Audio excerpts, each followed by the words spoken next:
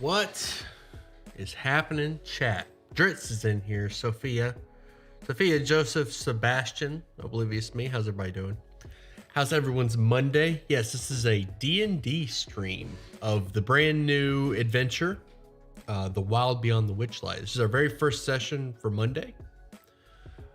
Very first session for the Monday group, which is the Pacifist run. Now, I want to take credit. No combat. This will be a no combat D&D game. This is the Pacifist group. Hello, mister. I'm good. Welcome, Sebastian. So listen, I want to take credit for the term Pacifist run for this adventure module. I want to take credit for that because I'm pretty sure I'm the first person to call it that. I definitely thought of it, but I may not be the only person who thought of it, but I think I'm the one who coined the term. The reason I bring it up is because I'm hearing official D&D like community managers calling it a pacifist run. And whenever I hear somebody say it on like YouTube or Twitter, I'm like, I did that. It's kind of cool. In my head, I came up with it, and they got it from me. So whether or not that's true, I don't know. Well, I'll have to dig around and see like who said it first. I think I'm the first, but I'll have to dig around and see and make sure. Oh boy, I won't be able to watch all of it, but I'm excited to see them go. You won't be able to watch all of it? Unacceptable. Unacceptable. Like, real talk, like, I'm too bloodthirsty to be passive. So the thing about, like, we're going to see how it works. Because I'm the same, as a player, I want to kill stuff. Like roleplay is fun, absolutely. I want to kill stuff with a purpose. But, I mean, I got to kill stuff. So I'm really curious to see how this is going to work. So far, the first session, none of the sessions have had combat so far, so...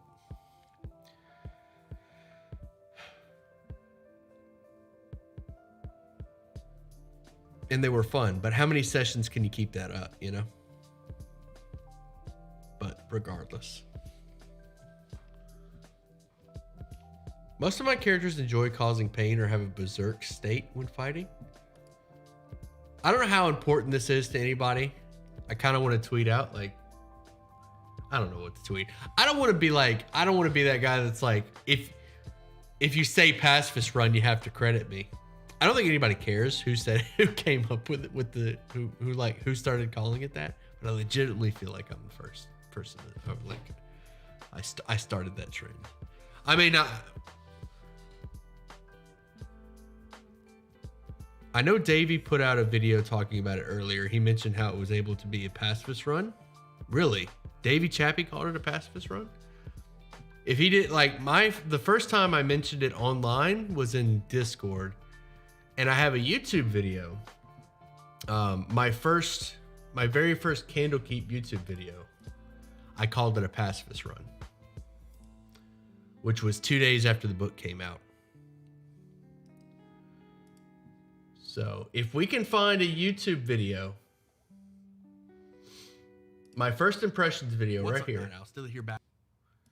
This video right here. Witchlight first impressions, which I released on the 23rd. I called it a pacifist run, and I explained what that meant.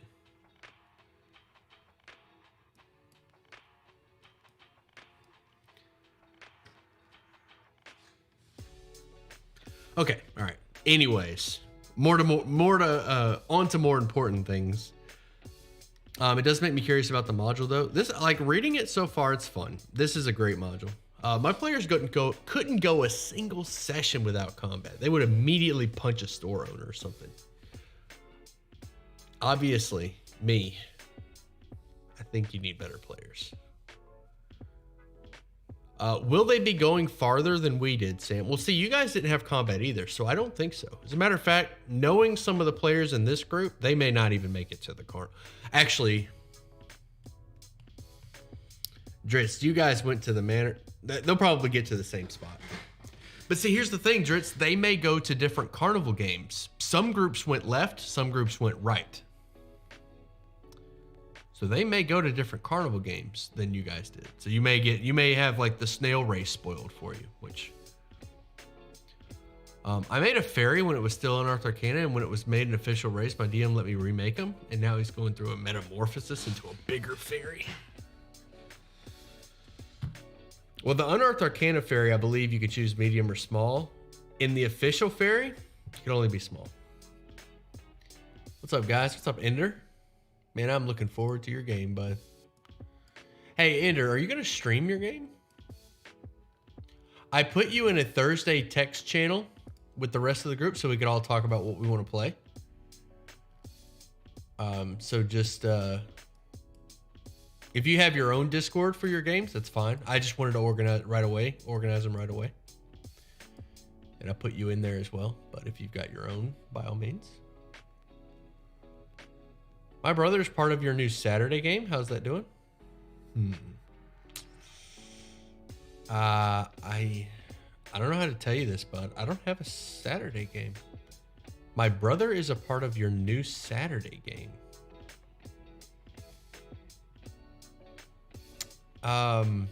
Maybe there's a time zone difference. Hey y'all, what's up, Gary? I made him 8 inches originally. Okay, that's it's pretty tiny. Hey man, you can do a lot with 8 inches. All right. If you know, you know. My brother's a part of your new Saturday game. Is your brother Australian? Like, because if it's Friday here, it's Saturday. If it's Friday here, it's Saturday there. So maybe that's what you're referring to. He was nicknamed the Pocket Fairy because of his short rest. He's a warlock. He would sleep in our captain's pocket. Yeah, I'm thinking Friday, Saturday for him. That makes sense. I'd have to make a new server so that works. Sure. Wow, Sam Lamau.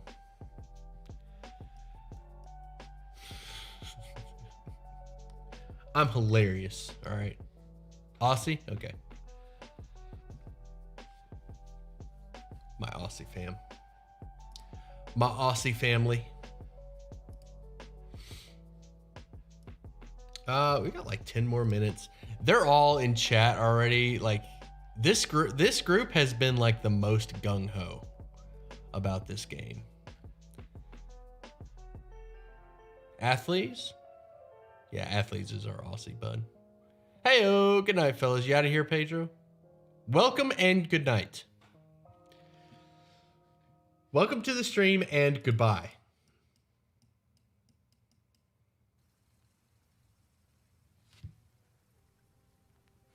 How did you get that beautiful map? Which one? This one? This is, all right, so this map here is the map of Phandalin. This map is available in the Lost Mines of Phandelver.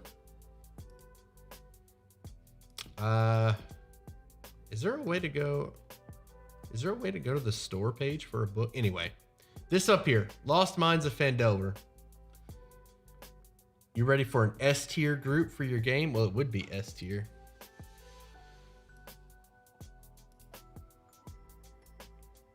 Also, my internet isn't fast enough to do quality streams, so I won't. If you want to stream it, then by all means go ahead. Should I stream it? I could have fun streaming it, I think. I think I could have fun streaming it. That just puts another stream day for me though. Like, I'll keep that in mind. It's a good adventure. It's like $12 on D&D Beyond, $12, totally worth it. Such a good adventure. Such a great adventure. All right, I'm gonna go ahead and hop in the chat. See what they're up to.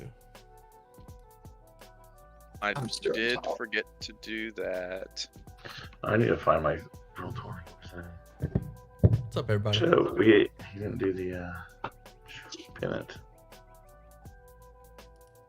Hey, everyone gets quiet when Steely joined. Like, shh, he's here. Don't tell my secrets. Stop talking about Don't tell him this is the pacifist run. Don't tell him. Beware. Oh,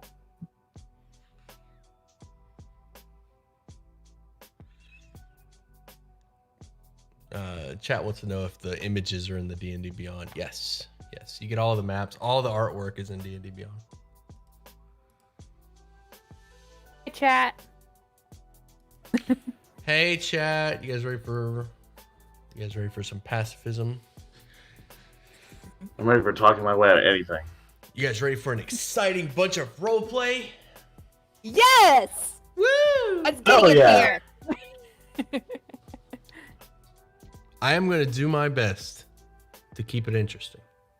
Do my best.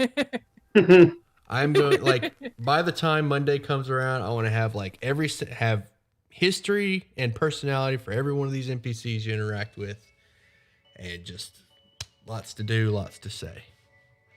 Because I got to make up for the fact that we're not killing stuff. I've heard there's a lot of interesting stuff in here. Like the NPCs are a lot of them are really. They're like the pacifist run is fun because there's a lot of interesting people to talk to. Like if you just fight them, you just miss a lot of stuff. They said. Yeah, I think so. The carnival is definitely really fun. So get this, I am seeing. I was just telling stream this. I am seeing like D&D official, like community managers and stuff calling it a pacifist run, and I feel like I coined that phrase. Like, where did you guys hear it? They said it in the D&D Beyond. They said it in D&D Beyond too. Yeah, they had a video about it. How soon? No. They did not call it a pacifist run. They kept referring to it as a no combat. No, didn't the title? That was the term used. Hold on, someone put the video in the chat. How much fun the video? I know for the longest time they were calling it a no combat. Steely no combat. Pacifist. Yep. Yeah, they were always saying no combat. Steely was the first to say pacifist to my hearing. I remember I am in agreement with that. I remember calling it that before the book came out, because like when we organized this group, I was like, this is going to be our pacifist run. And that was like a week before the book came out that we started. Yeah, I think it was the first time I heard pacifist probably too, I guess. Yeah. Ideally, we were talking about it. Yeah, like, we were talking about it during Candlekeep. That's possible. Like, because the rumor came out that there was there was a way to go on, like a rumor to complete Wild Beyond the Witchlight without combat, and then we started talking about forming a pacifist run, like everyone did after sessions were over in the general chat. Yeah, we were talking about it. Yeah, since August is when we started talking about it. It's been a minute. It was I remember. I remember we were talking about it as soon as as soon as they said the game can be completed without combat. I was like, we're gonna have a group for that. I may have like coined that term. I'm just happy you thought of me, Steely. Absolutely, bud. So you guys are unique. Let me drag. I hope Kitty doesn't mind. I'm about to drag her over to the right chat. She's just having some tech issues. She's trying to fix your headset. Oh, okay. She's up there, purposely up there. So you guys are unique. Yeah, she's purposely up there. You guys are unique in that you don't have. I'm pretty sure I've run all of you before, right? No. Oh, I haven't run you before. No, miss you. Okay. It's the new one. So we have one new one in this one. And this group will have 5 people, which it looks like Tuesday is going to have 5 people as well because we lost somebody. Okay. Headphone issues. All right. Yeah. All good. She's working on it. It's all good. If you guys could, lie, go ahead. I was so hyped about this. I've had my character sheet, like the Roll20 ready and everything prepped since like 3 days ago, and it's just been sitting on my desktop waiting, just so I could go and like this. Like I had minimized it, so all it took was me to click on it, and it was immediately everything was already set up how I wanted everything, like notepad, character sheet, everything. Like I am. That's great. I've been high super hyped. expectations. That's perfect. That's perfect. I got a lot to deliver. Well, look, like every group, I think I have had fun with every group so far, and they seem to be having fun with it too. And I'm just gonna tell you, none of them have gotten into combat yet. Not one. This introductory is like the pacifism phase is gonna come when you reach the Feywild. I think you guys will see. A pacifist run is surprisingly easy to pull off. Just the way the adventure is set up. Wednesday almost got in a fight. The little bit that I caught. When They're gonna fight Kilbrew. Yeah. Okay. Yeah. Hey. Was it Claire? Was he? You Was he a Spoiler! Claire? Wait, what? Spoiled Come on, man. You What spoiled is it it. now? I haven't seen it yet. Come on. You spoiled the kill. Well, there's You're telling me that little sneaky bastard makes another appearance? no, he doesn't. in his defense, though, I did hint at Kilbrew coming to the carnival at the end of Candlekeep because he was like, "Well, I better go to the carnival. It's coming." So, in his defense, You did it. My monk has some animosity towards Kilbrew after he downed him like 3 times in a row. I did when I mentioned it. I was gonna say the undead, but his name popped out instead of the undead when I tried to say that. Yeah, you're good. Hey, like Kilbrew hinted at it. It's Gary is still calling Kilbrew the betrayer. Listen to me. Yeah. Listen to me. I feel like he's saying it just to get me going at this point. Yes, To get me on a rant. He's just trying to get me going a rant. Kilbrew did not betray you. Did not. I mean, he never told us a lie. He did everything he said he was gonna do. That's right. I think it's all. He told us get the thing, and he'd take the thing off us. All right, we got the My thing. character let him go. It's why my character let him go at the end. Why she stopped the fighting. That's right. That's right. He said kinda. Look, I worked hard to have like a morally difficult. Like it was supposed to be hard to take him down because he'd been helping you the whole time. Oh no! Unless you're Friday. Unless you're Once Friday. the little one was dead, yeah, no, taking him down, getting him weak, so then we could show mercy. Like Fair it enough. was only hard if you weren't Friday. Well, ironically, Friday's the only one that didn't kill him. We didn't kill him either. We let him walk away. Wednesday did? Oh, Wednesday let him walk away. That's why did he? Garrett's so testy. That's why Garrett's so testy. Remember, Garrett's character says that he vowed revenge and spends the rest of his life trying to down Kilbrew. Yeah, we let him go at the end of Wednesday. Okay. Yeah, I think I remember him teleporting away. We let him. I got you. Well, I let him. I made sure the group stepped back. What's up, Scarface? We're about to play some D&D as soon as Kitty gets her mic going. Yeah, once we killed Thaddeus, that's when she figured it even. Ian's comparing Kilbrew's logic to Thanos. That actually That's seems kind accurate. Comparable. Yeah, makes sense. Yeah, it's very comparable with the two. So, ooh, I'm always reluctant to put Kilbrew in because I feel like he's borderline a DM NPC at this, or like a pet NPC at this point, where it's like, I mean, he doesn't like, I don't think he steals the show or anything. He doesn't take anything from you. I don't know. You guys let me know if he's too much. A pet NPC that everyone wants to kill is rather risky. Somebody, one of the DM shows, like the YouTube videos about how to be a good DM, recommended putting in someone like that, like a character that continues coming back and like keeps getting away, comes back, like a comical type character for the character. Yeah, he's supposed to be comical and persistent. So like every adventure, he'll be there off to the side brewing potions for you to go, you know. until he inevitably tries to rule the world at the end. That just happened to be the case. So he takes That was too I won't do that again. That was just too The He way learned his Canopy lesson from worked. He learned his lesson. That's right. Now he's gonna try to take over the carnival. He's got to do something heroic. He's going after the Fey Wild. He doesn't want the carnival. He wants Oh, the he Fey wants Wild. all of what is it, Prismere? He's probably banned from the Feywild considering how he mushroomed the whole thing. So Fair.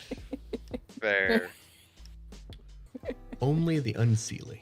Mission number 1. We're gonna have our mission. Our mission's gonna be smuggling him into the Feywild. How do you all get into the Mayhem? Well, you went this way. They went that way. Our group had to smuggle in an undead. okay, so this is how we do I it. could We find a actually bag of heard holding now? and toss them in. Hey, Kitty. We can hear you. Your mic Yeah, working? you guys can hear me? Yeah, fabulous. Excellent. Okay, great. All right. Y'all So ready? sorry about that, everybody. You're good. Y'all ready to play some D&D? Yeah, hell yeah. Most certainly. Yes. Y'all ready to not kill a thing? No initiative? No initiative. Yay! Cross our fingers. Oh my god. We can certainly try. We can certainly try. All right. Let's get started. Everybody ready? Anybody got anything for me before we begin? No? Perfect. Just thanks I do. everyone for showing up for the stream. Appreciate it. Hey chat. All right. So we're going to start things off. You guys are on the road traveling to the city of Neverwinter. It's a major city up north of the Sword Coast. And you guys have met along the road. You guys are traveling to see the Witchlight Carnival that comes to the material plane once every 8 years. Once every 8 years. You guys are visiting the Witchlight Carnival. You guys are interested in going to the Witchlight Carnival because as a child, you visited the carnival and you lost something of value. A weapon. It could be a family heirloom, maybe a smith made it just for you, a gift, possibly. And we'll go around to see what that weapon is. And this is sort of symbolic of our pacifist run, is this is how you lost your weapon, and the goal is to get your weapon back. So you're going to be unarmed until you get that favored weapon back. So all of you are traveling. All of you meet up on the way to Witchlight, and fate sort of brings you together. You've all lost something. And I'm going to just start from the top to the bottom. Actually, no, we'll just go left to right. Mr. Shelley, Cameron, start us off with a description of your character's morning routine while you're on the road, and what did you lose as a child, or we'll say as a teenager.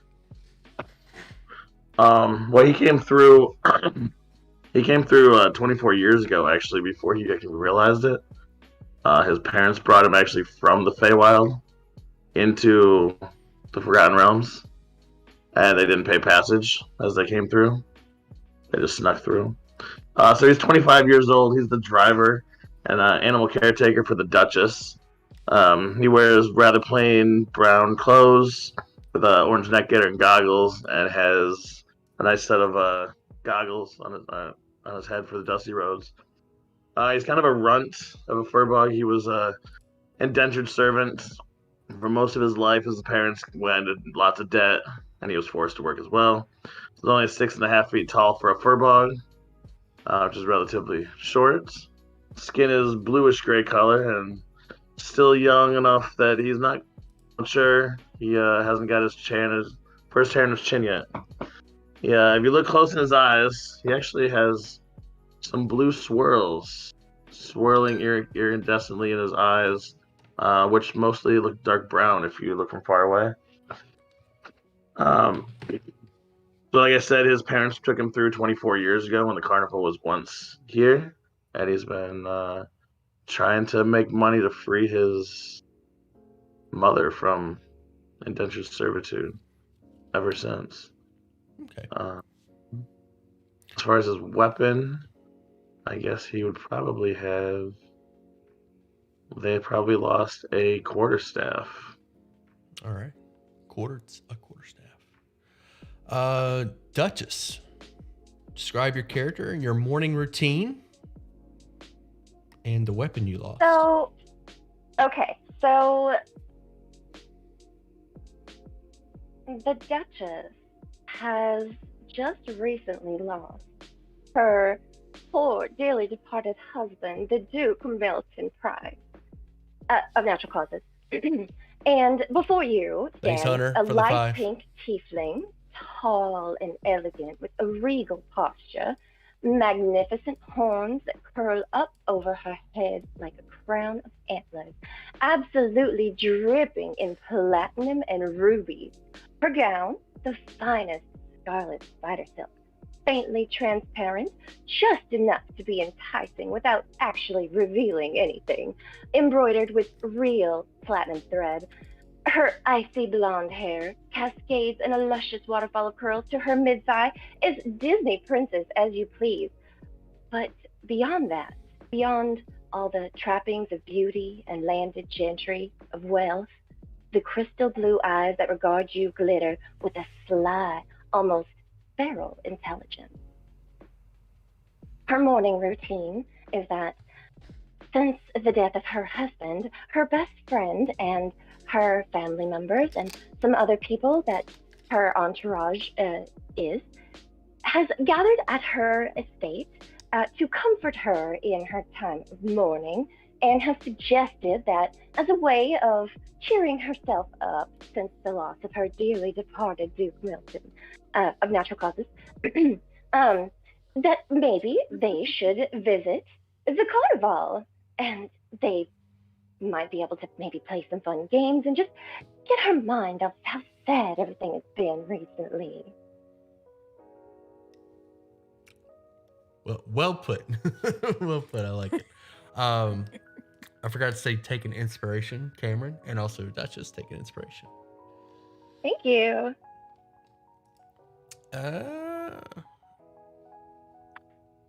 Ash, is it Tygena? Jenna. Tygena? Tygena. Tygena, you're up. Okay.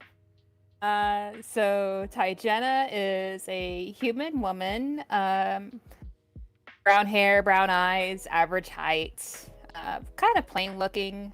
You might give her a second glance, but otherwise, she wouldn't stand out too much in a crowd. However, up on stage, then you would totally notice her, as she is one of the most sought-after actresses in the Forgotten Realms here on the Swords Coast. She is currently on a small vacation after her last stage performance, hanging out with her best friend, the Duchess, and trying to cheer her up. And so she had heard about the carnival and thought that might be a good idea, and insisted that Thanks they for the go. 10, Matt. So her morning routine right now on the road would be drinking some herbal tea to get her voice warmed up, practicing some notes and tones to make sure that all the vocal cords are working, and just basically getting ready for the day. And the item that she is looking for when we head to the carnival, she's looking for a specific clockwork amulet that her uncle had given her, that he had tinkered with to make it work for her in a certain way. And she lost it back when she was a kid. She had used it at the carnival, got caught, they confiscated it from her. And so she's hoping that when she goes back, she could maybe, entice them to give it back to her. Nice. I like that. Used it on carnival games. That's pretty good. Take an inspiration. And Gale, you're up. Yes, Gale is a fairly slim tiefling with ash gray skin and silver hair and swirling silver eyes. He is the understudy of the great Tygena, which he diligently attends to in every way he can. He is now along assisting her with cheering up her dear friend, the Duchess, and the way he would have spent his morning is obviously helping Taijana in any way that he can in prepping her for her morning routines and such. But in his off time, he'd be practicing his sleight of hand tricks as well as his ventriloquist talents to aid in their performances. The item he would have lost in the past would be that of a silver-capped cane that housed some fun little tricks from his dear patron, and is quite distraught that he has managed to lose it. All right. I like it. Take an inspiration. And finally, I do. Ariel. He said he was grabbing food real I quick. think he ran for food. Jump back to Duchess. Okay. Yeah, Duchess. Yeah, Duchess. If you want to say what your lost item is, since you forgot to do that.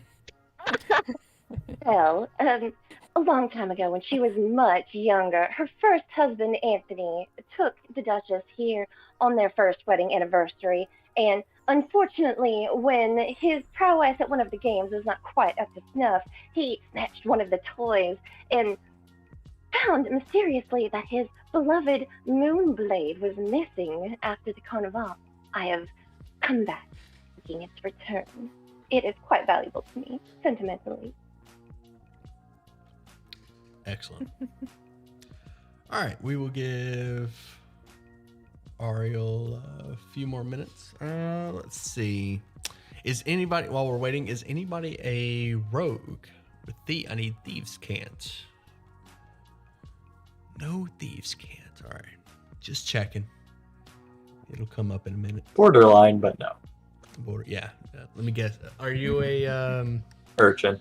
Urchin? Oh, okay. I was thinking what's the con man background? I think it's literally con man. No, the charlatan. I was thinking Charlatan. Yes. Okay, cool. All right, we'll give Ariel a little bit more time. Until then, you guys are on the road. You guys have sort of converged over time as you work your way towards Neverwinter. The carnival will be arriving outside of Neverwinter in about 4 days.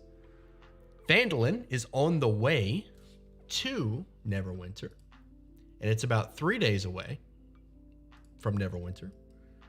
So you have time to get a warm bed at the Stonehill Inn before you head out the next morning and arrive just in time for the carnival. You will be arriving at the town of Phandalin around 11 o'clock in the morning, just before the afternoon. And this town consists of 40 or 50 simple log buildings, some built on old fieldstone foundations. There's more old ruins, crumbling stone walls covered in ivy and briars surrounding the newer houses and shops, showing how this must have been a much larger town in centuries past. Most of the newer buildings are set on the sides of the cart track, which widens into a muddy main street of sorts as it climbs towards a ruined manor on the hillside east of town. Can anybody see the Phandalin map?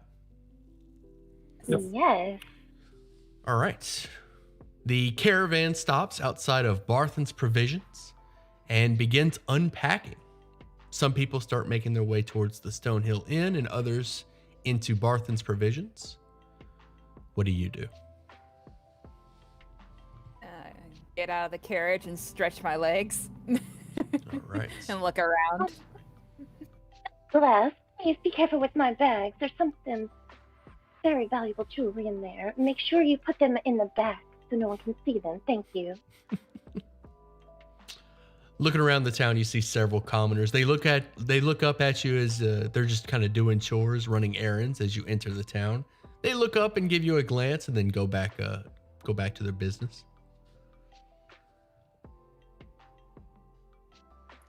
Gale would exit the vehicle and kind of look around with a little bit of disdain, but he's going to continue polishing his nails as he was before. And look to Lady Tygena, and so this is where we are staying for the night. Isn't it quaint? Oh, quite. Yes. Darling. I haven't seen this much dirt since I was, well, before. Let's do some shopping, darling. Cameron's just And fine. the Cameron- Duchess like goes over to Ash and like wraps her, like coils her arm around her arm and like starts walking over to Barthen's provision. Okay. Yeah. I'll roll my eyes, but follow along. Yes. What Gale were you- would trail. Okay. What were you saying, Cameron? So Cameron's gonna help take care of the animals, as he's usually the one stagecoach working for the Duchess, getting her places, and then he'll join them once the animals are taken care of in the provisions. Okay. See if she needs anything carried for her. All right, perfect. You guys make your way inside of Barthen's Provisions, the biggest trading post in Phaedolin. Its shelves stock most ordinary goods and supplies, including backpacks, bedrolls, ropes, and rations. It's open from sun up to sundown. But noticeably, Barthen does not stock weapons or armor here. As you enter the shop, you are greeted by a middle-aged man, balding. Oh there! Welcome to my shop. Good afternoon, darling. How are you doing today? I'm just fine. You folks plan on visiting the carnival? Stopping by town?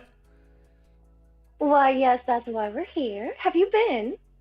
I have not, but I've had quite a good deal of business since a bunch of adventurers have been stopping in, and I thought about going to the carnival this year, taking the family.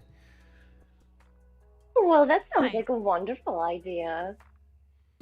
Oh, my friend and I were just wondering, do you have any fine whiskey here? Fine whiskey. Yes, Uh, sir. We have some wine.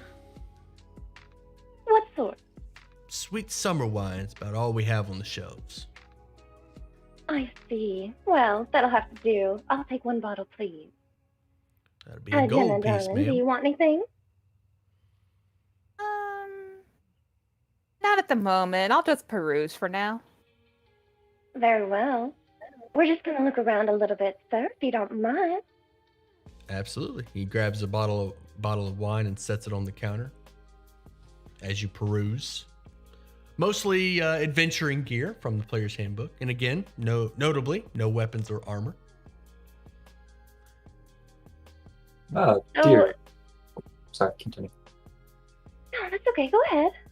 Oh, a friend, you wouldn't, perchance happen to have any, some, polishing wax? I've noticed my horns have grown quite dull over this trip, and, oh, my nails are in a godly state. Maybe even some light paints? He points over to a shelf and says, I suppose that'll do it. I will peruse. It looks like some polish for mainly for metal. Darling, if you're looking for something to do your manicure, an alchemist will help you much better. Yes, I don't know why I thought, here, but, Is yes. there an alchemist shop in this city, sir? He kind of like pulls on his collar. No alchemy shop around here. Oh, blessed. Well, that's too bad. Well, thank you anyway, sir. You've been very helpful. I'm so sorry, Gale. Well, we can look in my kit later, and if you need anything from me, you can borrow whatever you like. All right, honey? Of course. I obviously have enough to last through the carnival, but you know how I like to look extra fine in front of new guests. But I understand. And you Gary. do look very Lisa here fine, comes Mr. in Gale. here Oh, and needs Here thank you my are, attention. dear. sir. And she puts like a gold coin and a silver coin next to it on the table, and then takes her wine. Thank you, ma'am. You have a fine Thank day. you, sir. And bless your heart, you have a wonderful day yourself, sir. Come, let's go. Amber's gonna walk in and ask him, "Excuse me, sir. Is there places to eat in here, or should we pick up some food from you?" You'll find no better meal in town than Stonehill Inn. You could also try your luck at the Sleeping Giant, but that's I wouldn't. He seems a bit nervous about speaking any further. That's not for everyone. Sleeping Giant sounds cute, like a good place. It's interesting. It does. Well, I am part giant. I'm a little short, but There's no giants there, just a bunch of ruffians. oh, sounds a little less exciting than I guess. Okay, thank you. Mm-hmm. Oh, who knows? All we got to do is break them out in the song, and they'll probably be a joyous group.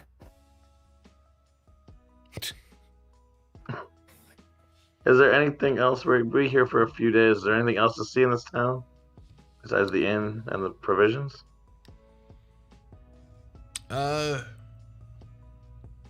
No, we're a pretty small town. Don't get a lot of adventures.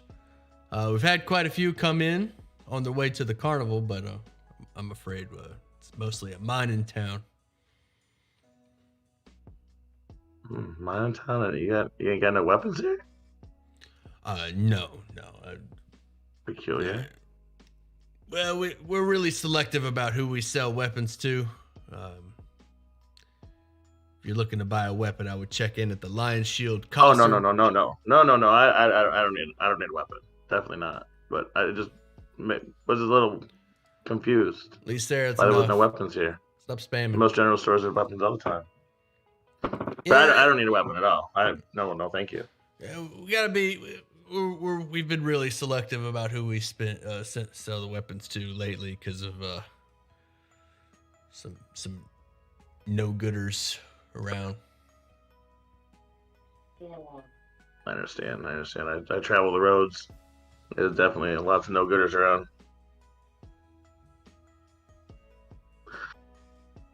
All right, if that's all we need, everybody, are we good? All right.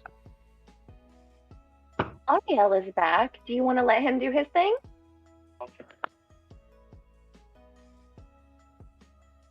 Oh, Ariel. Ariel, will you please describe your character and your morning routine What you lost. and and the weapon that you lost, if you caught that? Yeah, so just disclaimer, I'm terrible at this, as you remember. Sure, you can keep it brief. So Ariel is was a human.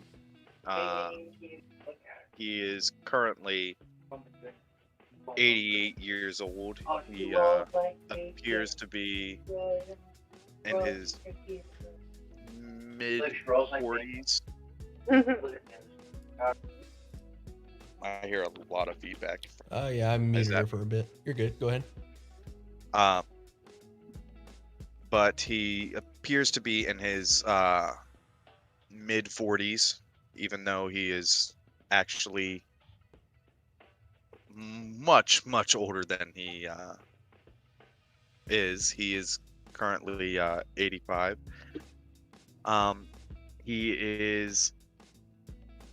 He has red eyes. He is about 6 foot tall. Mm-hmm. His hair is brown with gray streaks running through it.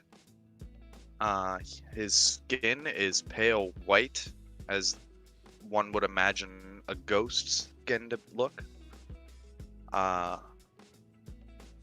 He spent his early years trying to become a successful mage and try to study with the Arcane Brotherhood. After many years of practice, he finally managed to become a apprentice of the Arcane Brotherhood. And many years later, after leaving the Brotherhood, he traveled and managed to make a name for himself as a diplomat of sorts.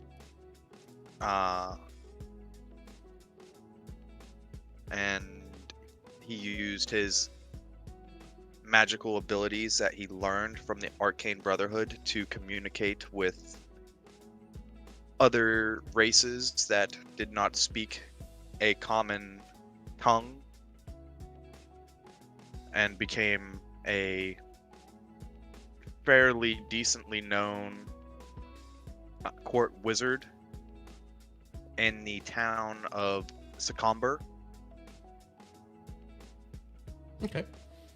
And as a child, you lost a weapon in the carnival. The weapon that he would have lost would have been his first wand. Ooh, I like that. Yeah. A nice wand. All right, perfect. Take an inspiration. And you are in the town of Phandalin. All right, so all of you exit Barthen's provisions. Those of you that were inside. Did I miss anybody? Or you guys have left Barthen's, right? Mm-hmm. Yeah. Correct. Yep. All right, you are back outside. You see a smithy across the road, hammering away at some horseshoes. Doesn't pay you mind as you walk out the shop. What do you do? I lead the group over to the Shrine of Luck because I'm interested to see what that's about. All right, you guys make your way over to the Shrine of Luck. There is a young, beautiful elf maintaining a shrine to a god of some kind. Roll me a religion. One person. It's a -1. Not I. Just 0. I have a +2. I'll go ahead and do it. All right. Ooh, you recognize that as a shrine to Tamora, the goddess of luck. And you also recall that a common saying among Tamoranites is fortune favors the bold.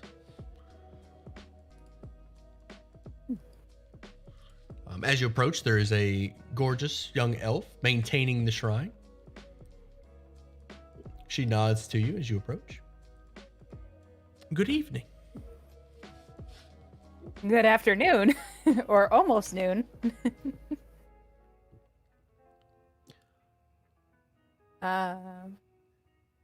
Interesting, this type of shrine here along the road. I'm assuming many adventurers and such visit here, hoping for luck on their travels.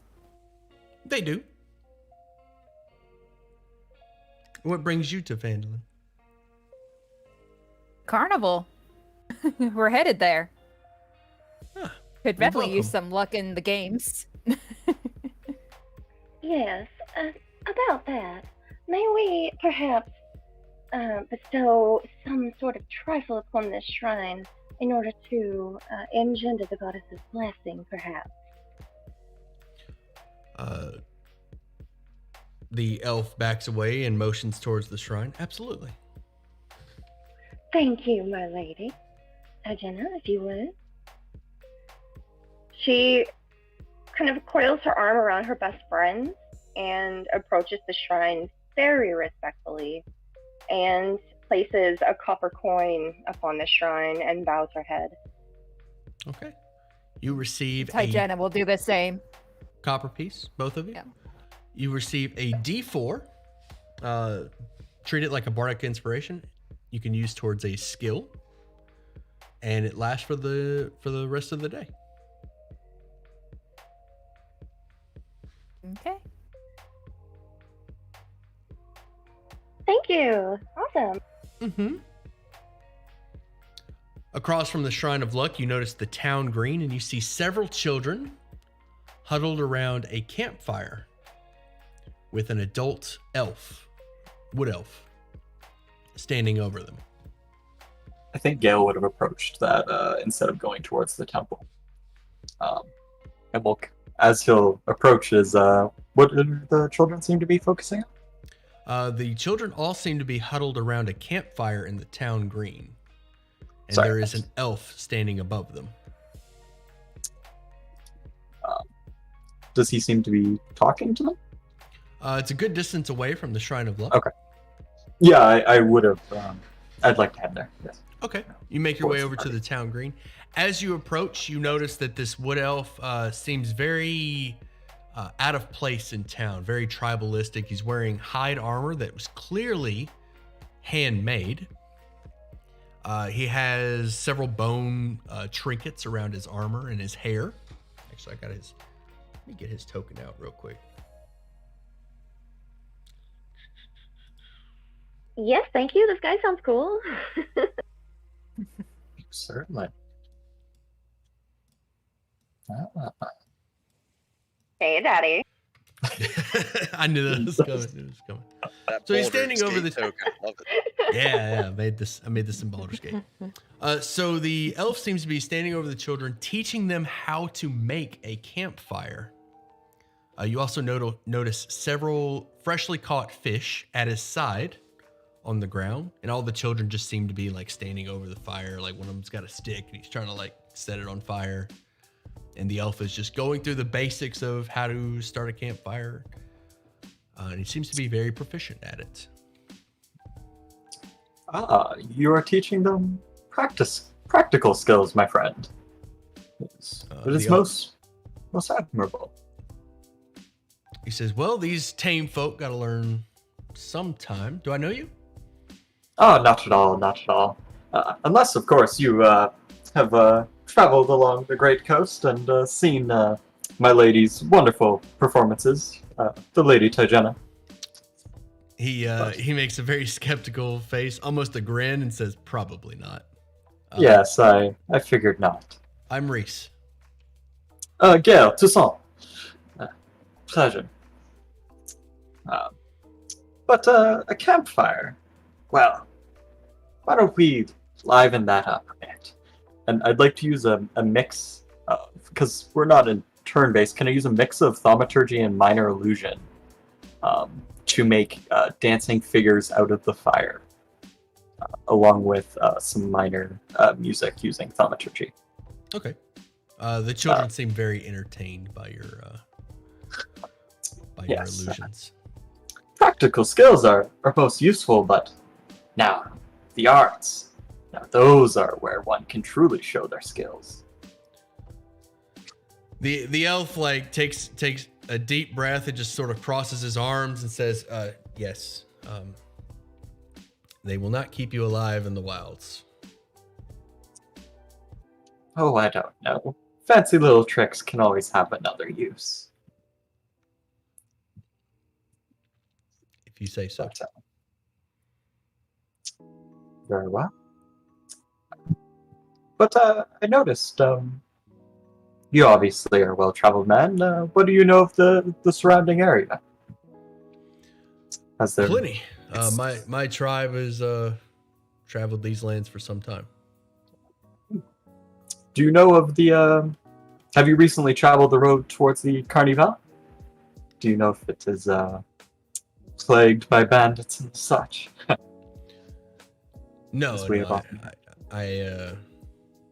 I've been in town for the past few days, teaching the children survival skills, how to fish, and he kind of nudges the fish at his feet. Ah, yes. Well, I guess the more common man, it's good to learn these skills. But, That's I never right. had much time for that. Very well. I will leave you to this, and if you kids would like to see a little show later, be sure to stop by the Stonehill Inn. I'm sure I can put on something. And he'll head back. All right. The elf continues his lesson. Remember the fundamentals, children, and starts like explaining. Yes. Gail has very little patience for that, but yes. All right. Anybody else?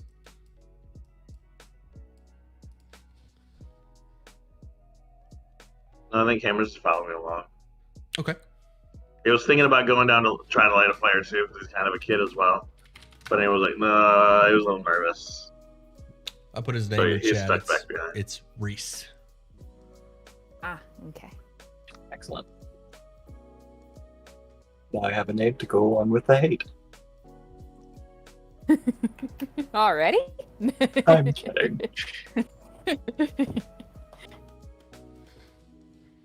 He's a passionate man, what can I say?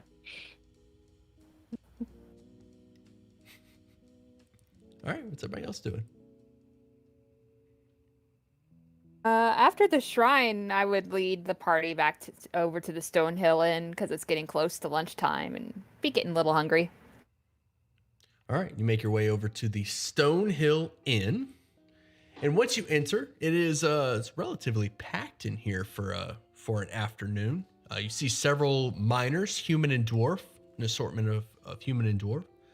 Some notable patrons within the Stonehill Inn, though. A tabaxi in a blue cloak sitting in the corner, in a dark corner, just kind of eyes you up as you enter. And the Duchess does a cute little wink and finger wave at him as he eyes their party. his brow furrows and he kind of lifts one eye in amusement at you. And another notable patron is a gnome who appears to be standing at the bar, flirting with one of the waitresses. This gnome is well dressed. Hat, man. Say again? That hat was excellent. So, he is very flamboyantly dressed, forest gnome. And as you sort of walk into the Stonehill Inn, he's waving his fingers and mumbling an incantation. And then he reaches his hand into his sleeve and pulls out a rose and hands it to the young waitress and says, "You have the most beautiful eyes I have ever seen."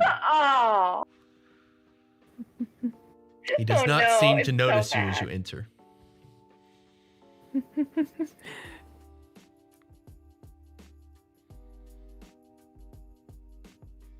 He continues to flirt with the waitress. She's Cameron- eating it up. Her face blushes a bit, and she just. The Duchess. Go The ahead. Duchess Cameron- can't help but be just slightly disappointed because she feels like a man with such a fine hat really should have better lines than that, really. Cameron's gonna walk up behind the Duchess and go, "Do you think I could get a hat like that? Would it fit me? Would it be good on me? What do you think?" Well, Mr. Glass, we might have to get you one in a slightly larger size, but I believe you would look very handsome, young man. Oh, I like it. It looks cool. It's kind of whispering it. She is leaning close to camera and speaking in a very, gossipy, conspiring way. I will cast Minor Illusion and make it look like he's wearing the same hat on his head so we get a better idea if it would look good on him or not. Diana, what a wonderful idea. Mr. Glass, can you see us? I don't even think you have a mirror here in this establishment. No, I can only see the brim. That's all. Hold on just a moment, darling. And she reaches into her little bag and breaks out a little elegant compact mirror and opens it. There you go, sweetheart. Now you can see yourself at least a little bit. Oh. His arm is completely extended all the way out, holding the mirror out, so he can see Yeah, it. it's like a tiny little. Holds it all the way around.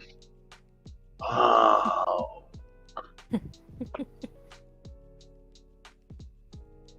Yeah, maybe I should get his. I mean, get one. Like his. Might be able to find a tailor in town or a what are they called? Habitors? Or hatters, at least, and see if you can get one made. You think it would hurt his style if I went and asked him where he got his? Well, maybe change up the colors a little bit to suit your own style. But, just make it yours. Well, you know what they say, Mr. Glass, darling. Imitation is the sincerest form of flattery.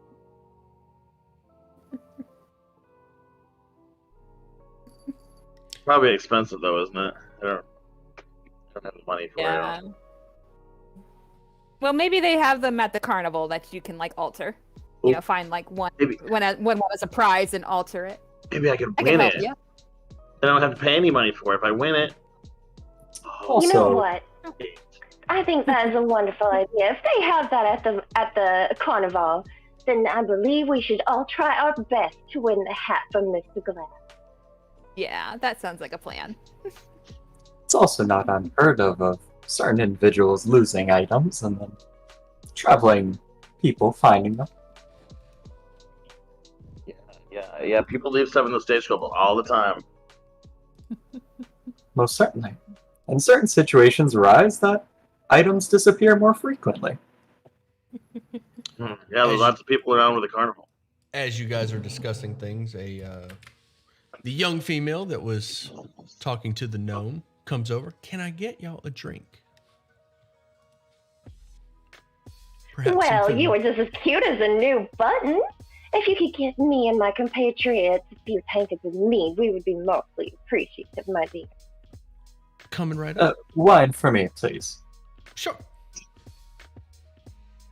She quickly scurries off. Come now, Gail, live a little, darling. You know, it's very good to travel all across the countryside and taste the individual needs that each township makes. I find that the best way to absorb a culture is through its food. True, but can one not taste the beautiful grapes that grow in these fine hills?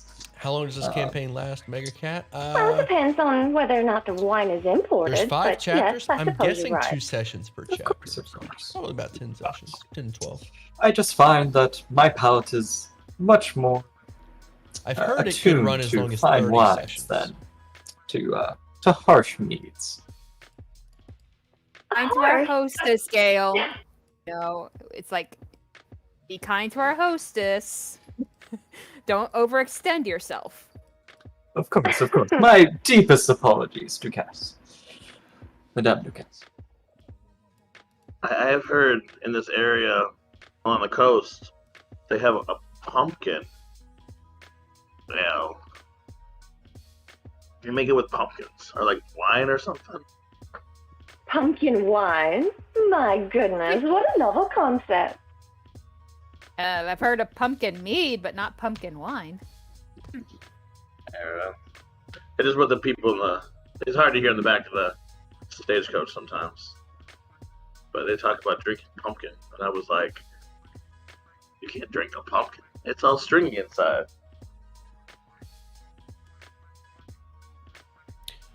Now, I've heard people up north make jokes about drinking potatoes, but I just believe they're talking about vodka, darling. Vodka's made from potatoes. Oh. By this time, the barmaid has come back to the table and is dropping off drinks. My name is Nilsa. If I can get you anything, please let me know. You've been absolutely wonderful, lunch. Derry. Dinner? Lunch would be great. It is, after all, going on close to, lunch time. Can we have whatever the daily special is? Absolutely, absolutely. A few slabs of pork and some toast. Sounds good. As she says that, the door quickly swings open to the front of the Stonehill Inn as a Minotaur enters.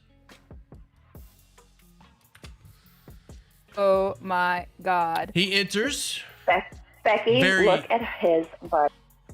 He enters very theatrically.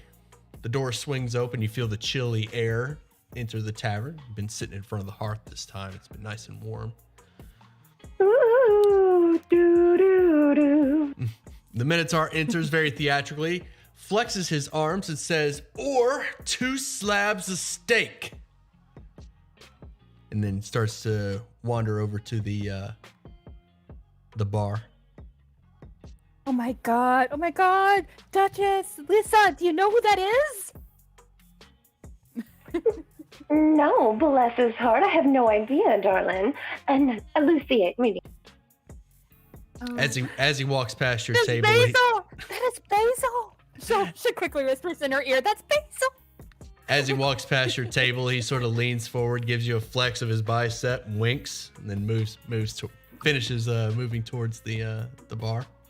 Well, he certainly knows how to make an entrance. His ego's a little over the top, but, well, to each their own.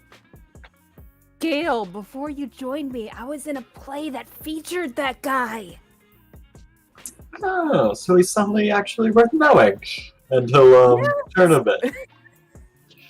Oh my god, that play was like so-so, but his character, the actor who played him, was also kind of so-so. But it's like the story though was, it did okay. But he has definitely, features in a lot of plays I've been in. Bless his heart. He's so dumb he could throw himself on the ground and miss. I don't get it.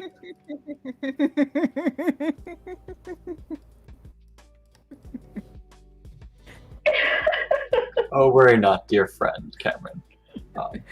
It was a rather lewd joke from our dear Duchess. Oh, okay. I don't understand those most of the time, anyways.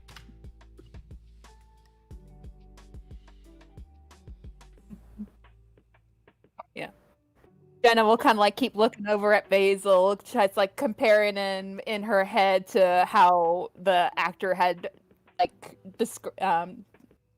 costumed himself after him, and taking notes in case she ever is in another performance that features this this Minotaur.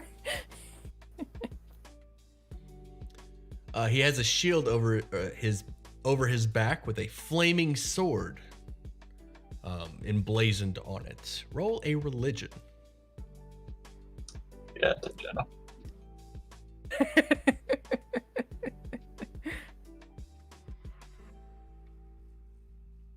Okay. One person. Okay, nope. It's on the tip of your tongue, but you just can't remember. Nope. I don't think we had that in the play. It's like I think they always changed it.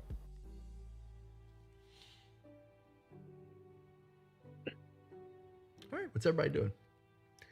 Yeah, By she'll this make a time, the note of it Minotaur- this time around. Okay. By this time, the Minotaur has made it to the bar, sat down, and has ordered food and drink, and he's just knocking them back. The gnome continues to flirt with Elsa as she. It's definitely affecting her work. Is like she takes orders and then quickly moves back over to the gnome whenever she gets the chance. And the tabaxi has been nursing his drink for some time, but doesn't appear to be drinking it. Just sort of eyeing up, watching the miners, watching the gnome, watching each of you. Just sort of scanning the room.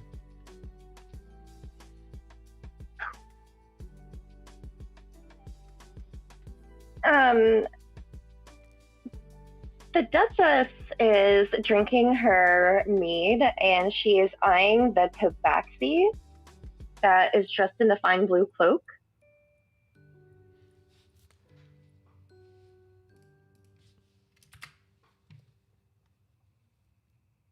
He just sort of looks at you. Raises an eyebrow. Hi, Jenna, darling. I'll be right back. Save my seat, okay? Oh, you hussy. She'll like jokingly say to you. No, she rolls her eyes and goes back to her drink. I'm sorry, darling. I'm not going to have my reputation slandered with things that are absolutely true. And then she just saunters off. She sits down very boldly, right directly in front of the tabaxi, and puts her cup of mead directly in front of her. And she kind of like leans over her cup of mead and tilts her head very prettily, with a kind of a long lock of silky blonde hair kind of like trailing down over her shoulder to like pool up on the table. And she says, "Now what does a fine looking man like you do all alone tonight?" By this point, after you sit down and and just kind of after you sit down at the table and start speaking with him, he kind of rests his hand in his paw and just sort of looks at you, and he answers, just waiting. Well, while you're waiting, why don't you entertain me with an entertaining story, sir? I'm not much of a storyteller.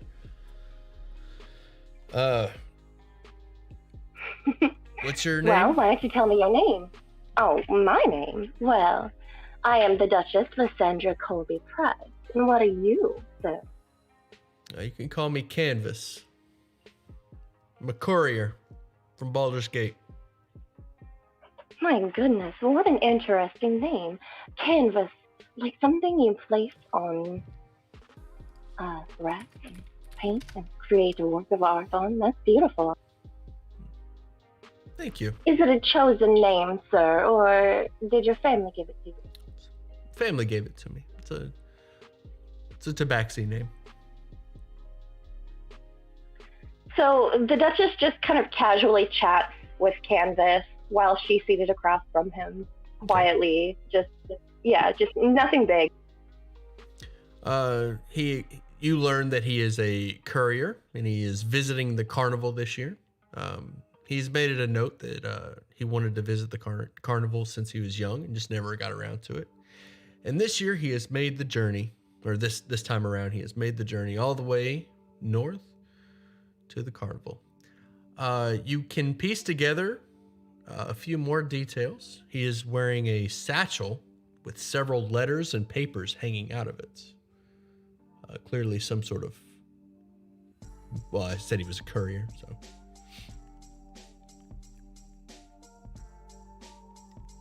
Anyone else? What sort of things do you usually deliver as a courier, Mr. Canvas? Well, I love to travel, and any chance that I get, I'll request letters to be delivered to any towns that I'm going, and I'll just deliver the letters as I travel. Well, that's very admirable. You know, getting information where it needs to go is very important. And if you need any help, please just let us know. We'd be happy to. Can't say I've ever been accused of being admirable. There is an old man. Time for everything, Mr. Canvas. There is an old man looking for help right outside of town at the pumpkin patch. Really? Well, I'll be sure to let my compatriots know right away. Thank you, sir. Mm-hmm. And then she stands up. Oh, excellent. Okay, so she stands up and gives him like a sweet little pat on the side of his furry little face, and then saunters back to her table with her friends. You're like you pat him and he leans into it, and like his arm kind of shakes a bit, and you see his eyes squint really hard, like he's really enjoying it. But as soon as you stop, his face goes mean, like he's upset that he enjoyed that.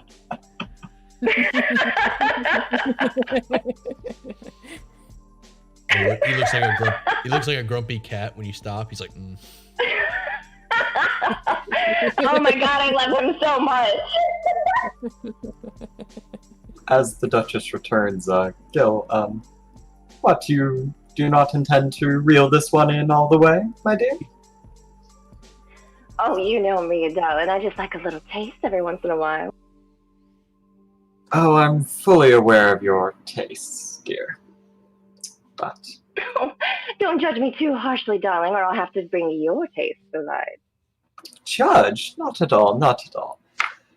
Your proclivities are most amusing, and, well, I've gotten quite a lot of plays out of it, so it's a win-win. So, my proclivities have netted me a valuable piece of information, my friend. Apparently, there is a gentleman right on the outside of town that actually might be able to use our help. In what way? You know, I'm not really sure, darling. I just believe, somehow, that it would behoove us to check this out. We got Why 4 not? days. something to do. Yeah, it's something to do. We could head out that way, see these pumpkins, see what he wants, see if we can help. DM, how late is it in the afternoon right now? We'll say you've been here for about 2 hours, so it's 1 o'clock in the afternoon ish. And the directions he gave is right outside of town. Won't take but 15 minutes to get there. So the Duchess is like delicately eating her sandwich with like a fork and a knife in a very obnoxiously prissy way. And she relays the instructions to Mr. Glass so that he can drive the horses there. And she turns to Chigena as she's eating, and she washes her bite down with a swig of meat, and she says, "Darling, since it's so early in the afternoon still, in my opinion, I think we have plenty of time to go and check this out, especially since we don't really have much else to do here in this small town tonight. So, what do you think? Adventure?" Yeah, but we can walk there. There's no reason to hitch up the horses again. I mean, they've been traveling as long as we have. Let's give them a rest and we just, walk ourselves. I've been stuck in that carriage for a long time. I'm ready to stretch my legs. Cameron stops at the door hearing that. Turns around and looks. And just waits to see what everyone decides. Well, Mr. Glass, do you think maybe you could just bring Nugget out for myself and leave the rest of the horses in the stable? Yes, ma'am. Thank you very much, Mr. Glass. How did I know you were going to do that? Yeah, you expect her to walk? Yeah, I don't think so. This is setting a very dangerous trend. I love it. I was gonna go with the horse. Nugget back. Okay. So the horses that were on the like caravan that they were in the carriage were like these big, shiny, black, like Frisian type horses. And the horse that Mr. Glass just brought back is only slightly smaller, female Frisian horse. And you can see she's got a few strands of white in her forelock in the front. And that is the Duchess's favorite horse, Nugget.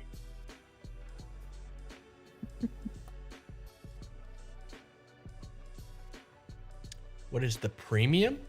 So of I this guess campaign? And I I get mean, done premium. eating, she'll Joseph? like walk out, she'll roll her eyes at the horse and, just wait to see what direction they're gonna head in. As she like begins to like stretch out a little bit, ready to move. Okay.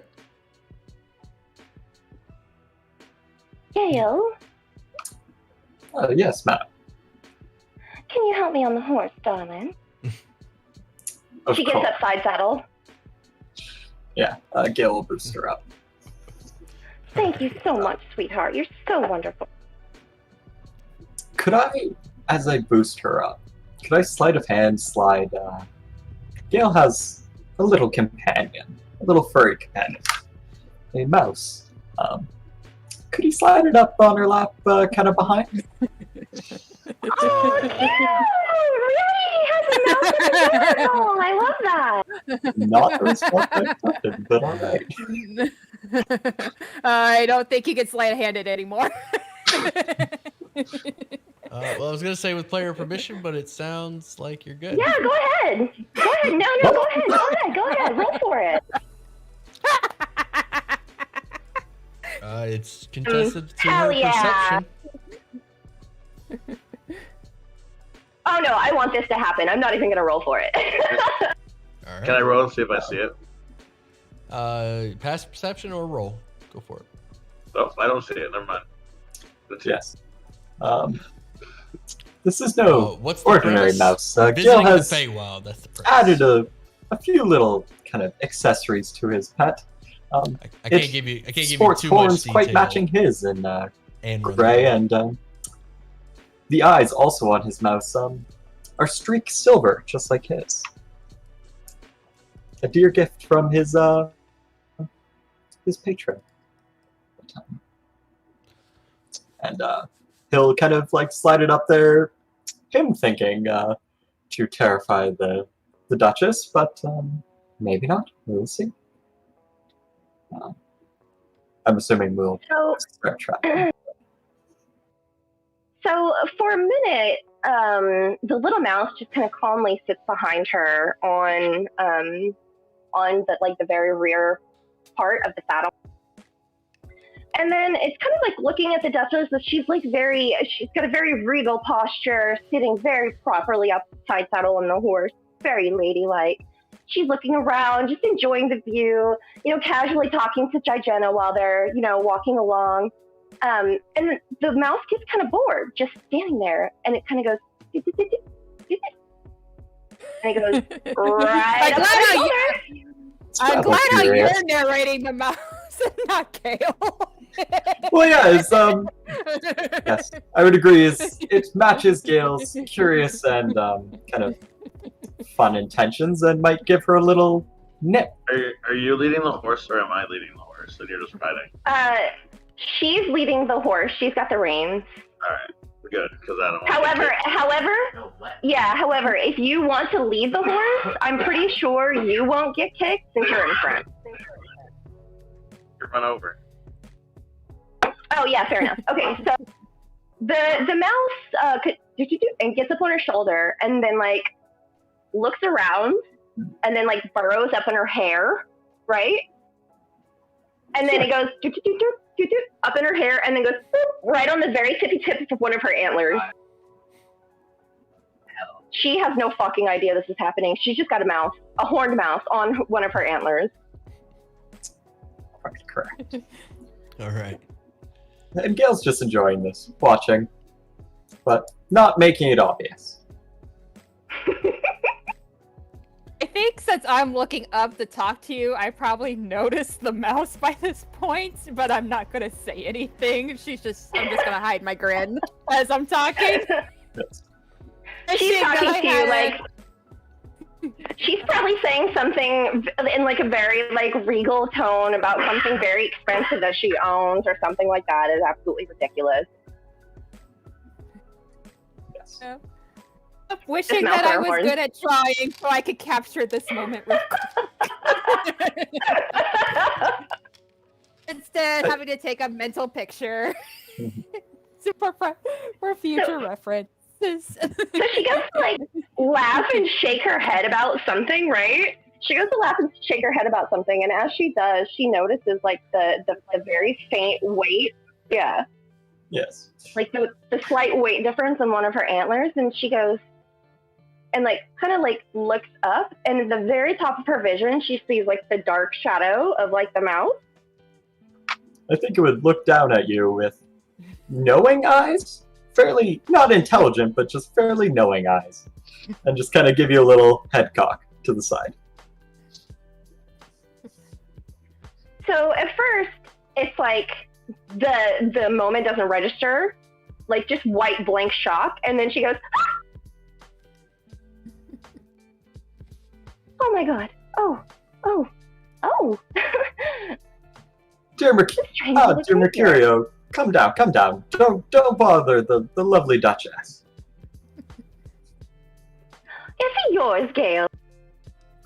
Oh, is any animal truly ours?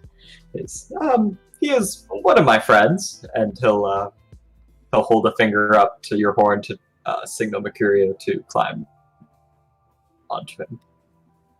And he would, having been fairly well trained by Gale. And he'll slide back within Gale's jacket. All right. She watches him like climb back into like your sleeve and stuff, with like a slightly surprised, but like she's not like grossed out or disgusted like you might have expected her, but she's just like, holy shit, there was a little mouse on. And then she slowly starts to have like a little smile across her face. You can see like a little dimple in her cheek, and she says, "Does it eat?" Sorry, I didn't catch the last part. Does it eat? Oh yes, he's quite a real mouse is he's a little special, but he's ordinary in every way. He other than my exceptional training of him, of course. But yes, he's quite a normal mouse until he'll hold his arm out again, and Mercurio will kind of slide up onto his palm, and he'll proffer it to the Duchess. She makes a face that squee face that girls get when they see something really cute. And she kind of taps at her sides and realizes she left her rations with her bags and stuff, and she says, "Darn, I was gonna give him a little bite of beef jerky or something, but I seem to have left all my rations back with my bags."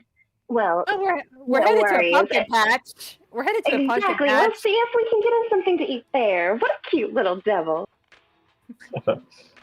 Well, just like his master. As Gale starts on her. All right, you guys make your way to the Yes. pumpkin patch. On the way there, you notice that Reese has transitioned the children to cleaning fish, cleaning the fish that they caught. They each got their campfire going, and now they're cleaning the fish. You arrive at the pumpkin patch. You notice that the pumpkins here at this pumpkin patch are absolutely massive. Some are as big as houses. Holy shit! Mr. Gale, your mouse could have a whole house. Yes, this is quite Fuck it, we odd. should have a house. There is a quaint... Peter, pumpkin eater. Had a wife and could not keep her. And she'll Lady start- Duchess, do you not have Yeah, enough what's that? houses already? Yeah, Titania will start singing that rhyme as she's looking around at the pumpkins. There is a quaint cottage in the center of the pumpkin patch, about 2 stories with a thatched roof, and the chimney is spewing out smoke rings that sort of expand as they reach the sky. You notice that some of the pumpkins are petrified and have tiny windows and doorways carved into them.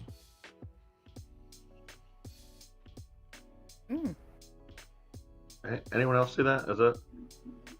Yes, this is getting more and Maybe- more peculiar. Am I Is it? muted? I think I might be muted.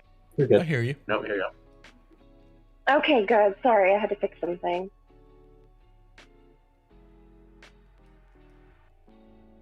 Sometimes I think I see fairies all the time, so I didn't know if this was real or not.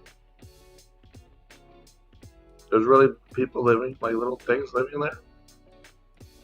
It would most certainly seem. Why don't you go up and knock? Okay. He knocks. As you approach the cottage and knock on the door, an elderly... Oh, he said he Human. meant he was going to knock on a pumpkin. Oh yeah, I'm knocking on a yes. pumpkin. pumpkin. I'm sorry. Where the door Knock- pumpkin is. Like the pumpkin, the petrified pumpkin, like the doorway is Yeah. really tiny. Yeah. So you knock on one of the doors, there's no answer. No one's home, everyone. I'm gonna knock one more time. No answer. So we try the house. The real house. I think that's a very good idea. Yeah. Let's go do that. Okay. You approach the cottage and knock on the door. Yeah. An elderly human male answers the door. Who's at the doorway? Cameron? Yes. The door opens and the old man looks right past all of you. Doesn't appear to be looking at anyone in particular. His eyes are kind of glossed over and he just says, "Visitors?" My Duchess heard from a cat in town that you needed some help, and we had some days to wait, so we thought we'd come help you. The not cat sure what, named though. Duchess sent you. Come in. Okay. Oh, then. Close enough for an old man. Come in. Guess The tea's ready. you could be a cat. I guess you could be mistaken for a cat, Trigena says, looking at the Duchess. She kind of like looks sideways, like very prettily at Trigena, and like over her shoulder, and very flirtatiously and sweetly is like, "I have no idea what you're talking about, darling." Watch your horns before you enter. She ducks. As you enter the "My, cottage, what you're... a charming little cottage." Say again? I said, "My, what a charming little cottage." As you enter the cottage, you're in a living area. There is a hearth that is lit, and in front of it, a coffee table surrounded by furniture. A large couch and an armchair, which the old man quickly moves over and plops himself down on top of. This armchair is comically large compared to the old man. He sits down on it and crosses his legs and starts pouring himself a cup of tea from a teapot on the coffee table.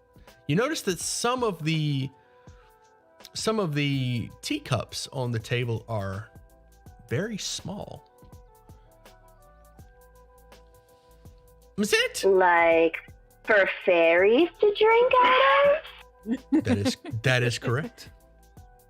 Sized for pixies. Even. Some of them or all of them are like, am I as a furbug trying to use a little fairy cup?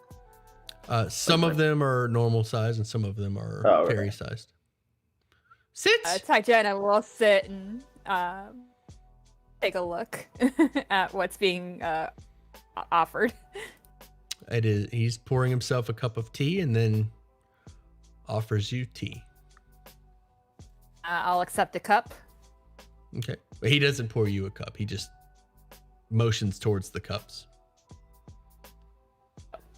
Oh, they already poured. Then I'll pour myself.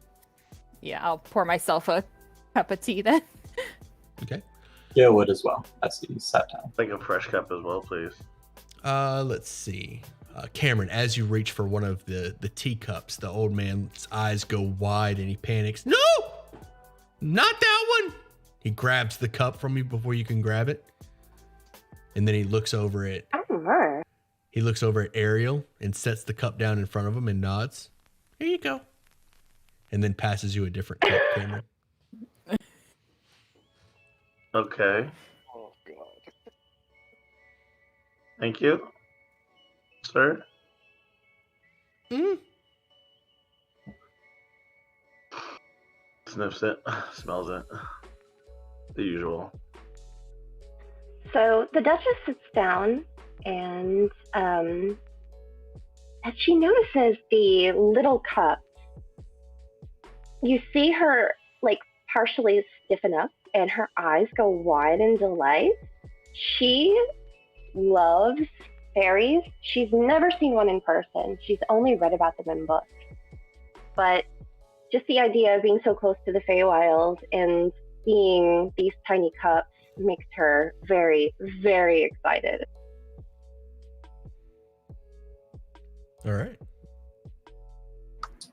It seems you keep rather small friends with the pumpkins and these cups. Are they not here right now? He leans in close. What pumpkins?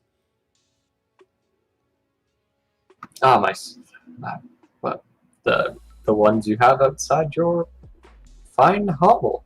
You can see several windows at the back wall that reveal pumpkins as far as the eye can see. She doesn't take care of these pumpkins. I assume you cannot see, but you must have walked into them or had your acquaintances tell you that they're growing all around your house.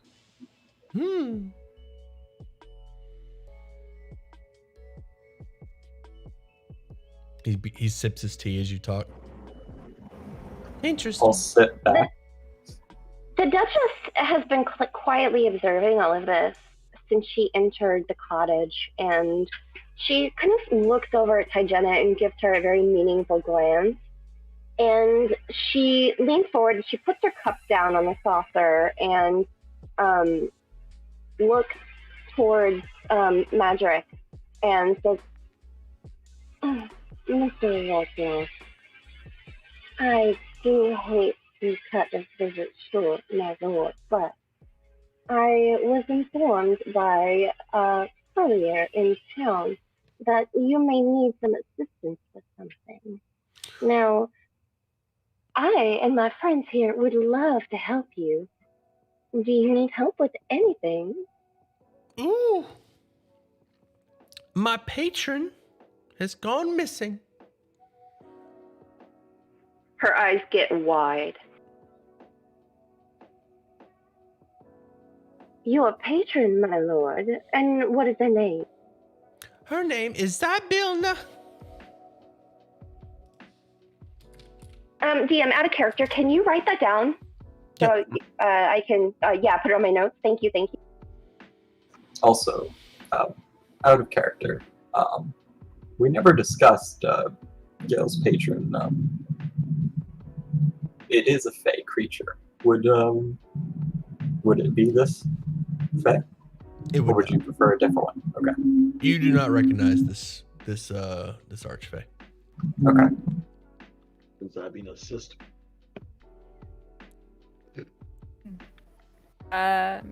Who is Zybilna? Where does she hail? She resides in Prismere, a domain in the Fae. Out of character, I'm assuming that if this is to the whole team and everyone, I'm assuming that if we find his patron, she might be able to fix his mind. Who says there's something wrong with his mind? He could just Exactly. be eccentric. He's a warlock. Hey, what's wrong with being a warlock? No. He tells you, I have lost touch with my muse, Zybilna, and I fear the worst. I'm an old man. My adventuring days are behind me. I would so appreciate if a group such as yourselves would check in on her. And where can we find Zambilna, Mr. Roswell? The fairy godmother Zybilna founded a carnival, the Witchlight Carnival, as a means for mortals to enter her domain and make requests of her. Well, that's peculiar. Hmm. It just happened to be a witch carnival down the road. Yeah. To Well, which court since we does... were on our way. Sorry, continue. Oh, I'm sorry. I was just saying since we were on our way.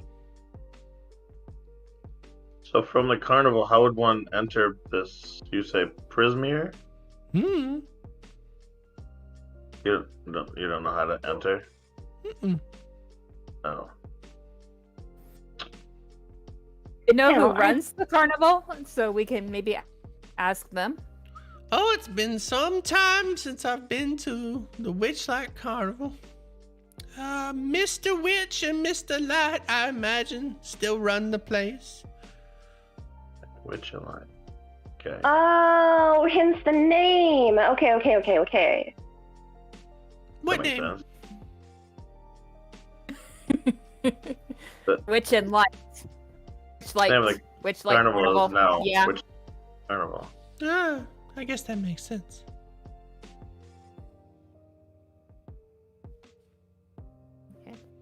So hopefully we can meet one of them while we're there and find out about how to enter into Prismere and find your patron. Mhm. And do you know a way that we could then get back? It's would they keep the portal open for us? My Zybilna would happily bring you back. Oh, Okay. very good. I'd have to use a wish for that. Titania will mutter under her breath.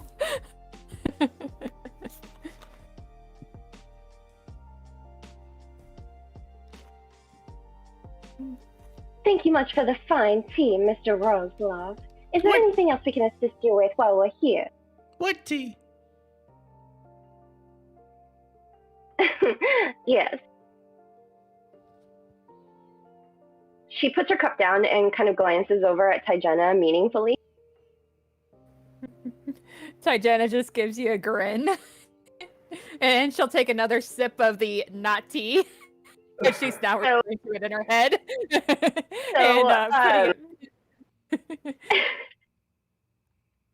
So she reaches over and kind of like pats Tijana's arm and kind of like secretly turns like a quick little secret smile towards her. And then she puts her cup down and smiles at Mr. Roslov and says, "Well, Mr. Roslov, I do believe we should get going if we're going to find your patron." Mm-hmm. One quick question. To what court does your Sibylna belong? I don't understand the question. Ah, very well.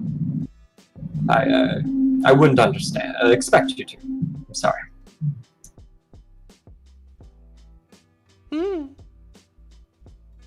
He farts and starts giggling. Yes, Gil will return to his cup.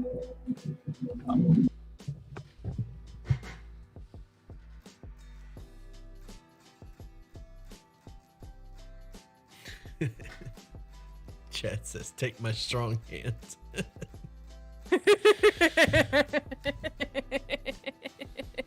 Well played. Well played. All right, what's everybody doing? Finish the tea, wish him a good day, and Tijana wants to go check out the pumpkin. She wants to try to find one that doesn't look like it's inhabited and just look at it and just like measure herself against it, see if she can climb it. A very select few of the pumpkins are petrified and made into a pixie's home. You make your way outside. There are several pumpkins, massive. You can hug the pumpkin. There's some of them that you can actually climb. Yeah, she's just having a good time just checking out this marvel. As you're exploring the pumpkin patch, you notice several pixies are watching you from behind large pumpkins. And as you notice them, they duck their heads behind the pumpkins and hide. I'll look at them and give them a wink and just then continue to look at the pumpkins, trying to see where the Duchess is at, but seeing that she's probably occupied, decides not to bring attention since they don't seem to want attention, and just continue to wander the pumpkin patch. Okay.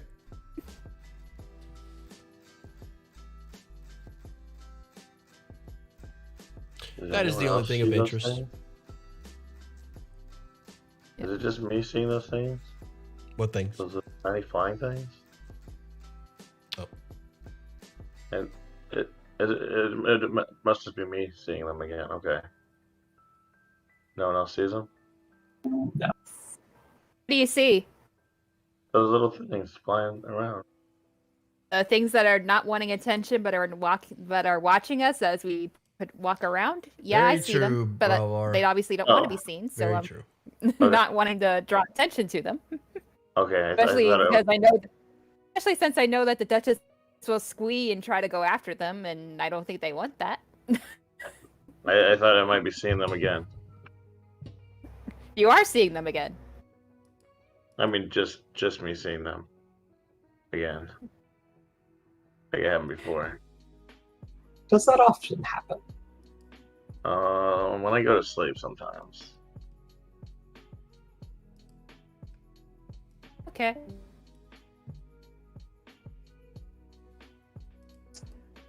Very well. That is rather odd, my friend. Yeah, I just see want to make sure flitting that you shapes? all see them as well. when I see them. I just just to be sure. Of course. Well, I'll be sure to let you know if I see the things you see. Oh, okay. Cool. Nice. All right. Let's go ahead and head back to town before the Duchess notices the things that we're seeing but don't want to be seen.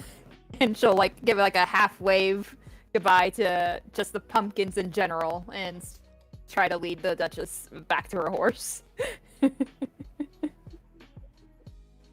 Okay. Yeah, I And then think back we'll to head town. back to town. All right, you guys make your way back to town. It's around, let's say 4 in the afternoon at this point. Magic We'll try is to the get NPC, rooms at the yes. end. All right, the rooms That are being, filling up pretty fast with visitors, but there is enough space for you. Harbin Stonehill tells you, give you a key to your room. Yes. Did any of the children show up for the show, or no? They did not. Well, you're not sure because you were at the pumpkin patch. Of course.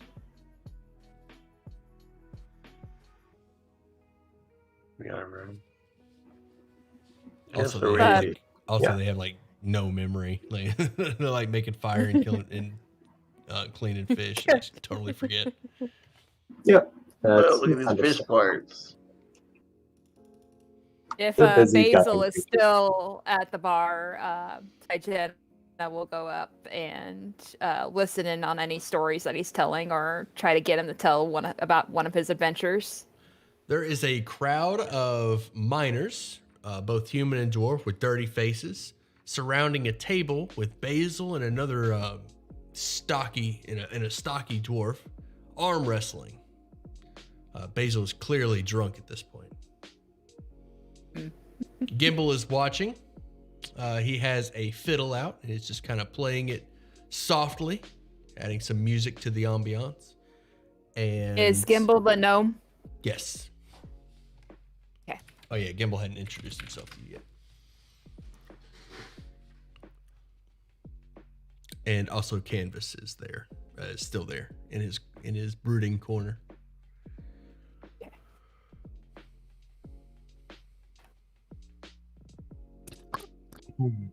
Gail would like to go talk to Canvas. And we'll kind of sidle on over and plop down. I hear you're the one who gave our dear Duchess the tip to go see the old man.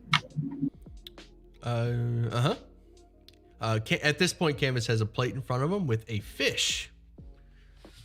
It's clearly one of the fish that was caught by one of the children or Reese, but you're unsure which.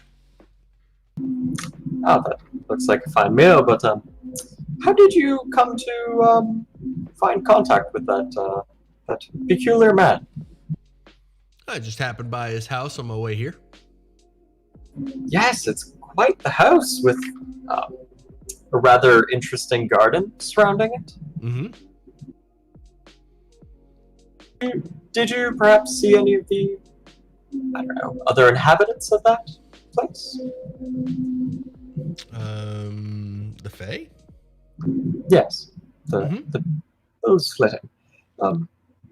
It's quite odd for quite a large collection of them to be around, or am I mistaken? As far as I know, they're friends of the old man's. He is a close friend of the Feywild. So it would make sense that he has Fey friends of the Feywild. So you had just met the old man and aren't very familiar with him, I take it? No, I just met him just before I got to town, which was a few days ago. Yes. And what are your plans for after this? Where is your immediate travels taking you? Oh, I would imagine after the carnival, once I've seen all there is to see, I will probably head up to Neverwinter and look for some work, see if anybody has some deliveries, maybe head up north to Tin Towns. Ah, quite the journey you have in front of you. That'll be quite exciting. You must have many a tale to tell from your recent travels. Have you heard any interesting news from other folks around? Any other large fae sightings in the area? Large fae? No, not that I know of. The carnival itself is a pretty big fae attraction, but again, I haven't been. Looking forward to it this time. Ah, of course. Yes, I too am quite excited. Yes, haven't been as well. Maybe we will run into each other again and Most definitely. can experience the carnival. I will leave you to your quite delectable looking fish. Mm-hmm. And Gale will return to the party. It seems that I hope to obtain more information on the old man, but it seems he's not known by our friend. Maybe someone else around town knows. Around in here. He might just keep to himself. If he is a retired adventurer, he probably just sticks to himself. But it doesn't hurt to ask. We can ask Nilsa or one of the other locals what they know. Yes, I feel maybe it might be good to discover more about this man before we commit to assisting him finding a more powerful fae. Yeah. Very well. So I'll motion for Nilsa to come over. She doesn't notice you right away. She's locked eyes with Gimbal at this point. He appears to be playing a song just for her. She stops for a moment when she sees you motion her over and says something to the gnome and then moves over. Can I help you, dear?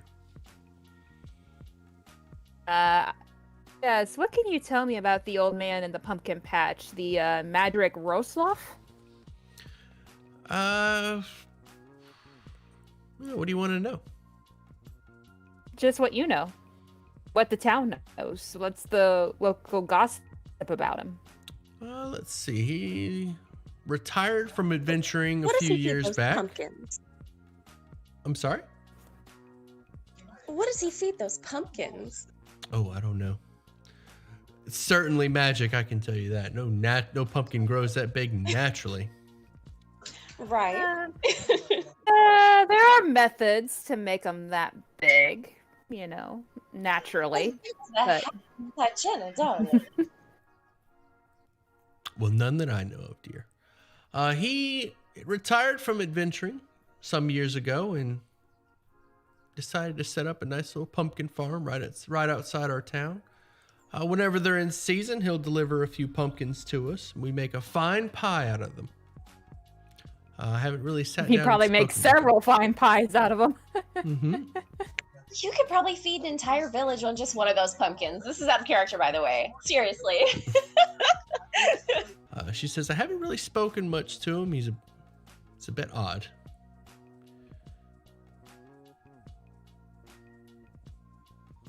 But he's a sweet old Gale, man. you forgot to grab pumpkin seeds for your little critter. Yes, of course. I do not know if feeding him any of those would be wise. Whatever magics are affecting them might be dangerous. One seed makes you larger. One seed makes you smaller. Every tavern needs a brooding corner for the edgelords. It does. But yes, that carnival looks old pretty man dangerous. seems to Aren't have Fae known to trap people by quite giving them a gift. Not the all shattered Fae. mind, it would appear. Has he always been like that, or is that more of a recent development? As far as I know, he's always been like that. Well, must just be his age. Trapped in time, some would say.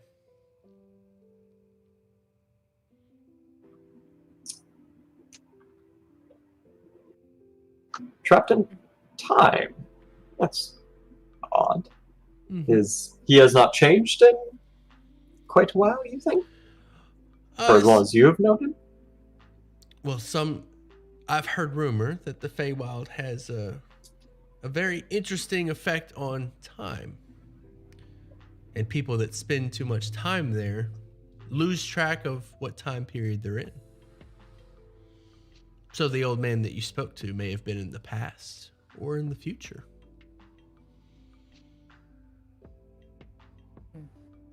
Most interesting.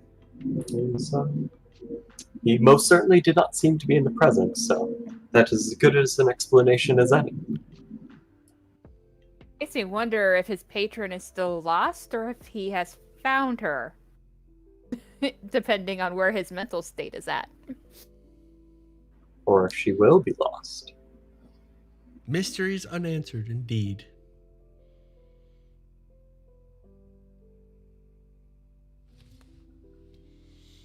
Thank you. And I'll slip her a silver for the information. Wait, She tucks it in her shouldn't you ask apron. them maybe about Sibylla? Just in case they know something about her.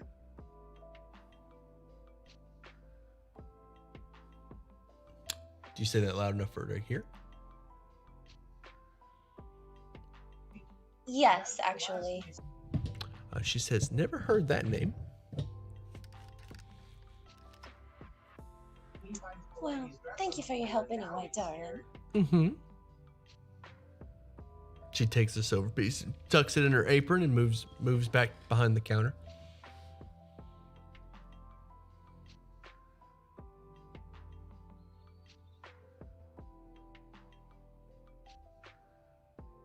As she actually is about to walk off, Gail will kind of reach out a hand. What do you know about your little companion there, the gnome? He has quite an impeccable dressing style. And he is so charming. Oh, I'm sure. Sure. What do you know why he's is he heading to the Carnival as well? He is. He says he's going to be here for one more night before he heads out to the carnival. And I will miss him so. He has a way with words. I'm sorry, dearie. But maybe he'll return, who knows? You're quite a charming lass yourself, but is he he seems to be quite a little bit of a musician and maybe a magician. And more. Of course. You wouldn't happen to know where he obtained that wonderful hat of his. My dear friend here, and he'll gesture to Cameron, was looking for one similar. I can ask him. Would you be? Thank you, dearie. And he'll proffer another silver. This is out of character. I like that Gail's a good tipper. I think that, that's a good sign of a good person. Sure. Probably a bad tipper. He's poor. Ain't got no money for other people. Hey, you know what? There is no such thing as a bad tipper if you can't afford it. You know what I mean? Like, you're not going to be, out there asking people for their labor if you can't, buy it. Elsa leaves the table, makes her way back over behind the counter, and begins speaking to Gimble. After a brief moment, the two are laughing and giggling, and Gimble takes his hat off and gives it to her. And she puts it behind the counter. She puts it behind the counter and rubs his chin. Oh, did he just give her his hat? That's so sweet. Yes, very sweet. Gail is eyeing exactly where the hat is placed. No, don't you dare. Don't you dare. That is too romantic. Don't ruin it. Was Gimble the one that was playing music with his up front? Or was that different now? Was Gimble the one that was playing music up front, or was that different now? There is only one gnome that you've met so far in this tavern. It is Gimble. He's the one that was playing music earlier? He is playing a fiddle. Is it a song that I might know? I'm proficient with a music instrument. Not performance, but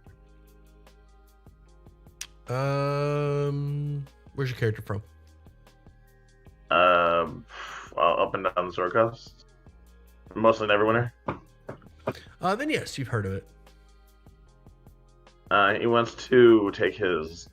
He has a shamisen, similar to a lute, and he's gonna go sit down next to him and just hold it up, like he's ready to play it, and just make a gesture to Gimbal, so like not to interrupt him, but to like get his okay to play along with him. And if he gives the okay, he's gonna start playing along with him. By the time that you approach it, he has stopped playing and is now talking to Elsa about the hat. When you arrive, Elsa has put the hat on and is telling him, as you walk up, she is telling Gimbal that now he has to come back if he wants to get his hat back. Oh, this is so cute. I ship it so hard. Alright, so he's And I he's- guess be like awkwardly standing there, but I'm just holding it. And just be like, he stops talking to her and says, "Oh, sure," and readies his bow. He asks you, "Do you know the song "The Harbors of Neverwinter"?" yes, I think I do. All right, 3, 2, 1. And he starts playing.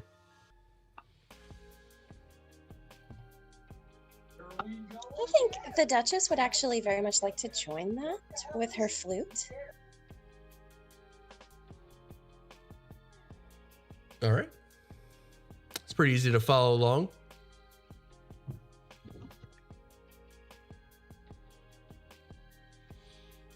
Titania will just sit back in her chair and watch her friends play. Okay. As she sips on her mead.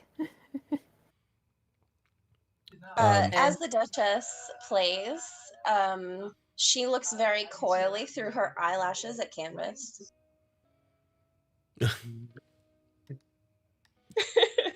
Let's see. Well, how would he respond to that? He blushes. He blushes a bit. You look over at him and he puts his hand over his chest and then like licks his paw and brushes his hair over his head back Oh. and flicks his ear.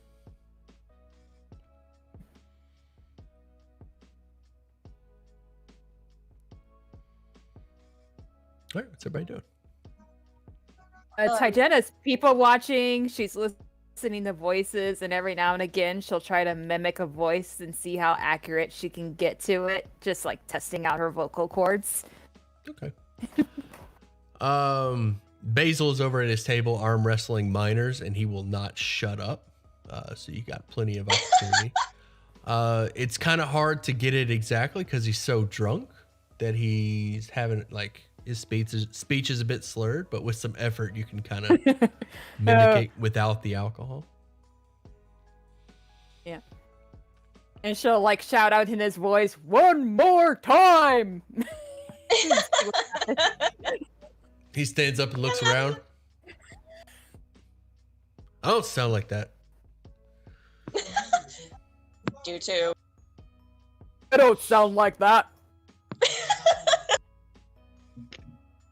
He seems angry, like some steam kind of shoots out of his nostrils as he turns around and stumbles over his chair and completely body slams the ground.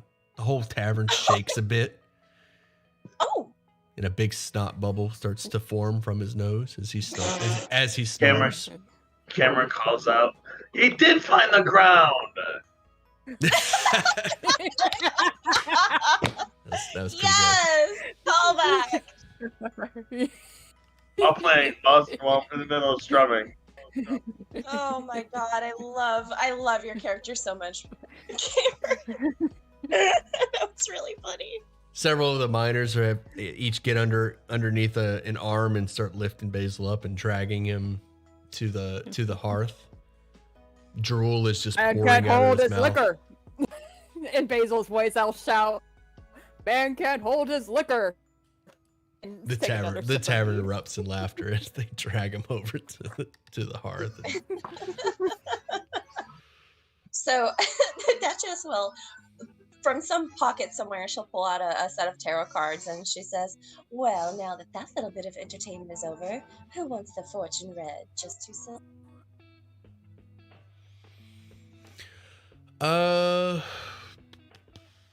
Gimbal will approach. Ooh, I love this game. Gimbal Timbers, finest snake oil salesman in Neverwinter, and I would like to have my tarot read, please. Well, Mr. Timbers, it's a fine day to meet you. My name is the Duchess Lysandra. Please have a seat right across from me, sugar. We're gonna get this started real quick. Absolutely. He holds out his hand to shake. She holds out her hand like very prettily. He grabs it. Her talons are like painted bright red. He grabs your hand and kisses it, and then lets go. You can see over his shoulder from behind him the tavern. Elsa has thrown the hat down on the ground and stormed off. Oh, Yeah, shit. Gail. is picking that hat up. I quickly go over and pick up the hat and tuck it away in my bag. She's like thrown it on the ground, kicked it away towards the stair. Oh, The bar is next to the staircase, so she's like thrown it on the ground, kicked it towards underneath the staircase. Could easily be Damn, gotten. she's super jealous. Holy shit. You might have dodged a bullet there, Gimbal. Anyway, okay. Back in character. So, the Duchess, she fans out her cards in her hand and she says, I want you to pick 4 cards, darling. Only 4. That's it. He starts twirling his mustache as he grabs 4 cards. All right, darling. Now, the first card you choose is going to be the fortune for your future. All right? I'm going to turn this over and I'm going to tell you what I see, all right? I'm ready. She delicately flips the card over and she says, the Wheel of Fortune.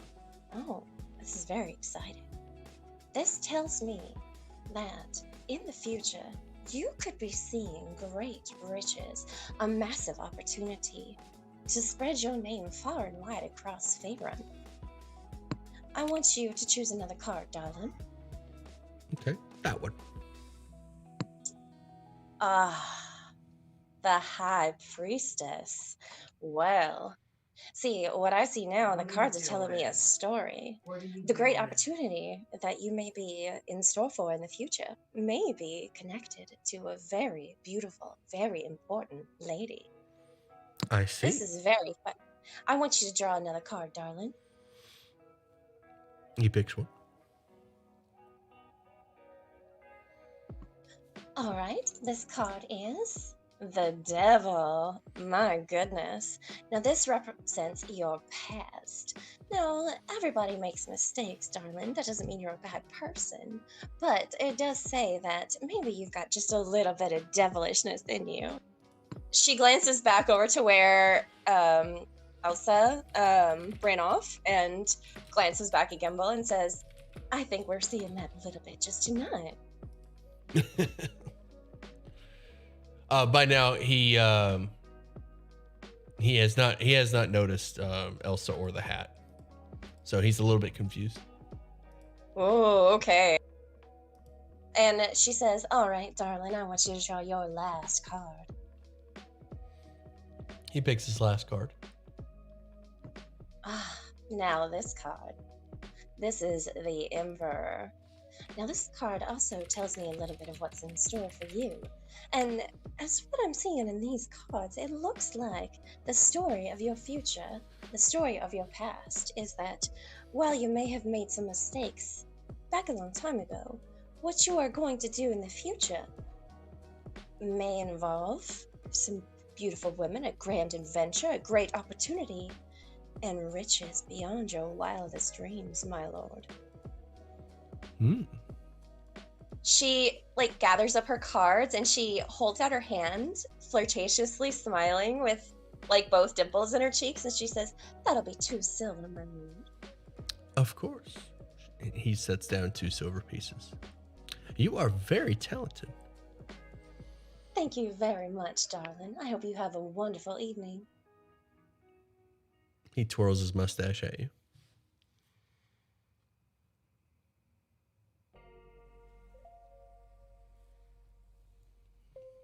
Anybody else? No, I think Gail would get a room for the evening. All right. There is enough room. There are 2 rooms left at the Stonehill Inn.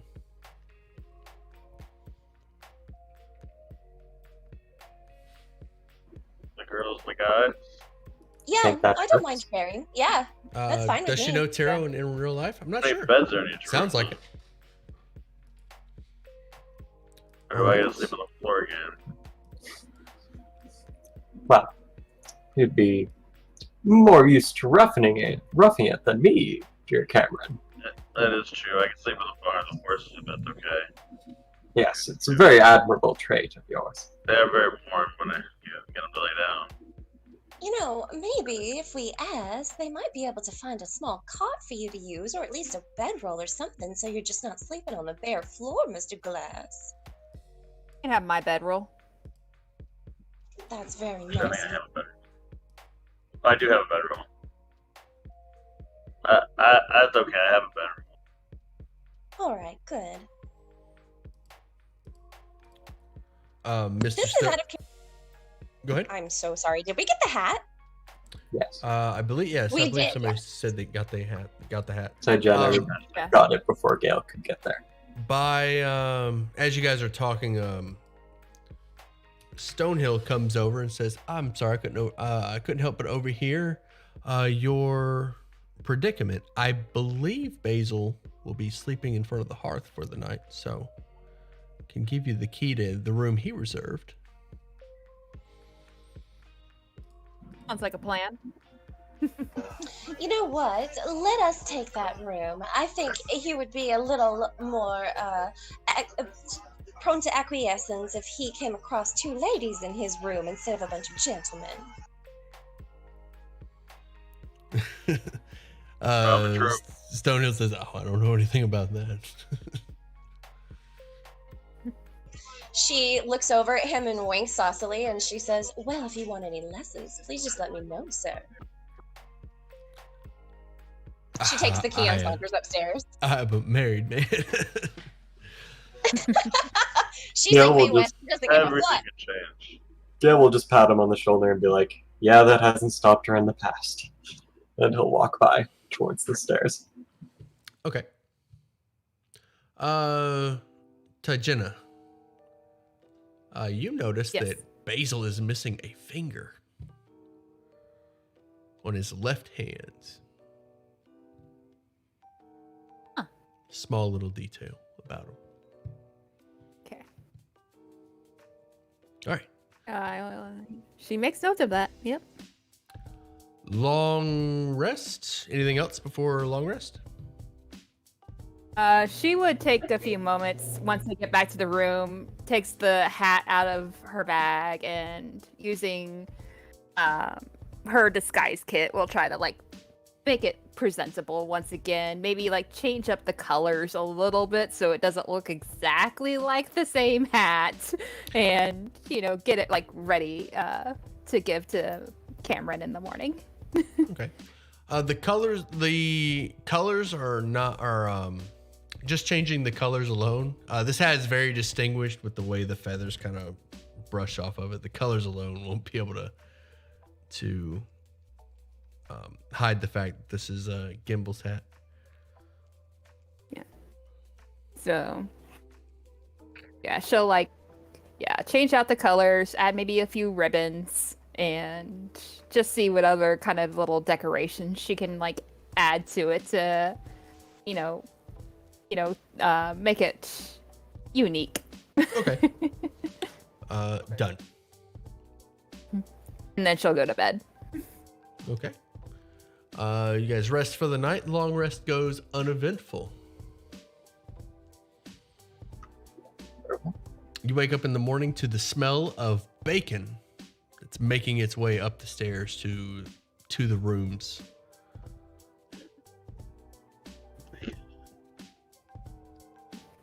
How's So everyone yeah, start today? Tijana, like once again, she like prepares her own herbal tea to help with her voice, get it, practice a few tunes.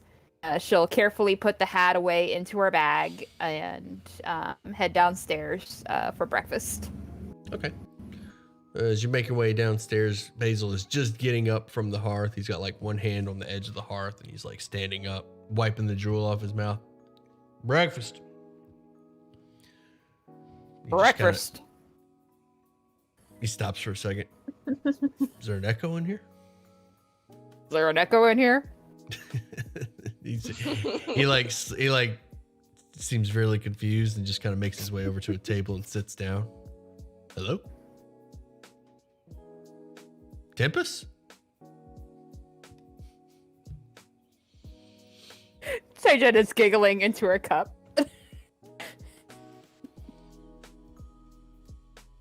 Boys? As Elsa makes her way over, he's like, 2 slabs of bacon, please. And he stops abruptly as he finishes his sentence and waits for an echo. Sausages. I want sausages. Elsa notices you and laughs, but doesn't tell Basil. 2 sausages, 2 bacon. All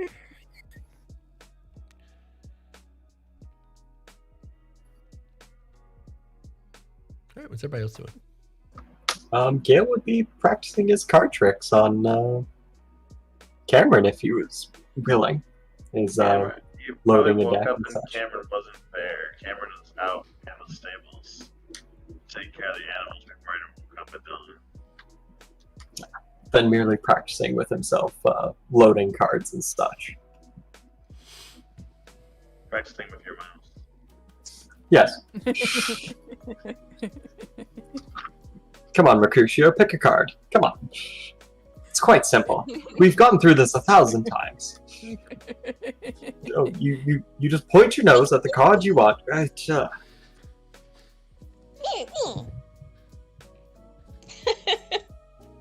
So, the Duchess is a very early riser.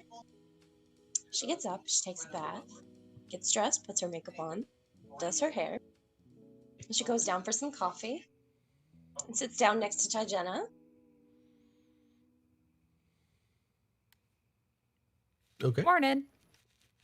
She looks bright-eyed and bushy-tailed. And as she takes her cup of coffee, she looks over at Tijana and smiles and says, "Good morning, darling. How are you today?" And in Gimble's voice, I'll say, "Oh, I'm doing just dandy." That's marvelous, darling. Can you imitate pretty much anybody? I imitate anybody. Pretty close, I admit. Pretty close. Pretty close. So, there was something here in town that I was a bit curious about. What would that be? The large manor house up on the hill. I was wondering if the master or mistress of the house might know anything about Mr. Roslov. We can ask Nilsa if they know who lives up there. I think that's a wonderful idea, darling. As you say that, she makes her way still around. She makes her way over to the table to get the Duchess's order. Breakfast, dear? Yes, good morning, sweetheart. I would like something light, if you don't mind. I don't eat much for breakfast. Okay. Cameron comes to the door Maybe now.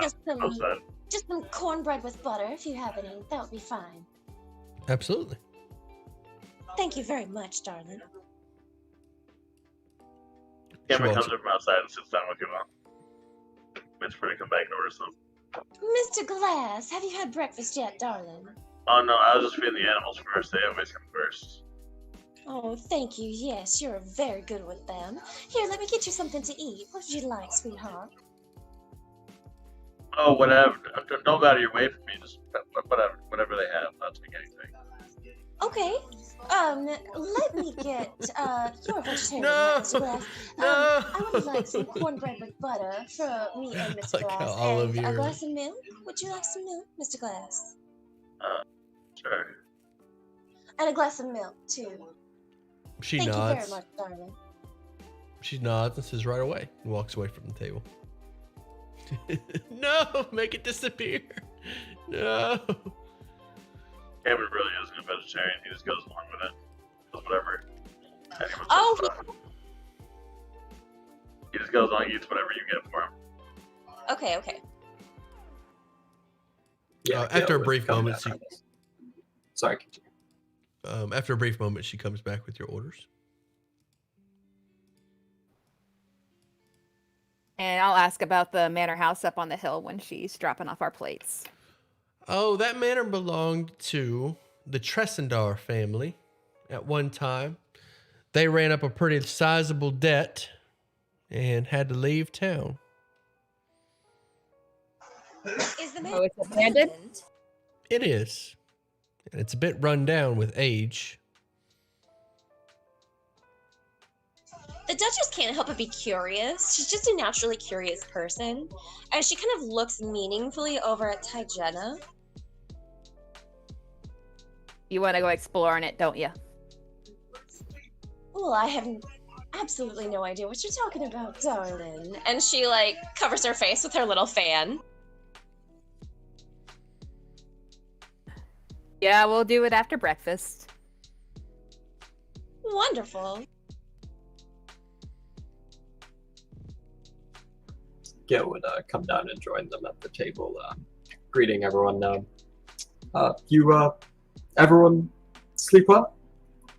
Cameron, you disappeared before I woke up. Did you not sleep in the room, or did you end up in the stables? I confess, I went to the stables and slept.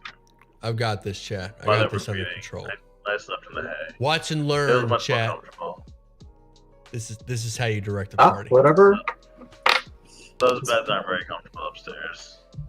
Watch and learn. Here we Maybe I go. should steal some hay and bring it inside. You know, Mr. Glass, if you prefer to sleep on hay, I'm sure we could take... You cut out, Kitty. What'd you say? Oh, I'm Right. so sorry. She said that they could take a small mattress and fill it with hay so that he could feel like he was sleeping on grass if they wanted to. As you guys are discussing things, Gimbal comes rushing down the stairs. He's putting his coat on as he's going down the stairs and says, "Oh my goodness, I overslept. Basil, we need to get ready. If we want to reach the carnival, we need to leave soon." And Basil quickly scarfs down his breakfast. All right, I'm up. The Duchess will do a cute little finger wave at Basil as he leaves. The carnival wasn't. Hey, how come I have to leave so early? Do you think we have time to do a little adventuring, Mr. Glass? It was only a couple days away from here. We should only maybe a day's travel. 3 days But- travel. 3 days travel, and the carnival's in 3 days. Well, So if we want to get there as it's arriving, it's probably best that we leave as well, Duchess. I know you want to go explore that abandoned keep, but I really think that we should get back on the road. Stick with this caravan for safety. all Yeah, right. safety in numbers if we can travel with them, especially a big minotaur like that. You can help scare off bad guys and bandits, even if he is drunk still. All right. Well, maybe if we come back. Also gives you a chance to flirt with Canvas if he's leaving this early as well. Is he coming alone? Well, that'll be mighty fine. Didn't he say he was on his way towards the dark areas? up in. He said that to Gale, but Hygena's assuming that he's also going. Canvas did say that he was going to visit the carnival. Yes. Oh, then maybe you'll see him there too then. Well, won't that be nice? So yeah, so Cameron, if you'll like get the horses hitched to the wagons as soon as you get done eating, and then we'll pack up our gear and another long journey. As you guys make your way outside, Basil's got like a massive crate of provisions, and he's loading it up on a covered wagon, and Gimble's just kind of directing him like, "Careful, careful! I don't know what I'm doing. I've loaded a wagon before." All the time. What? The Duchess Canvas is strolls over. good. The Duchess strolls over and like curiously peeks at the box, and then she looks over at Basil and says, "Hey, big boy, what you got in the box?" Oh, howdy, ma'am. Provisions for the journey. Just there. Three days. Well, my good friend Hygiena and I would be mighty pleased if you would perhaps share any good wine or whiskey if you have any there in that fine bar. We might be traveling for a few days together. I could read your fortune, perhaps play you a song with my lute. Well, that sounds nice. Yeah, let me check the. That's enough, you harlot. It says Gimble from the knee high Minotaur, or from the knee height of the Minotaur. Stop trying to charm my beef. The Duchess looks down at Kimball and like laughs, covering her face with her fan a little bit, and then she pops it close and she says, "Gimbal, darling, don't be jealous. You're welcome to come along." At least let him finish loading the wagon before you start. Of course, I don't mean now. I was just curious about what was in the box. Please don't let me get in your way, gentlemen. And then she just like wanders off back to the caravan. This is at the caravan. Oh, back to her carriage. Yeah, back to her carriage. Okay, Yeah, I gotcha. exactly. You notice Canvas and Reese at the front. You can't hear what they're talking about, but the two of them are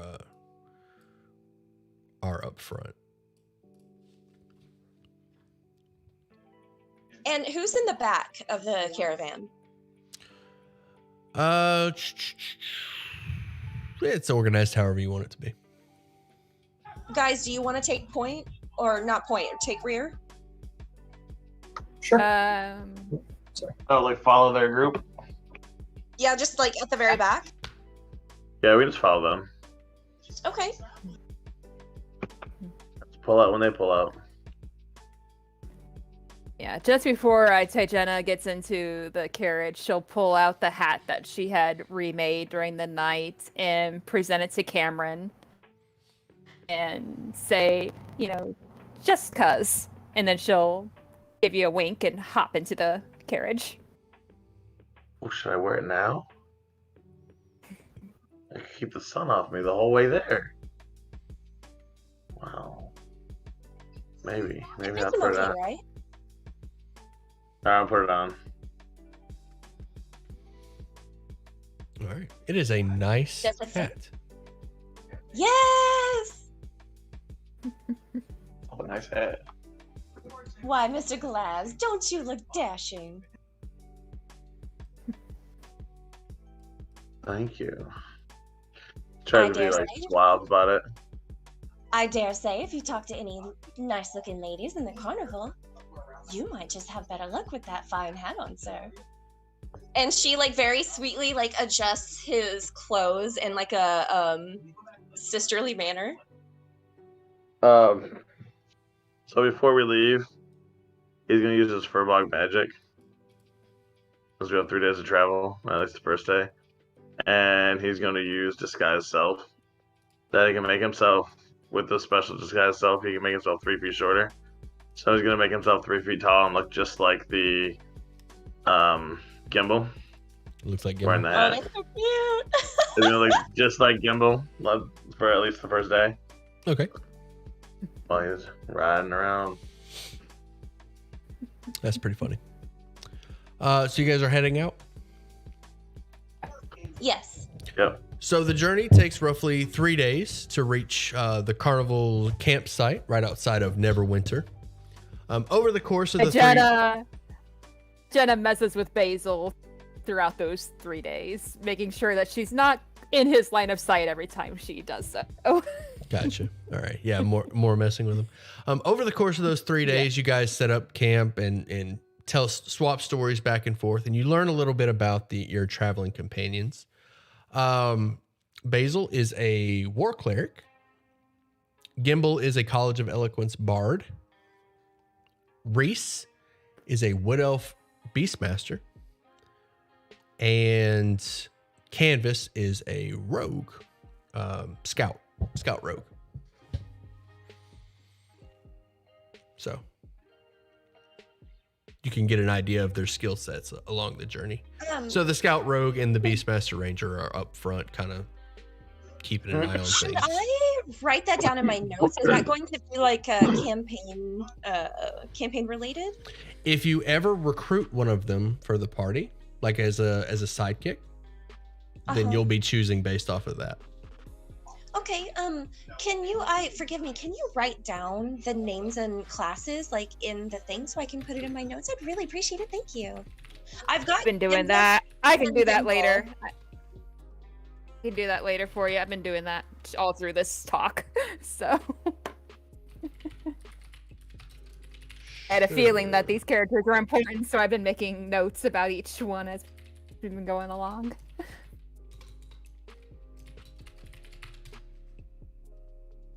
I think we know we have to go with Basil. Just because of your constant taunting. Basil or Canvas, just because it's so fucking cool, guys. I love Tabaxi. They're so underrated. And Duchess wants to sleep. Will this be on the test? So just for clarity, these are some of my old characters that I have played, and I'm Gail, introducing. Don't project your shit on me. Say again. I said, Gail, don't project your shit on me. No.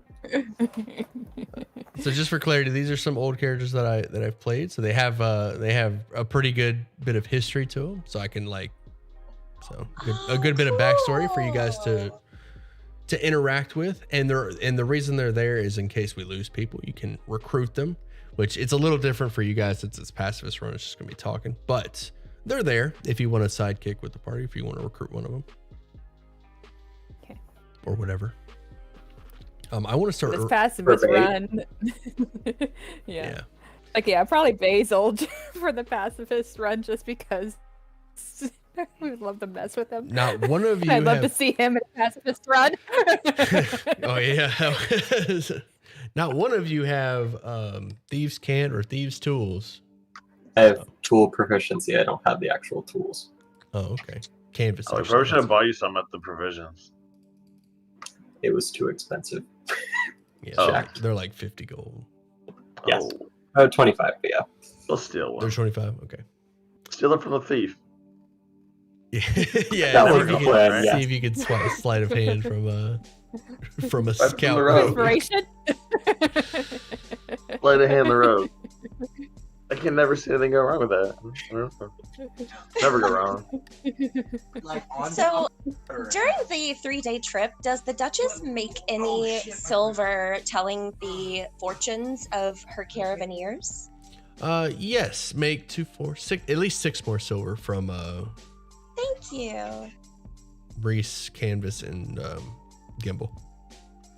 Or no, sorry, Basil. You already told Gimbal this. Thank you very much. All right. So you guys arrive at the campsite that is the Witchlight Carnival. There is a waist-high temporary iron fence surrounding this massive campsite. As you arrive, crowds of people have already arrived and are circling the fence area, waiting on the carnival to arrive.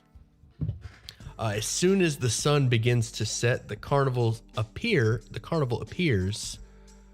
from a portal in the sky, with horses come pouring through the portal with their carriages and butterfly wings as they start to land in the campsite area. I need to upgrade the carriage. A Shatter Kai emerges from one of the caravans, from one of the wagons, named Mr. Witch.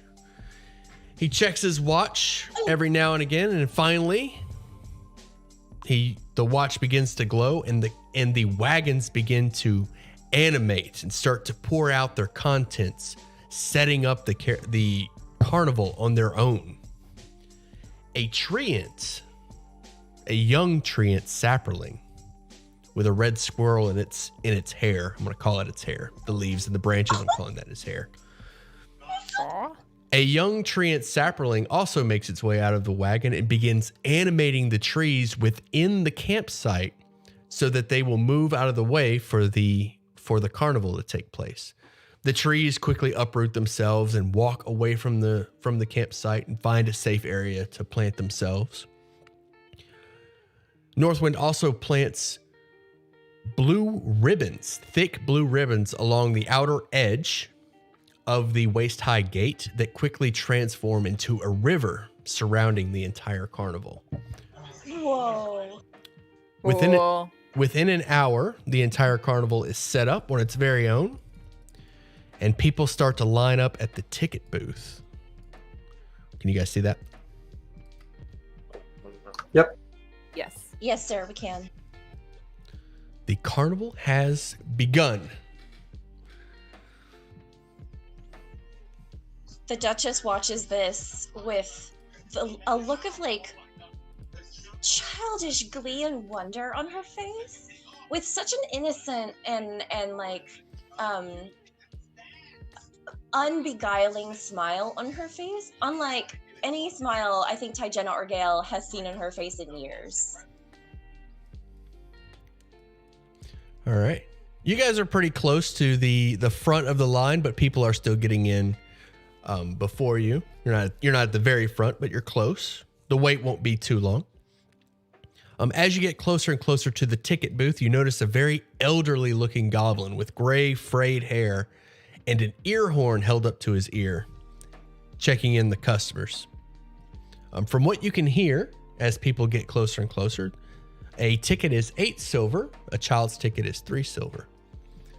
After a brief moment, massive dragonflies start flying overhead, carrying passengers from the dragonfly rides. Holy shit. Bubbles begin pouring out of the bubble pop teapot, carrying Wanna do that? carrying visitors to the carnival. People people inside the bubbles are floating over the carnival itself, just kind of getting a bird's eye view of the carnival from within the bubbles. The Duchess elbows Tyjenna and points to the bubbles and goes, "We have to go in that." Okay, we're gonna have to flip a coin. Dragonflies or bubbles? Cameron's just standing there with his mouth wide open and his eyes as wide as can be, taking everything in, amazed about everything. And the last thing that you see before entering the carnival is swans carrying gondolas around the river itself, kind of taking a tour of the carnival through the river.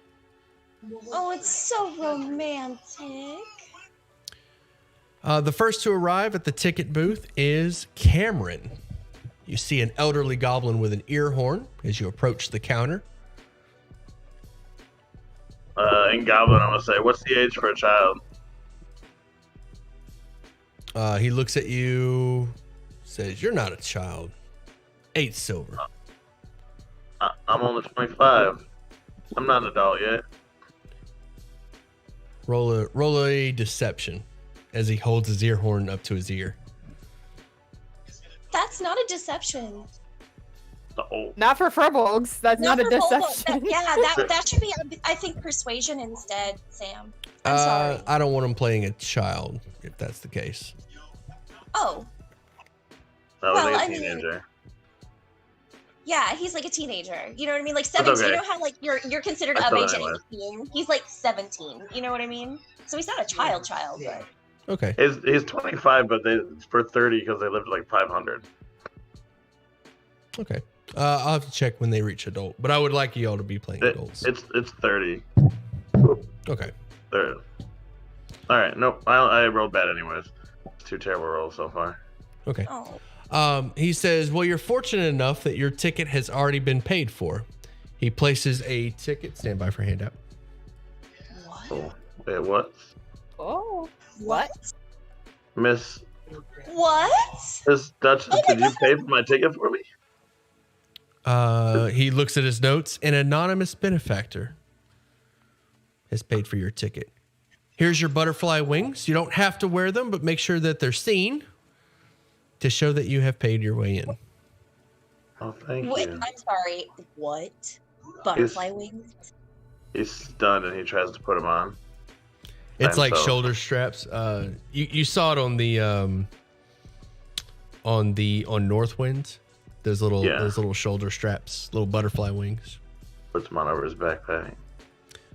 Duchess, you're up next. She approaches the ticket booth and smiles at the goblin.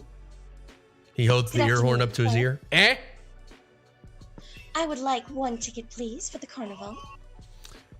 Your ticket has been paid for by an anonymous benefactor. Here is your ticket and your butterfly wings. Oh, pardon me, sir. Are all of our tickets paid for? Duchess. She pulls Tijana up up into the same spot as her, like next to her, and like puts her arm around her shoulders and says, "Look, this is Miss Tijana. Do you have a ticket for her as well?" Yes, Tijana, Gale, Duchess, Cameron. Your tickets have been paid for. Here's your butterfly All of our wings. tickets. Well, thank you very much, sir. Most often. Your tickets are good for 8 uses. Uses. So we can go to like 8 attractions. Right. Each attraction will cost you a stamp. And it's good for 8. You can buy more tickets here at the ticket booth for 8 silver. Okay. Silver a pop. Do you have a map by chance so we know where things are? He also gives you a map of the carnival. Oh, thanks. Each of you a map of the carnival. Like a little handout pamphlet map. Like at the zoo. This Hall of Illusions seems most interesting. Does seem your thing, Gail. Oh, most certainly. Would you like to go with me, Mr. Gale? I would be most gracious if you would accompany me. I think that sounds wonderful. Hold on just a minute. I'll be right back.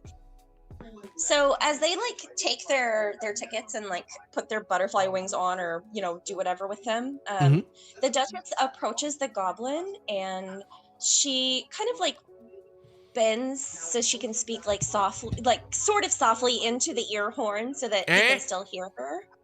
And she said, would it be all right if I tried to perhaps pay for someone else's tickets just in case they can't get in, sir? Whenever I go to one of these, I always try and pay it forward. You know what I mean? All right. Thank you very much, sir. 8 silver? Mm-hmm. She puts the 8 silver down. I'll give this ticket to the next person that can't afford it.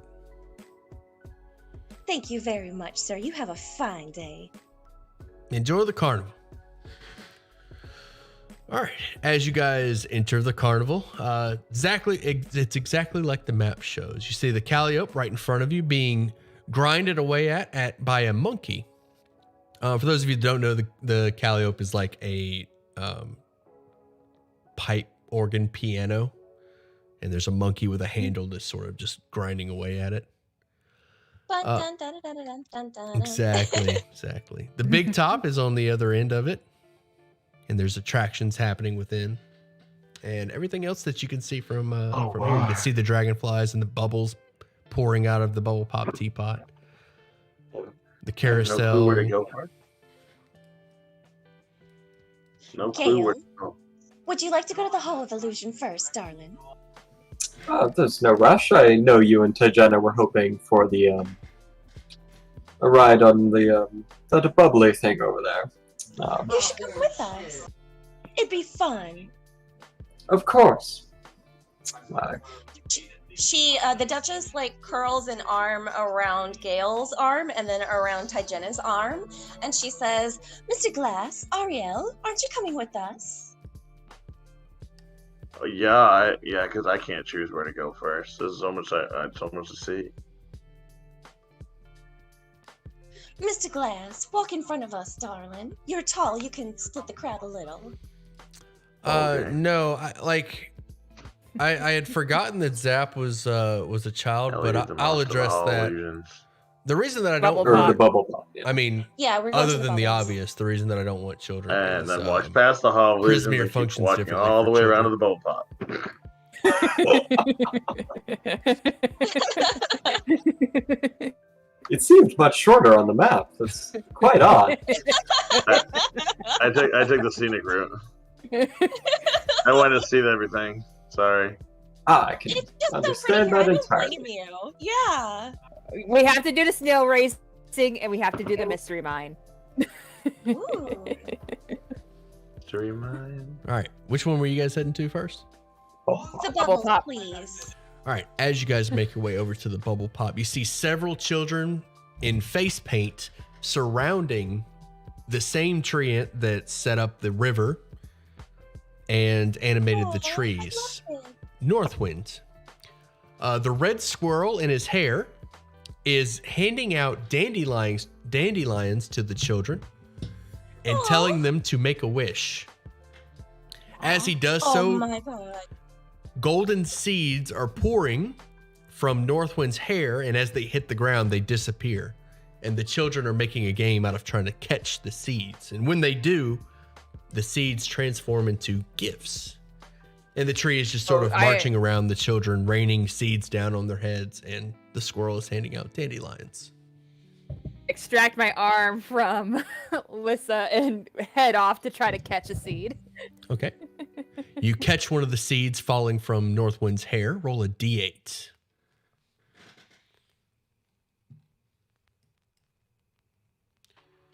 Five. Your Ooh. seed turns into a ticket. Oh, cool. Sweet. I'm trying to catch one as well. A Me d8. too. A d8 for each person catching a ticket. Ooh, yours also turns into a ticket. Yours makes you very amused. You have a hard time losing that smile. Aww. 6 is also a ticket. Wonderful. That's funny. I've got a 1, 2, and a 3 so far for my 3 rolls so far tonight. Oof. Each of you that catches a golden seed, the squirrel scurries over to you and hands you a dandelion and says, "Make a wish and blow." Tyjana will close her eyes and then, after thinking of her wish, will blow. All right. Are we supposed to say I wish out loud?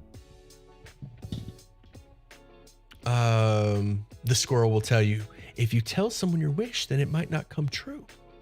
Oh, sorry. I never had a wish before. Okay. And he huffs and puffs and blows it all away. All right. Those of you that make a wish, make note of it on your character sheet in the bio section. Not the character sheet bio, but like the Roll20 bio and information section. The tab. Write wish, colon, and whatever your wish is. Yeah, that's not. So, Lysandra, she looks at the flower with a moment of dark apprehension. And then she looks at Tygenna and her other friends who are making wishes, and she seems to take strength from this. She takes a deep breath, closes her eyes, and slowly blows every single scrap of dandelion fuzz off the stalk. All right. Make note of your wish. It will come up later. I need to reset my roll 20 to do that for some reason. Okay.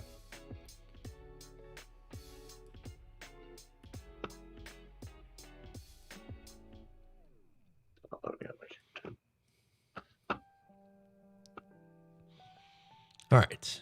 And once that is completed, you arrive at the Bubble Pop teapot. This is a 20-foot tall teapot resting on a wooden platform, painted surface whirling with moving imagery of flying dragons breathing streams of bubbles. There's a door at the base of the teapot that allows entry into its interior, and those who enter emerge from the spout enclosed in a bubble that floats off across the carnival. There are 7 goblins that sit around the platform, sipping tea from mist-matched porcelain cups, and one of them hops up and scurries over as you arrive. As he approaches, he points at a sign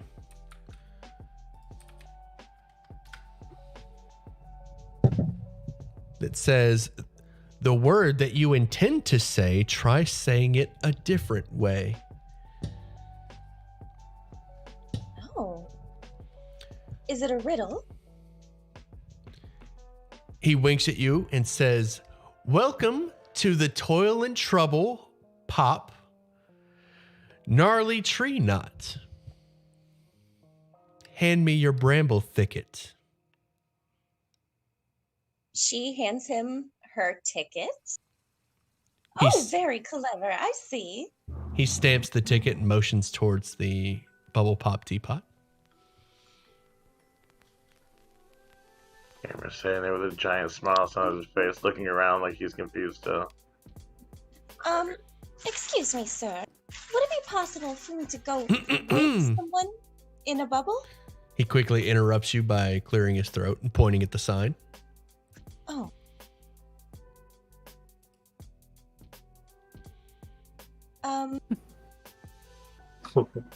His smile goes wide as he appears to be reading your thoughts as his smile goes wide.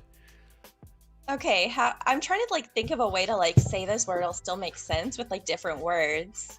She's slightly nervous about height, so she wants to go with. She wants to know if someone can go with her in the bubble, if a bubble can carry 2 people at once. But I'm trying to see how she can ask that. Bubbles of 2, can it be true? The goblin giggles and claps excitedly and nods his head. Thank you. And he hands Cameron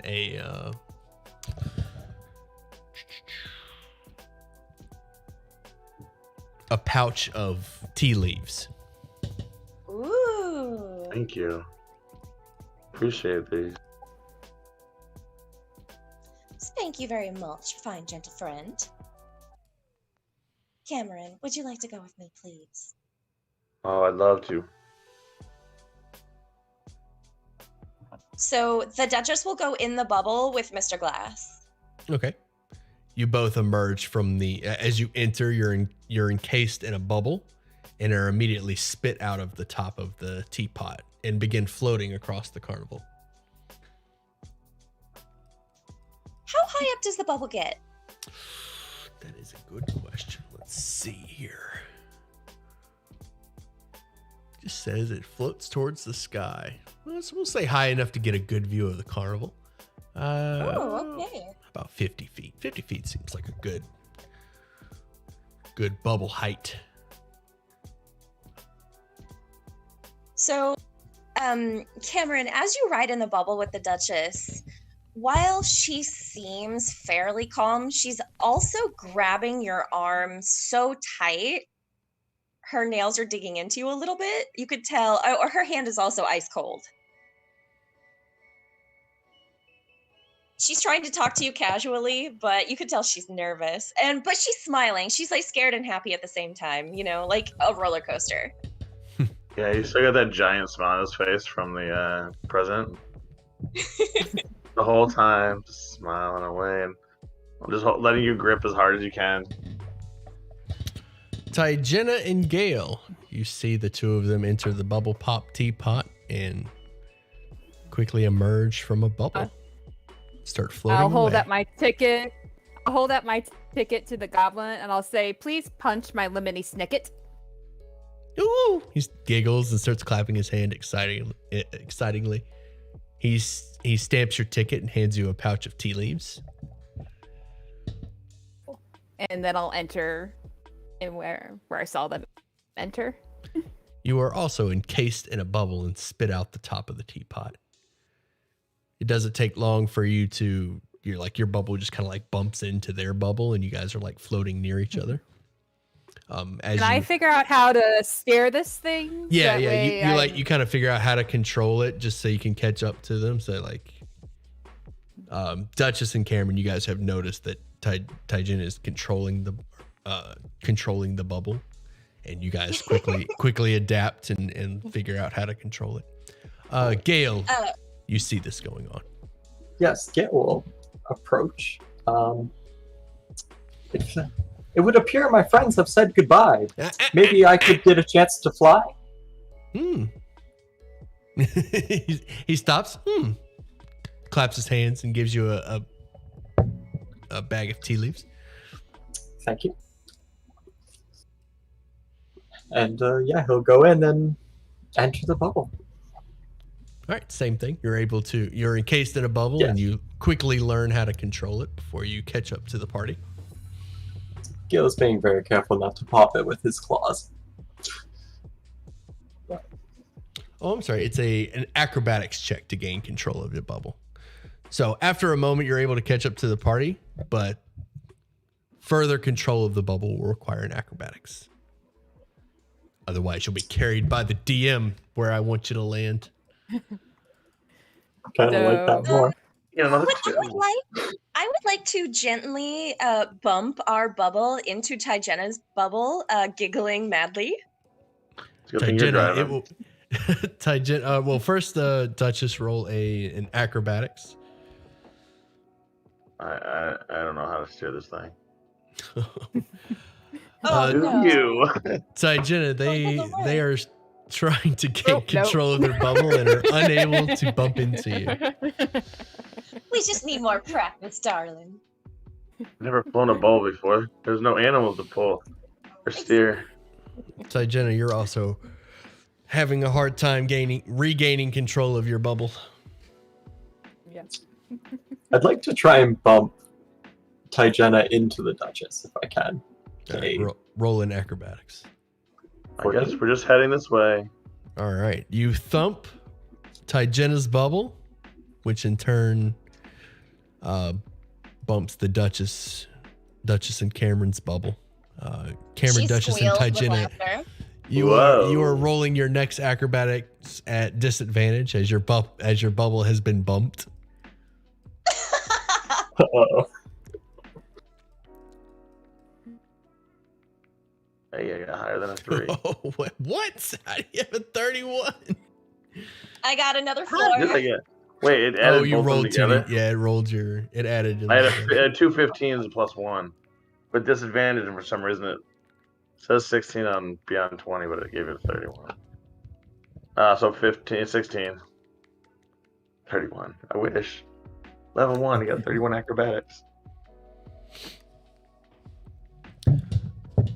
All right, you are still unable to gain control of your bubble. After some time in the air above the carnival, you slowly begin to descend. Actually, the bubble pops and you slowly begin to descend at the Feasting Orchard. Ooh. Going all the way across. Yeah. All right. Oh, Oh, can we eat here? As you Is it too early? land, Find out. as you land, you see a fairy in Carney's clothes and wearing the butterfly wings, holding a cane, saying, "Step right up, step right up. Cupcake eating contest is starting soon. Get your tickets over right. here and see Let's who do can this. who can eat the most cupcakes. You there?" Like, He points at you as you descend from the sky. "Do you have the stomach for cupcakes?" Well, let's see. I don't think so. I don't eat much normally. Can I bless Tygenna in any way? Can like give her do I have inspiration, bardic inspiration yet? Let me check. You can bardic inspiration, but no bless. They're gonna stop blesses. We had somebody bless, Okay, and okay. it got crazy. I would like to Anti-magic skills. No, I no, would he like just to he give just looks at you. Tygenna yeah, bardic inspiration for her cupcake eating contest, please. Okay. Nice. All right, bring me Got a your D4? tickets. Who's playing? I I'm guess playing. I'll give it a shot. No. Oh shit! I can't bless more than one person, can I? He points at you, Gale. "Do you have the stomach for cupcakes?" I find this frivolous waste of food to be, well, not for me. But Oh, I come shall on, you enjoy only live watching the once. competition. I did have that What? light. I did have that light Carnival's only vegetarian here for a breakfast. couple of days. Mr. Gale, you really take yourself far too seriously. Come on, have some fun. I'm going in. I simply cannot. I shall enjoy watching you. Yes, and cheering from the crowd. All right. Well, suit yourself, Mr. It's the Tom. carbs, isn't it? Mr. Gale, sorry. Kitty, is Yeah. it a D4 for your bardic inspiration? I think so. Embrace diabetes. Yes, that was Chat. very good. I'm looking it up. It's a 1d8, darling. Your level? I Not believe at so. that level. Is it? Level I one? believe it's a Isn't it D6 at Level level one? 1. It's a d6? Okay, I'm sorry. I'm just looking at the Roll20 compendium. You're good. Yeah, it becomes a D8 soon. But I believe it's a D6 to start with, but I could be wrong. Ah, yes. First level. Bardic Inspiration, d6. Thought so. All right. Tickets are stamped. Get in position. Several children and adults are lined up at the benches. Mounds of cupcakes are scattered across all of the tables. The carny stands up on top of one of the tables at the end and holds up his cane. "Ready your cupcakes. We will be beginning soon." Does anyone have a fork?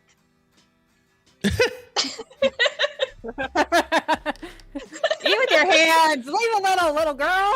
Let's do this. The carny points at you with its cane and giggles. "You are too funny." I'm sorry if I didn't specify. This is a fairy speaking. A fairy in Yes. Carney's clothes. He holds up his cane and you hear a loud popping sound come from it. Very loud popping, almost like a gunshot going off. Just a loud pop. Oh. And people start grabbing cupcakes and shoveling them into their mouths. Boy. Here we go. All right. Do you guys start eating your cupcakes? Oh, yeah. Oh yeah, All right. in it to win it. All right. Those of you that are I have eating. no idea how she manages to do this, but she takes very large bites, but like very prissy and clean at the same time. I don't know how this happens, but she does it. like an anime character, her mouth just goes really big and engulfs Yes, the entire cupcake. Exactly. Not a single crumb, like no like icing on the face, nothing. It's just gone. She has like the really cute squirrel cheeks, like they're big and bulgy. Exactly, yes. Oh my gosh. Cameron's Okay. literally like picking every crumb up. Like he's licking out the wrappers of each one to get every little piece of cupcake out. All right. Let's ready our cupcake tracker. All right. So I want each of you to keep track of your own cupcakes. You can eat 3 cupcakes plus your constitution modifier before you have to start making checks. So 3 plus your constitution. That's how many cupcakes you've eaten. And for every cupcake you shovel into your gullet after that, I'm going to need a DC 10 constitution saving throw, or you're going to take some custard damage. Oh. All right. Start with your... Death by a custard. All right. Constitution saving throws for my cupcake eaters. So we'll roll a d20 and add our constitution. Yeah, it's a con save. Okay. So how many? Add a d4. So we roll 1 time for every extra cupcake we shove in our mouth. That like is if I want to correct. shove 6, I roll 3 times and hope all 3 pass. Wait, what? If I want to roll 6, if I want to eat 6 of them, I roll 3 times and hope all of them pass, or you just do 1 more than your constitution. No, you're... Every time you eat a cupcake, you're going to roll a con save. It's a DC 10, and if you fail, let me know. Tygenna, do you want to roll off. your... Okay, so you're starting off with that many, and then this is how many you can survive afterward. Right. So okay, I can eat 4 right now. So I can eat 4 right now. I'm now rolling to see if I can eat a 5th one or not. So I just ate a 4th one then. Okay. Tygenna, did you want to use your bardic inspiration on this one? Yes. Okay. Ooh, all right. Okay, that's a 9. Still not enough. All right, so this is a separate hit point bar. This is not your primary hit points. This is separate. Okay. Each of you take 1 custard damage. Cameron, you passed. You're good. Duchess and Tygenna, you take 1 custard damage. Let me know when your custard damage puts you at 0. All right, next round of cupcakes.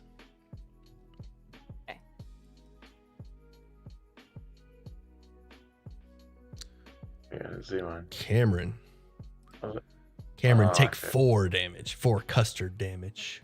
Next round of cupcakes.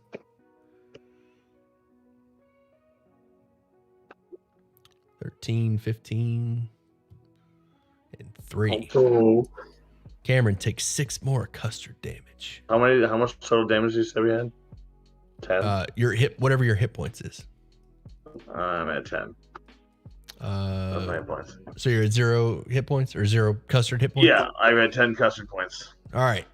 That last cupcake that you just finished counts for your total, but that's it. You can't handle another bite.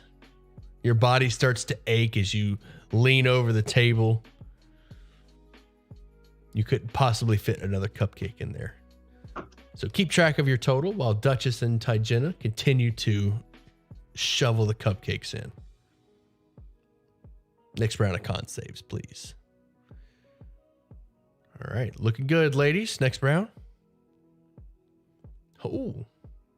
Woof. Double cupcake? No, we'll just keep it. It's just 1. She just knocked it back like it was nothing. All right, next round. 17.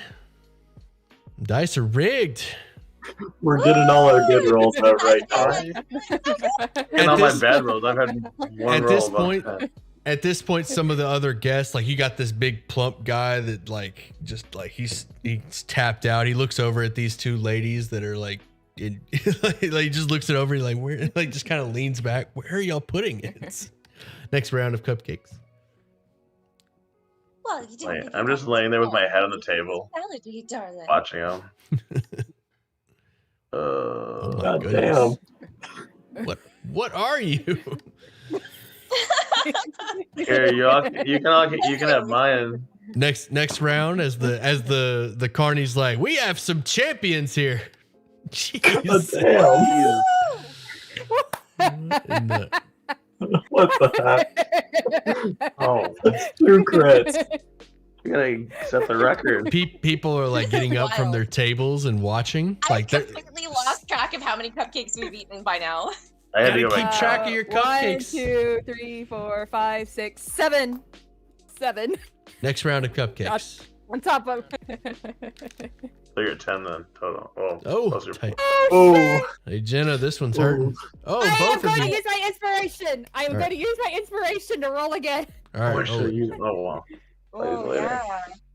I would actually actually like to do that too. That's a great idea. No. All right. Roll it, Duchess. Oh, all right. Damn, No. I did it. You and I are linked, babe. Okay, I'm gonna Yeah. re-roll that damage, just because you guys re-rolled after seeing the damage. 6 to each of you. Ooh. I'm gone. I'm out. Yep, we're both out. All right. So who? So it looks like you guys are both out at the same time. So who has the higher con? I think he does. Mine is just a 10. Okay. Yeah, I'm a 12 with Okay. my con. So you I had have you ate. proficiency on.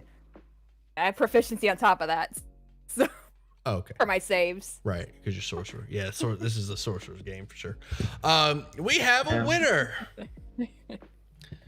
Claim your prize, and he holds up a lotus flower, and in the center of the lotus flower is a pink cupcake with sprinkles and frosting. Oh, that's lovely. Umbrella. And he holds it out Very to you. cool. I graciously accept it.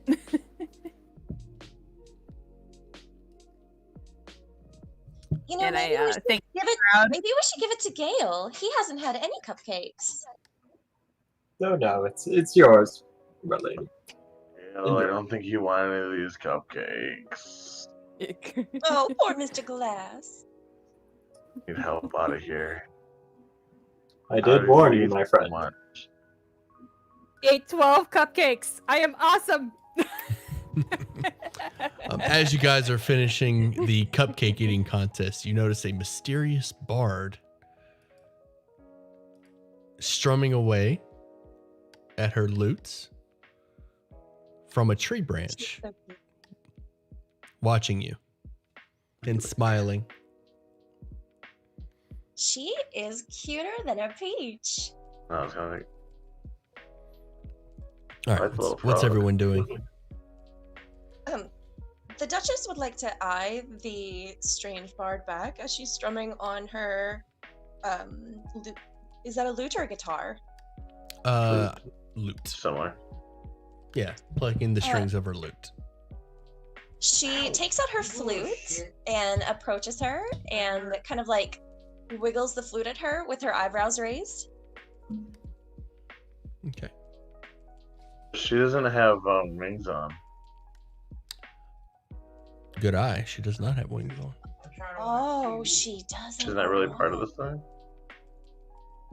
You can't Is she tell. gonna get in trouble? Cameron's been checking her out too. That's why he noticed she doesn't have wings on. You He's like, can't eyeball tell. him. She is sitting on a swing, plucking away at her lute, providing music to the cupcake eating contest. Does she look like she's a part of the festival? Like she's dressed in like carnival clothes? She definitely stands out from the rest of from everyone else that you've seen here. She's not wearing any of the Carney's clothes. She's not wearing the butterfly wings.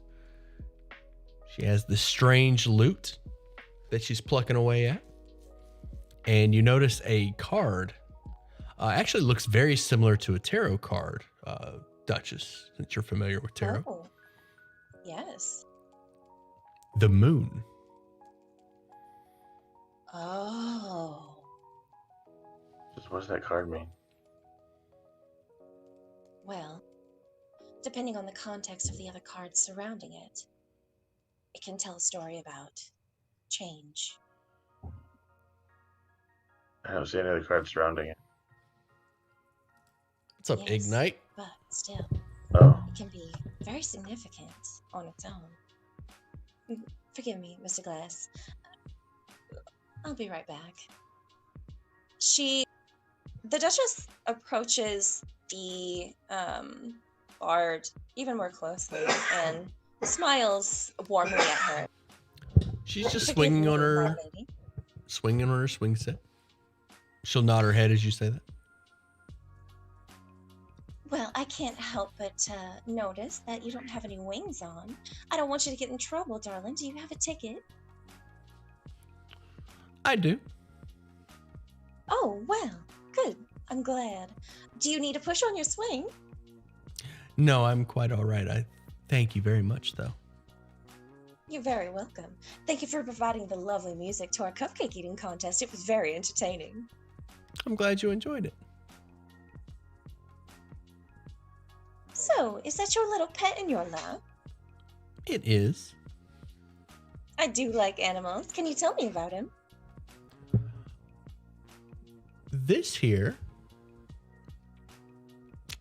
pet of mine has a name, but we're going to call him Froggers. Froggers, that's very cute. May I pet him? Absolutely. She kind of like crouches down and like very gently strokes the little frog like in between his eyes. He's just darling. Cuter than a new store-bought doll. What the hell is Eliwick's pet frog's name? Thank you. So, I can't help but notice that you're just sitting out here on your own, looking a little conspicuous as you're not dressed like the rest of the carnies. I know you have a ticket. Are you just here to enjoy the sights, my lady? I am. And to keep an eye on some investments. Oh, very well. Well, that sounds wonderful. Well, I'm going to return to my friends. You have a wonderful day, ma'am. You do the same. Duchess. She pauses. How did you know my name? It is written right on your face. She kind of like bows. She kind of bows politely and smiles cautiously. Well, thank you for that. That's very informative. She plucks a few more notes of her string and says, "Tell Gale to lighten up." Honey, I don't think he could lighten up if you blew helium straight up his ass. She giggles. Be that as it may, he's still a wonderful man, even if he does take himself a little too seriously sometimes. I know he is. Stranger, how do you know so much about us? Well, it just so happens that you and yours are the investments that I'm keeping an eye on. The Duchess narrows her eyes and turns and looks back at her friends who are grouped up, I guess, talking maybe, and she looks at the... Is she a halfling? She is a gnome, I believe. Yeah, gnome. A gnome. No. She looks at the gnome and says, in a soft, quiet voice, "My lady, were you the one who purchased our tickets?" Guilty as charged. No, not for me to be ungrateful, because I am. We are having a wonderful time here. But why us? That information will be revealed to you in time. Very well. Well, I appreciate you buying our tickets and keeping an eye on us. Hopefully your intentions are nothing but good. Forgive me. I'm going to return to my friends now. Have a good evening or afternoon, my lady. Enjoy the carnival.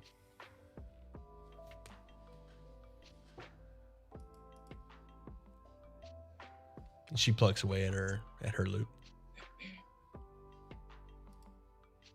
So the Duchess returns to her compatriots and she approaches them and she has a very concerned expression. Her brows are furrowed.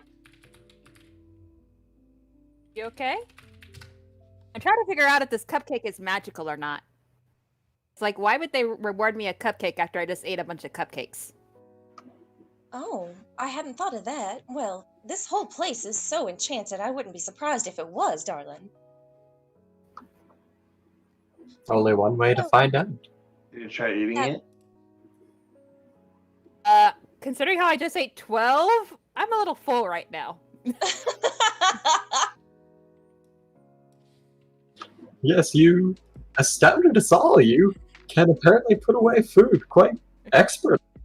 Maybe we should have Gale try biting it. Jesus. Yeah. He didn't eat anything, right? So Do you think he can fit it in okay without being sick? Shouldn't we test to make sure this is not magical before we let random people biting into Oh. it? Alright. Yeah, should we like detect magic on it or something? I Like, suppose would I we get even be able to detect tell? magic. I Like, suppose I it use- seems like everything is magic around here. The I cupcake think- is. Wait, Gail, you're casting Detect Magic? I don't have it. I am. I have it as a fur bug. So Okay. It is magical and it radiates illusion. Ooh. it's illusion magic on this cupcake. Gail, Maybe it that's turns your you into a expertise, darling. Sorry? Isn't that your expertise, darling? It is one of mine. I wouldn't say expertise. I'm still dabbling, but I certainly try. Oh, when one of us figures out identify, maybe then we can figure out exactly what type of illusion magic this does, and she'll put it away in her bag. If you spend an hour with a short rest with it, you can also identify its properties. Oh, Perfect. Okay. She'll Check it. she'll then grab Lissa's arm. She's like, "Come on, I want to do the dragonfly rides now." Did all right, darling. Come on. Did let's that go. gnome I'm have- ready. anything to say, Duchess? Actually, yes, Mr. Gale. Come here. Let me tell you. She's giving me the heebie-jeebies, one might say. Well, to be completely honest with you, darling, I was a little bit concerned myself when I spoke to her. She was responsible for buying our tickets, apparently. She called us investments. I'm not really sure what that means, but she was not prone to give me information. That is worrying. She I've- did say she had a ticket to be here, so at least we know she hasn't broken in or anything. Yes, well, she can obviously afford it. She bought 4 more. But Very true. gifts are an interesting thing with people, especially around the Fae. Well, I guess we will see where it goes. But only one way to find out. But in the meantime, why don't you two go enjoy your dragonfly? Maybe me and Cameron can figure out one of the other ones, or maybe even join you. Cameron? What tickles your fancy around here? Everything. His smile is still wide. It went away a little bit from the treant. Went away a little bit when he was stuffed, but it's back wide and bright. Giant smile again. Everything fascinates me here. You can ride on a giant. That's so amazing. Mr. Glass, would you like to accompany us? I want to do everything. Gale, are you coming with us? Yes, no, of course. Wonderful. Let's go. Woo! As you make your way out of the feasting orchard, you see several booths in a circle, several carnival games. Ooh. You see one person blindfolded attempting to snatch a dragon out of the air that's flying around their head. Stand by for handout. Oh, it's like a medieval version of a piñata. You're trying to snatch it. Is it an actual With the tail dragon? on- It is a the tail on the fairy. donkey, but reverse. Fairy Catch, dragon? catch the dragon by the tail. You see another person.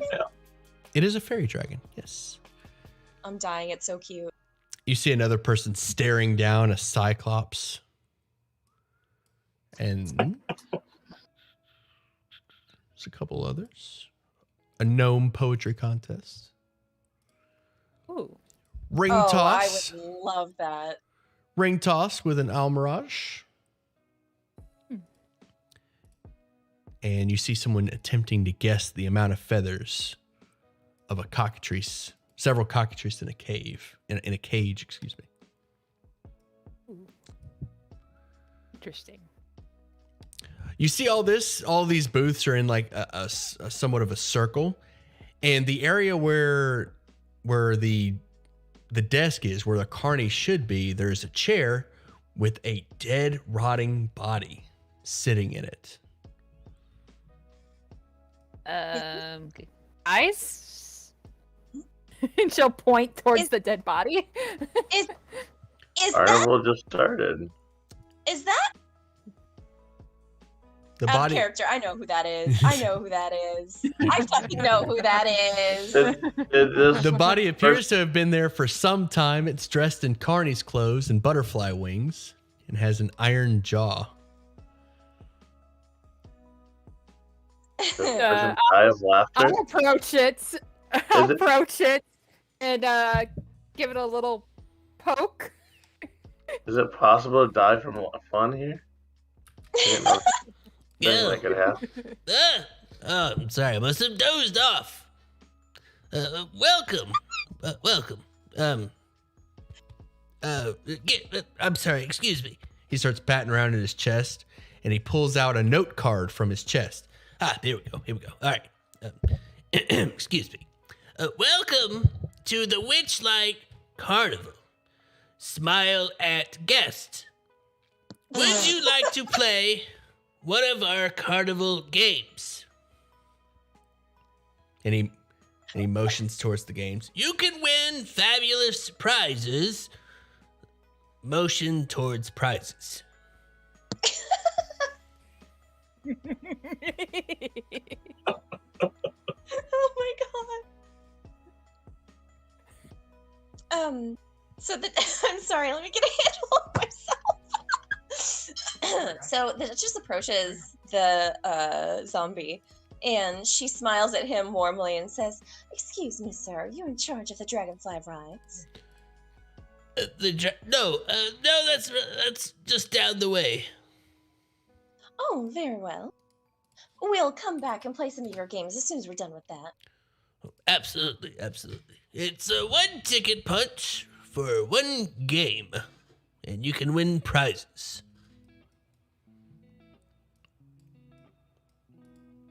Okay, Quick so yeah, we'll question. come back after the dragonfly rides because this looks like so much fun. But it's like we only have so many punches, so we need to conserve at least some of them. Well, we have currently. Well, you guys have 14. Other than Everyone but me got a new one, didn't you? yeah, other than Cameron. I can go get another one if I needed to.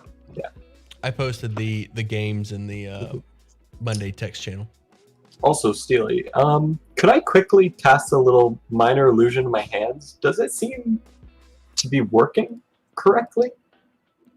It does. And like to the same effect that I'm used to? Yes, it does. Okay. Your spell functions normally here. Okay. Sorry, I just wanted to double check that.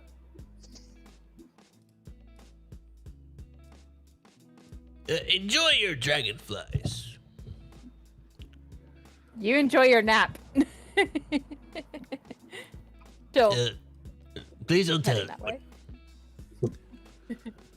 As you Don't guys make tell your anyone. way to the dragonfly rides, you see huge lily pads that rest on the surface of a pool glistening with phosphorescent algae.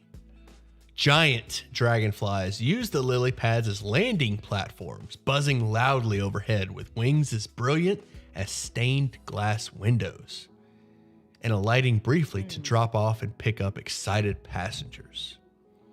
Near the entrance, there's a small smiling tree that turns your way and beckons you over, and a red squirrel clings to its leafy canopy, peering at you suspiciously. You recognize this as Northwind, the adorable Aw. treant sapling.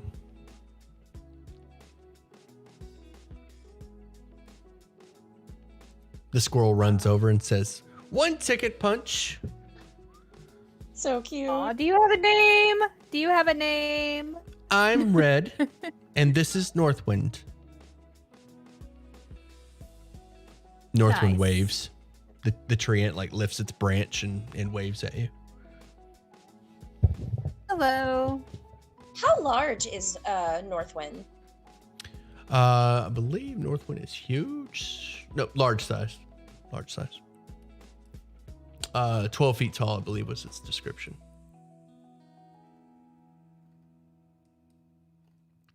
Okay, she'll hand over her ticket. You get punched. The squirrel punches the ticket and motions you towards a dragonfly that has just landed on the lily pad. And instructs you on how to mount and dismount the dragonfly. Fear not, Nice. These are well-trained dragonflies. Oh yeah, she gets on. The dragonfly quickly takes off and begins its flight around the top the sky above the carnival. Similar to the bubble, it kind of gives you a bird's eye view of the carnival. Anybody else? I would like to go. All right. Red Yeah. stamps your ticket and does the same thing, motions you over. So the Duchess approaches the dragonfly with a little trepidation. She's a little scared of heights, but she pats the dragonfly and kind of like bends over and whispers to it, "Go a little slower, my friend. I'm a little nervous." The dragonfly bows its head and kind of wiggles its body towards you. Oh, that's sweet. Okay, she mounts the dragonfly side saddle very, very properly, like a lady. The dragonfly takes off. Red looks over at Cameron and Gale. Yeah, Gale will also approach. All right. One ticket punch and the same thing. And Gale's gonna, while he's up there, is can I notice that there's any particular places where people are starting to congregate? Let's see. Congregate. No, it's a pretty everywhere looks pretty active with the exception of the Hall of Illusions. The Carnies and guests appear to be giving the Hall of Illusions a wide berth. Really? So there's like almost no one by there? There's a few, but it's noticeably less dense than the rest of the carnival. It's like one of the least popular attractions. Yes. Huh, I wonder why. That sounds so fun. You also notice the staff area from up here. The staff area is where all the wagons are kept that hold the carnival, and there's a thick, thorny bramble wall surrounding the entire thing. Oh, that's probably where Mr. Witch is going to be. If we're going to talk to anybody, we should probably try and go over there. Somehow. I think he'd probably be in the big town. Isn't that Oh, where you the think so? Cameron, I did guess it you? depends on. Yeah, well, once everyone else, he's gonna go up to his dragonfly and use his speech of beast and leaf. Doesn't communicate, don't understand beasts and plants, and have advantage on charisma checks to influence them. And he wants to whisper to him and say, "Hey, can you make me look like an amazing pilot up there?" Let me see here. Intelligence of 3. Does it work on intelligence of 3 or 2? It's just a persuasion check or charisma checks against them. It gives me advantage unless we talk to any beast and plants. Okay, all right. I can't understand them though, so if they don't do anything, then I would recognize them. Okay, yeah, it'll nod at you and confirm. But as you approach the dragonfly and as you're talking to it, a dwarf is attempting to mount his dragonfly, and the dragonfly panics and quickly does a barrel roll and takes off early with the dwarf's ankle wrapped around the harness. The dragonfly flies up in the air really high up, dangerously high, as the dwarf is dangling from the side of this dragonfly. And Cameron, you happen to notice a suspicious looking kinku off in the bushes that quickly ducks away as you notice them. Do I see the out of control dragonfly? You do. This is happening just as the dwarf is starting to take off, and we'll go We'll go with whoever was last. So Gail, roll me. Gail, you see this happening. You can act first. Does it look like Tygen is about to? Oh, sorry. Was it just Cameron who noticed the tricky Kenku? Yes, Cameron noticed Okay. the Kinku. You guys see the dwarf, like the dwarf has already taken off, and you guys just kind of look over and see a dragonfly with a dwarf that's like struggling, panicking, like tears rolling down his cheeks. It's making his face paint like run, and he's just yelling. Yeah, can I try and take control of the dragonfly and fly it over and see if I can maybe intercept and? Absolutely. So I didn't specify. But the dragonfly is on a track. It's just going to take off, and it does its normal figure 8 around the carnival. But you have the option to try to gain control of it with animal handling. So roll that for me. Yep. Damn. All right, 19 though. So. 19. That is good enough. You managed to gain control of your dragonfly, and anybody else that's interested, you can go ahead and roll that. Seeing it, she would attempt. Okay. I know I'm doing this dragonfly. I talked to Cameron, you don't need to roll yours. Well, I was gonna tell the dragonfly. I was gonna say, dragonfly, here's where we look good. That Kenku's in the woods. Can we go pick him up? And see if he'll like fly over and pick up the. I'm assuming if they can carry us, they're big enough to pick it or like pick something up. You know, like can I pick up the Kenku and bring him back? You're unsure of the strength of the dragonfly, but you doubt that it could carry 2 passengers. Oh. Can I just tell it to go do that and not get on it? Was that a 20? Go get that. Time to be a hero, dragonfly. Get that Kenku. He just. You're telling the I like that. Roll Just the dragonfly. Actually, post your ability first. I want to read that ability because that sounds like a strong maybe. What kind of perception these dragonflies got? So, as the dwarf and the dwarf / dragonfly incident takes place, the Duchess looks over at Tyjena and screams her name. Totally doing this, and she'll like grab the reins of the dragonfly and move it towards the dwarf. Yeah, the Duchess does the same thing. Yeah, they both go in for like a steep dive after him, or I guess a steep climb after him. That's pretty cool. I like that. Okay, yeah, you were Cameron. You were able to command the dragonfly. You were able to give it enough information that you wanted to track down the Kinku, so it takes off to do so. Those of you, all 3 of you that are, the other 3 of you have gained control of your dragonflies and can maneuver them to attempt to save the dwarf. Gail, you're able to get close enough to the dwarf. Tyjena, you're right behind him. It will require another animal handling roll to save the dwarf from falling with advantage because you have help. Alright. Oh, with advantage too. You have inspiration still? I do. Can you inspiration something that's already advantage? Yeah, it's a reroll. I use it. Or are you talking about DM inspiration? Or yeah. Okay, yeah, you can reroll it. Yeah, I'll pop it. Yep. So come on, luck be a lady. 16? 16, yeah, that's good. I panicked for a second. All right, you are So did I.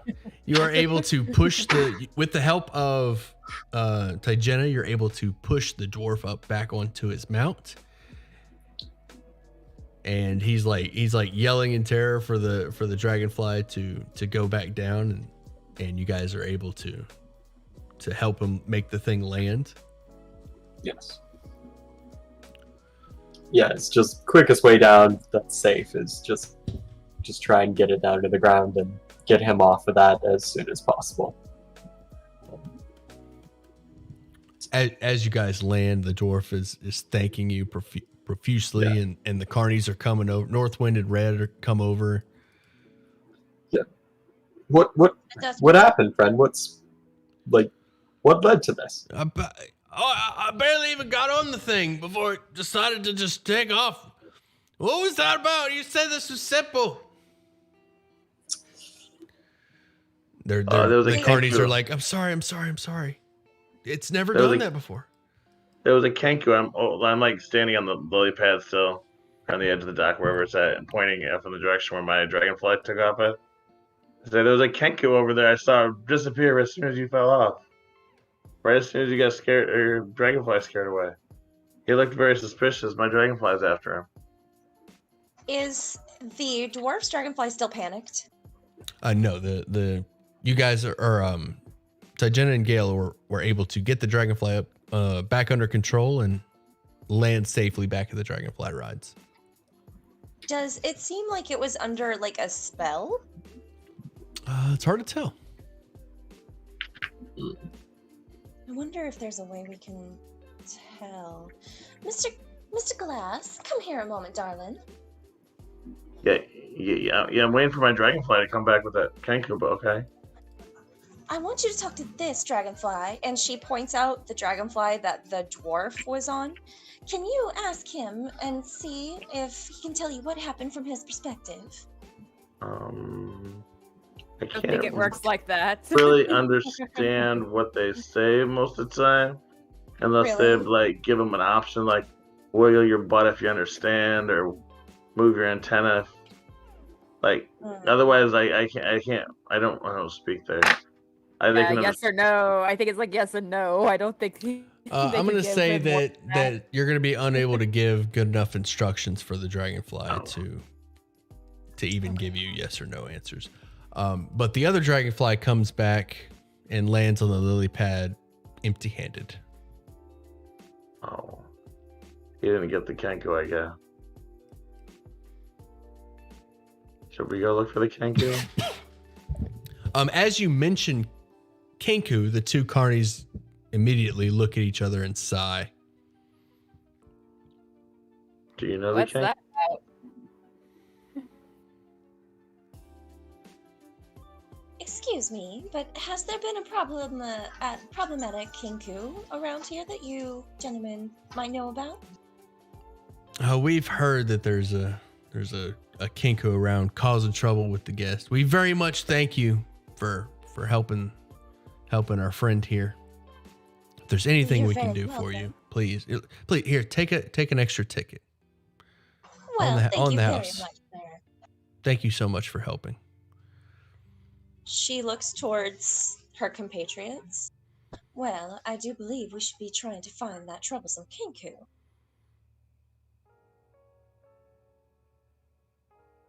Where would we then start, though? It's like this is a big place. The carnies quickly move it. No, Witchlight. please. Just enjoy your stay. Don't let this bring a damper on your enjoyment. I'm sorry, we insist, really, we insist. It has been so fine here, we don't want anybody to be causing problems. We would be happy to help, sir.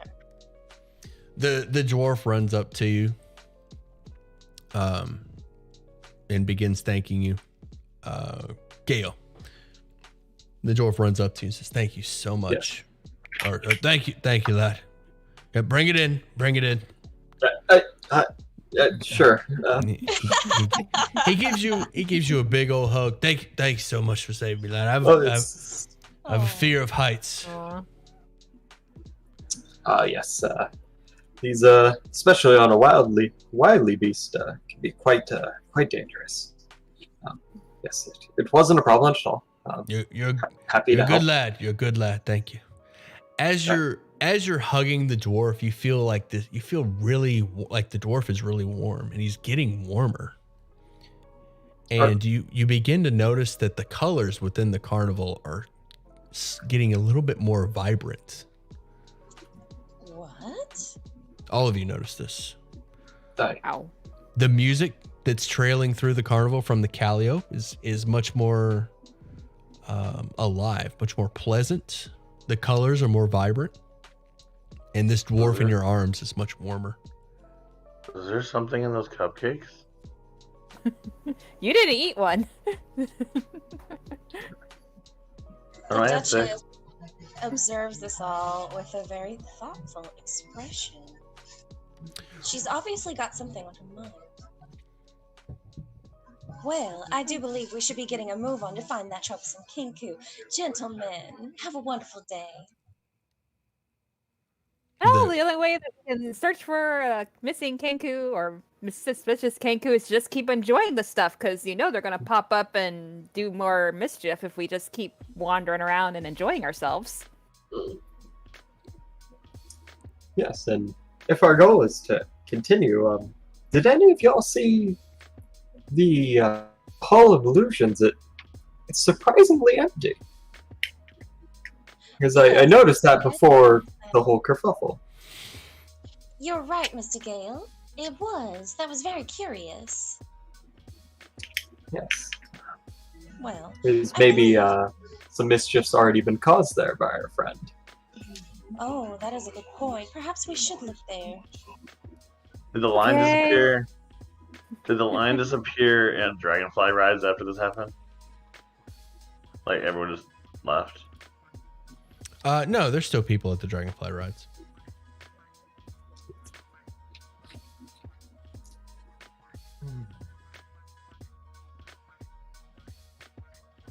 All right, let's go. Should we Let's go go. back to that weird old guy over the Circle of Games? I'd like to, but that's up to the two mystery detectives over here. It's kind of on the way.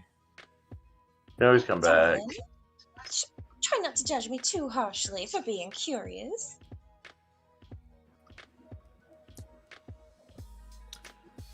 Those of you that are one person roll me a nature or arcana to determine what's going on with the carnival. I'm proficient in Arcana if you want me to roll that. One person, nature or arcana. You probably have the best bet. I got 9. I think that's a good idea. I'm a -1 in both. Yep. I'm just a +2. Yeah, Okay. -1.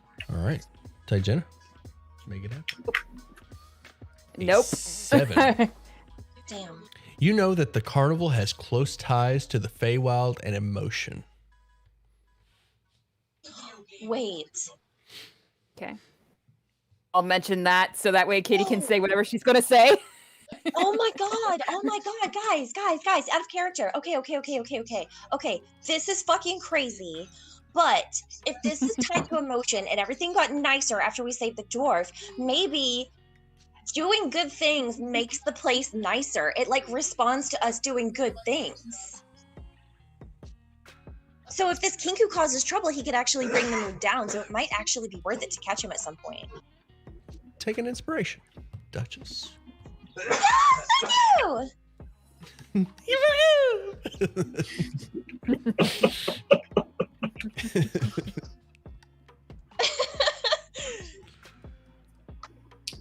Well, gives us a reason to hunt him down. So it's a good reason to do good deeds around this place while we're enjoying ourselves. I completely agree, Lady Tajin. Well, let's get a move on. Do we want to stop at the gifts or the? And I want to do some carnival games. Yeah, the game. Sorry, that's Oh, what I meant. yes, let's stop by the carnival games on our way there. I'd like to do the poetry. Very Head back to Kilbrew. Go! Welcome to the Witchlight. Oh, hey, you're back. Welcome back. Did you enjoy your dragonfly rides? Someone almost died, darling. Oh, that does not sound enjoyable. On behalf of the carnival, we are deeply sorry for almost killing someone. Ew, that sounded very, very sincere, my friend. Go! It would be tragic if I lost this job.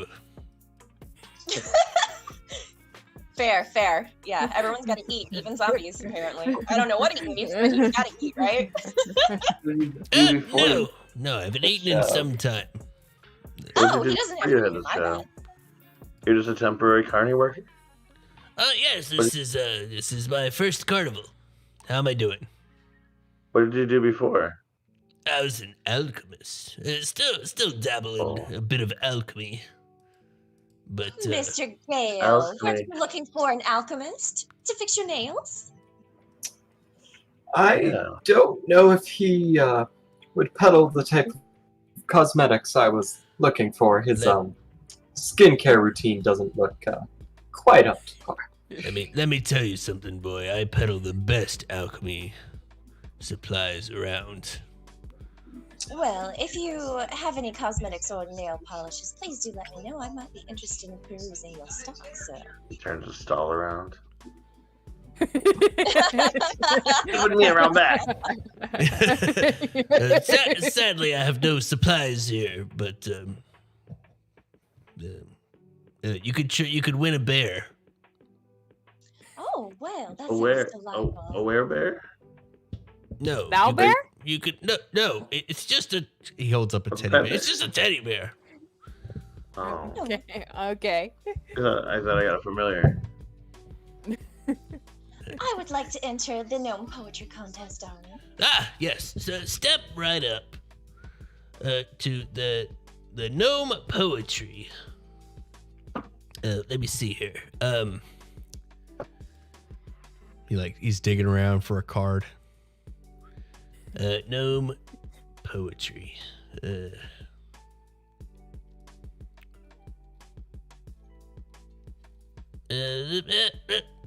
Hold on. Sound the chime. It's time to rhyme. You bring the poem, and we'll bring the gnome. Gil.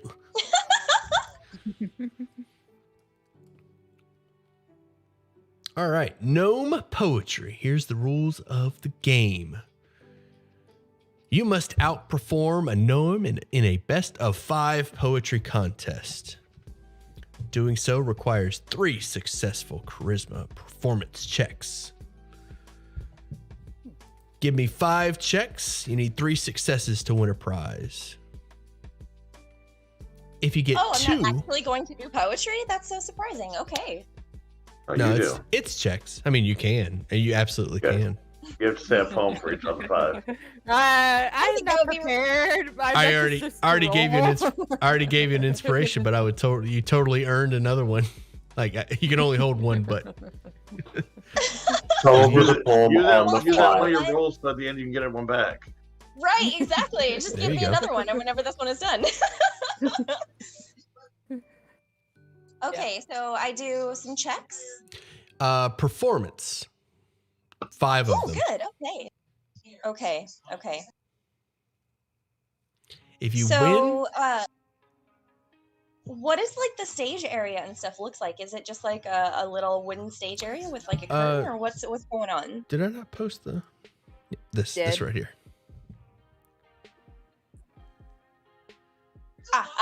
Yes, thank you. Okay, so she turns to Tygenna and squeezes her hands, and she says, "All right, darling, I'm going up there. Wish me luck." Yep, I'm right after you, so I'm interested to see how well you do. Excellent. Why don't we go together? All right. Who else wants to join? I don't know. I think we'll just enjoy your performance. So here's how we'll do the multiple participants. You get 5 performance checks, 5 different poems, and you can divvy those out to whoever would like. So if one of you do 2, the other do 3, or 1 and 4 if you'd like. Yeah. You want to do that, Tygenna? Sure. So I have a 5 to my performance. Same. Okay. So you got the inspiration. So how about I do like the first 2 and you do the last 3, so that way we can see if we need to use your inspiration or not. That sounds like a great idea. Sure. I'll go ahead and roll first, my first 2. Can I give her Bardic Inspiration again, or is that just once a day? I believe you get 2 uses at level 1. Yeah. Okay. Okay, I'm gonna give her Bardic Inspiration again, so you get another D6, honey. Okay. Nice. Yeah! Look at that! All right. I'm going to go ahead and roll that d6 on that first one to bump up that 11. Okay. 14. So 14 and 24. Nice. All right. 1 success. Ooh. Okay. All right, here we go, Duchess. Hopefully Okay. you can pull it out.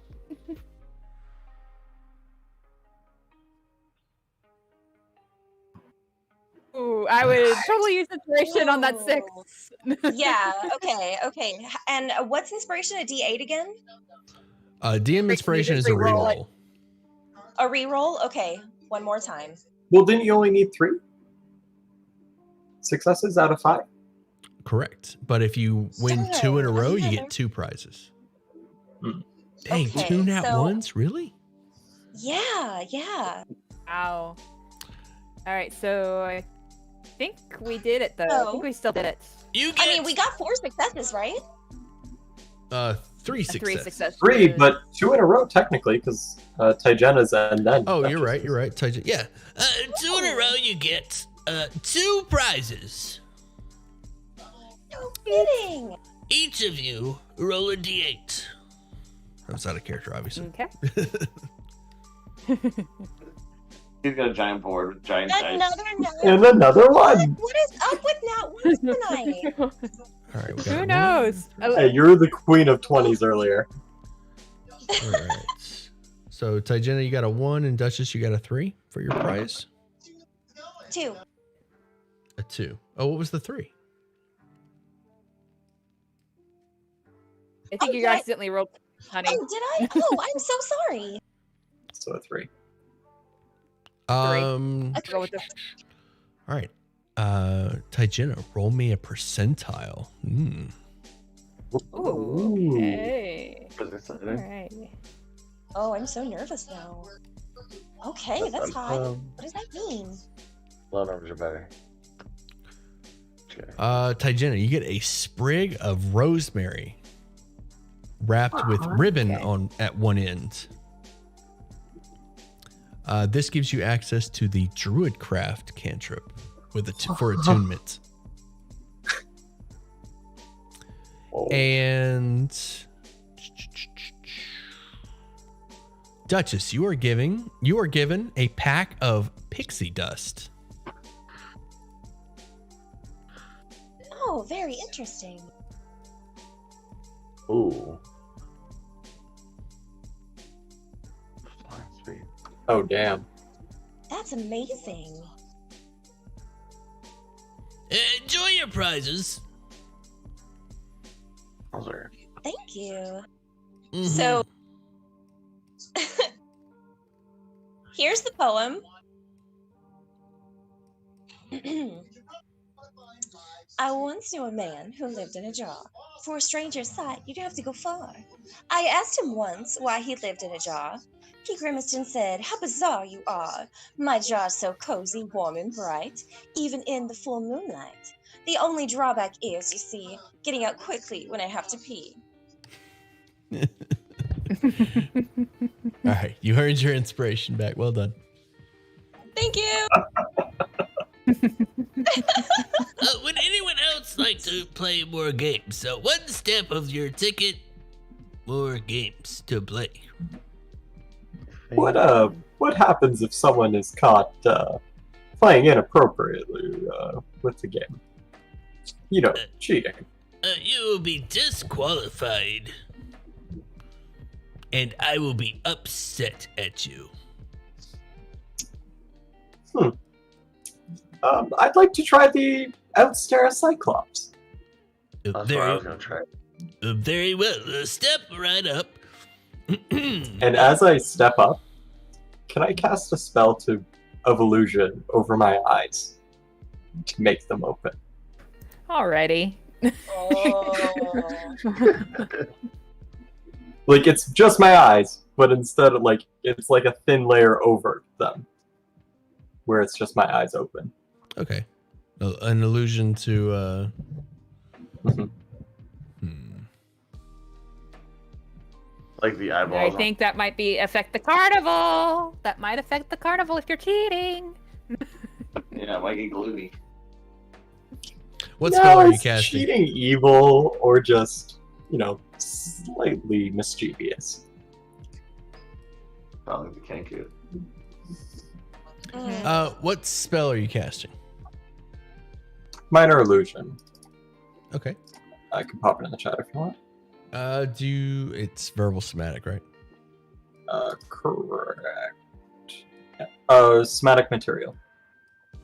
Okay. That'd be a little bit easier to sneak by old Kilbrew. Roll me a stealth. Alrighty. 17. All right. Let's see. All right. Does not notice your illusion. Oh. What do you do when the eye of the Cyclops falls upon you? You stare right back if you've got the stamina. I most certainly do. I'm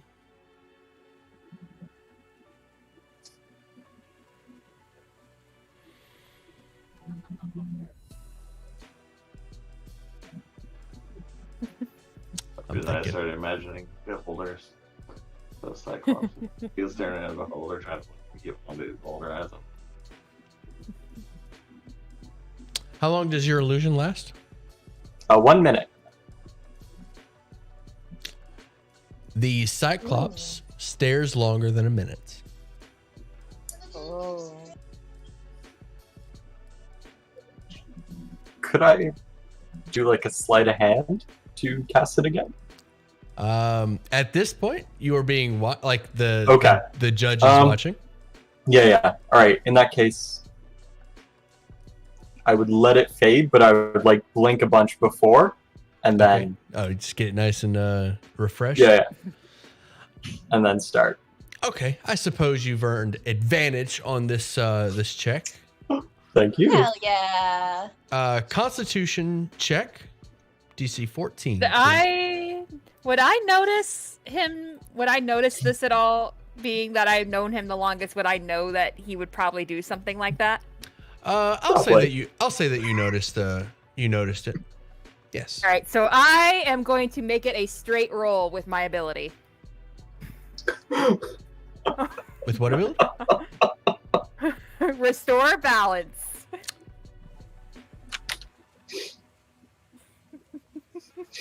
When a creature you can see is about to roll a d20 with advantage, you can.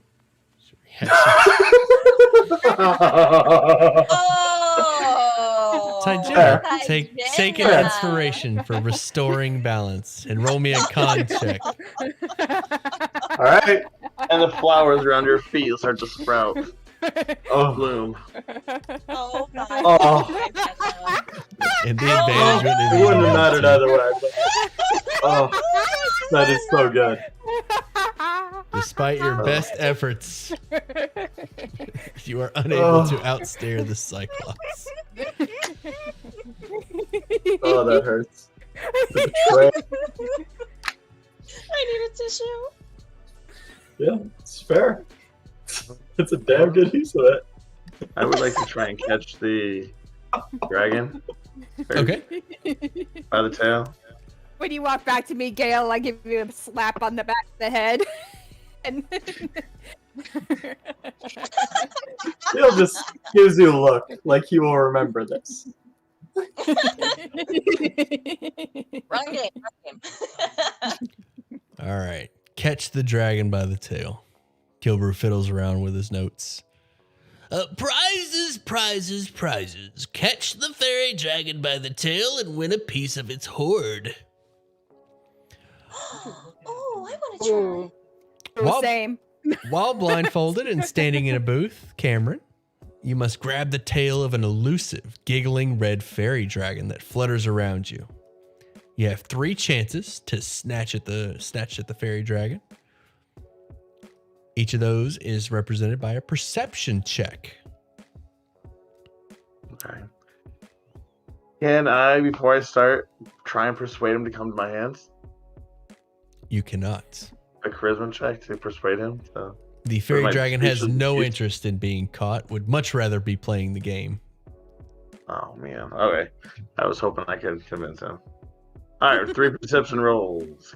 Oh, And if you catch it on the can do first it. try, you get 2 prizes. I did not. Can't roll higher than a 3. Oh, there we go. There you go. You are Oh, able to catch the no. dragon and you win a prize. Congratulations. Very nice. I got it. Oh, Good dragon. Good dragon. You could have came to me on the first one. We could have played some more afterwards. It giggles and laughs at you. Just stroking it down the rib. You know, the spines on the back. now Hang let's see what you've won. Kilbrew reaches Ooh, his yeah. hand in the box. Roll a d8.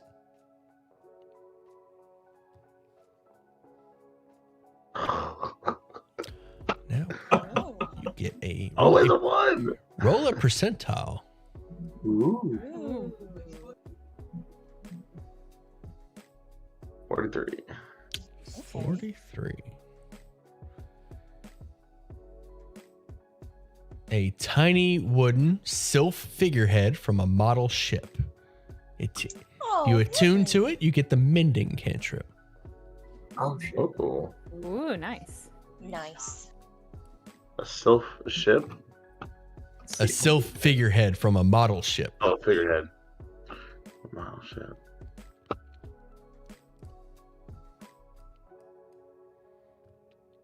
Who's up next? Me. I'll do it. Yep.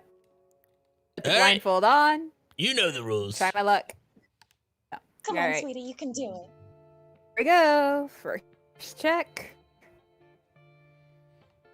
Very. Wait, you don't have advantage, do you? You do 16. not get it that time. Oh, dang it. Okay. I don't think it's going to get any higher, though. Let's Ooh. see. Come Second. on, you can do it. Oh, You got one more. You can do it. yes! Hey! You catch the fairy dragon. Very well done. Yeah! Now for Yay, your prize. Kilbrew starts All right, fumbling around in the yay. prize box. You win a. He holds up a unicorn horn filled with candy. Aha! Candy. More Nice. sweets. Thank you. Is the unicorn horn a genuine unicorn horn, or is it a candy unicorn horn? It is I like that idea. It's a replica unicorn horn, but I'm changing that to a candy unicorn horn. I like that a lot better. Oh, that's Nice. cute. That's cute. It's like an like ice a- cream cone. Yeah, I was just thinking that. Never-ending ice cream cone. Always there. Anyone else? I would like to try, please. Step right up. All right. Here I go. What was the one we haven't done that? Like, oh. Ah, very well done. Yeah. Very nice. I feel like this fairy dragon needs to be a little more elusive.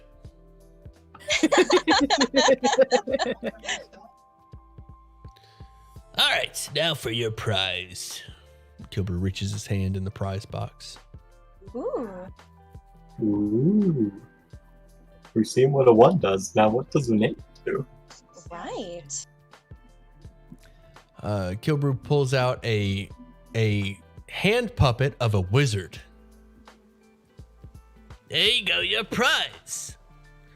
The wizard has like a wizard hat and a wand. So cute.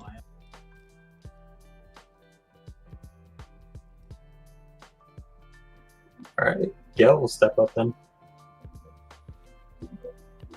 Unless the wizard does something. Alright. Does the hand puppet do anything, or is it just a toy? No, it's just a toy. Oh, okay. Mm.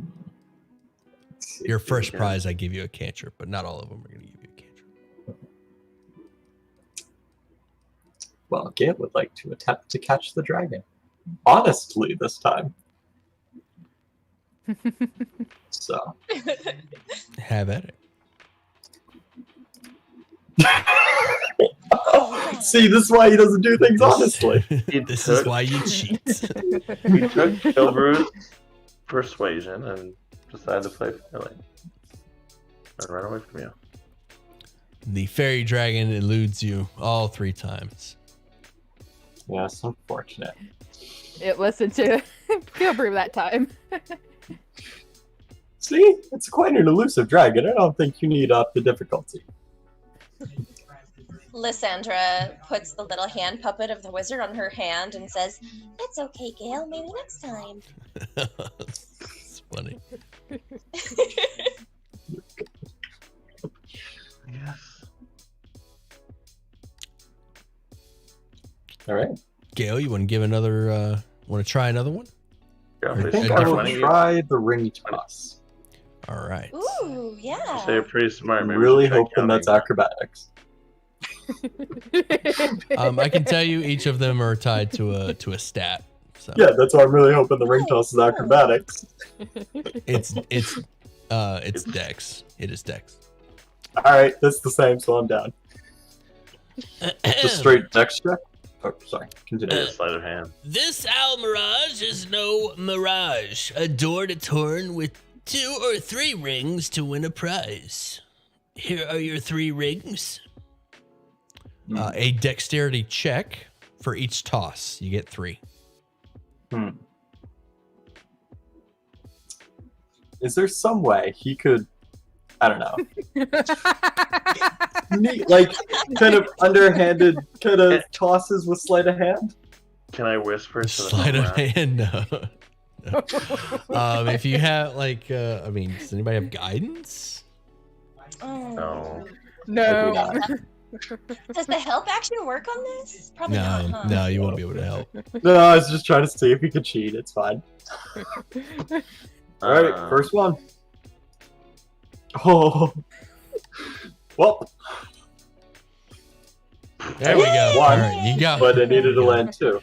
Oh, it is 2 successes. Dang, your rolls are unlucky. Oh, is it really? Damn. Yeah, it's Wow. 2 for a All prize.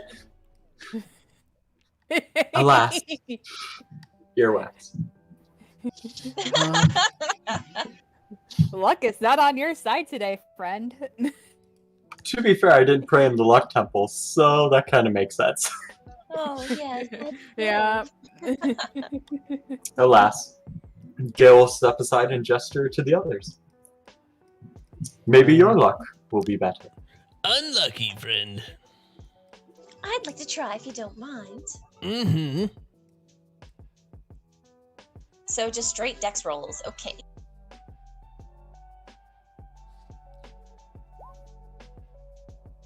Darn, no luck for me either. 1 ring landed. You need 2 for a prize. Better Well, luck thank you next anyway. time. Or you only get 2 tries. Or you need 2. You get 3 rings. Okay. Mr. Glass, are you gonna try? Eh? Sorry. What? Mr. Glass, are you gonna try the ring toss? I'm not super good at dexterity, but I guess I could see if he'll hold still for me. So I guess I'm gonna go up and try it. Okay. I'm gonna whisper Yeah. whisper to the Owl Mirage. Hey, you wanna hold still for me? The Almarash teleports around the table. Extra fast. It extra fast. It is not interesting. Dexterity. Here we go. 1. Oh. Maybe? Oh. No. Oh, it was a good try, Mr. Glass. Unlucky. I think it sped up for me when I tried to get him to stop. Are we allowed to try again? Absolutely, but another stamp of the ticket to do so. Of course, of course. Of course. Can I drop a little bit of tea leaf close to me using either stealth or sleight of hand to dry? Yes, I'm trying to cheat. Take some breakfast. It's a Say rabbit, cupcake. and I have tea leaves. If you give him Oh, cupcake, yeah. is the sugar make Can him we give hyper? him a little bite of cupcake? If you give him cupcake, he's gonna get hyper with sugar. Which Give him cupcake? None of you are touching my cupcake. Oh, come on. Oh, that would be Little bite. that would be a funny cupcake to give him. All right, so you're attempting the tea leaves. Yes. As you pour the tea leaves out, they magically form a circle around you and start to glow. Oh shit. Oh, what? Oh, what are those? What are those, Gail? Wait What a do you second. do? What is this? Oh, those loose pockets. Mr. Gale. Actually, what I have will. you done? All right. Actually, let me retcon that because you did detect magic earlier, and those leaves showed up as magical. Oh. And I just didn't tell you. The leaves showed up as magical. So I will let you change that since I didn't. Magical tea. Interesting. Okay. Do I have something else that I can use as a bribery? Breakfast. Do you have rations? Yeah, like, is there vegetables in our rations? It seems Hold out a like, little piece of bread. You have some bread or crackers? yeah. This is a well-trained Almirage. Thank you very much. Throw your rings. So he notices me before I can even attempt. I think he has your number. Hey, he did not catch me the first time. You did. Completely different. That's true. That's true.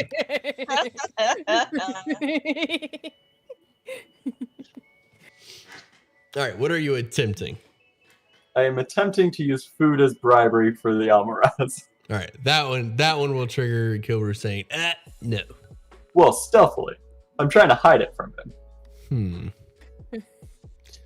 You are unable to hide this from, like, if you, like, getting the food to Yeah, the it's Almirage just not is- possible. Right. Alright, then I'll just try it straight up. Legally. Ugh. You've got to be kidding me. This is why he uses underhanded tactics. You have a +3. That's amazing. Maybe you should try guessing how many feathers the cocktail. Yeah, I'm for the guessing of the feathers now. Pretty smart, Gail. Yep. Maybe they give That'll you. be fun. Maybe you'll actually get the cocktail if you guess how many. Like they Alright. usually give you the whole bag of jar when you do the jar of jelly beans, right? Maybe they'll give you the cocktail. That'd be cool. Birds of a feather. How about feathers of a bird? Step right up and guess how many feathers festoon this fiendish fowl. This one you get an intelligence check. You get 3 guesses. Each one's an intelligence check in order to guess the number. I'll go first. Get my ticket punched and see how well I do. You only need 1 success for this one, but you get 2 prizes if you get it on the first try. Okay. You got this. Intelligence check. Okay. First roll. Hell Nice. yeah. 2 prizes. That is impressive. Did you say it out loud? Did you say it out loud? Can I use perception to figure that You cannot. out? Persuade her to tell me what she said. You cannot. Cheating will harm the mood of this carnival. What? No. Shadow, Oh, dear. thank you for the 40 Oh, dear. rupees. All right. So I roll 2d8s. Yes, please.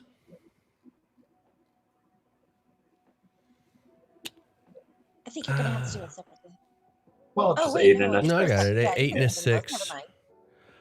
Never mind. You are given a jar of magic face paint that gives you access to the disguise self. As an action, you can apply the face paint to give you the benefits of a disguise self for 1 hour. Cool. And you also get a nice little Spell wizard. slot for that. Say again? Said I don't. That well, having that paint means I won't have to use a spell slot if I ever have to use it. That's right. And you also get a glove puppet wizard. Nice. Twinsies. Nice to each other. How many applications is it paint? Just the one. Single Okay. application of magic face paint. Thank you. So who's gonna wrestle some goblins? Well, the any of you have strength. Nope. Nope. Neg one. I have +1. And I'm powerful. Oh, Hmm. and that's not even cheating. There wasn't a strength one, was there? Goblin wrestling. But he didn't say that one for us today. Yeah, it's in the Monday text channel. I listed all 6 games. Maybe I should give that a go. Yeah. I think that's a wonderful idea. We don't know the best. Yeah.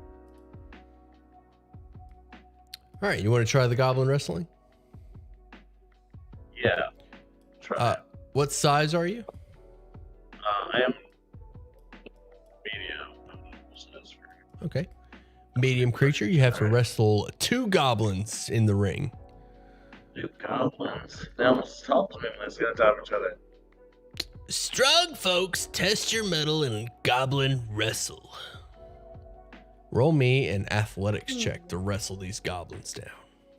I get bonus for being a powerful build. Isn't powerful build just carry? Yeah. Drag, push, and lift. Okay. Yeah, no, you don't get advantage for that. Oh I'm darn. like super wrestling. Yeah, I mean that.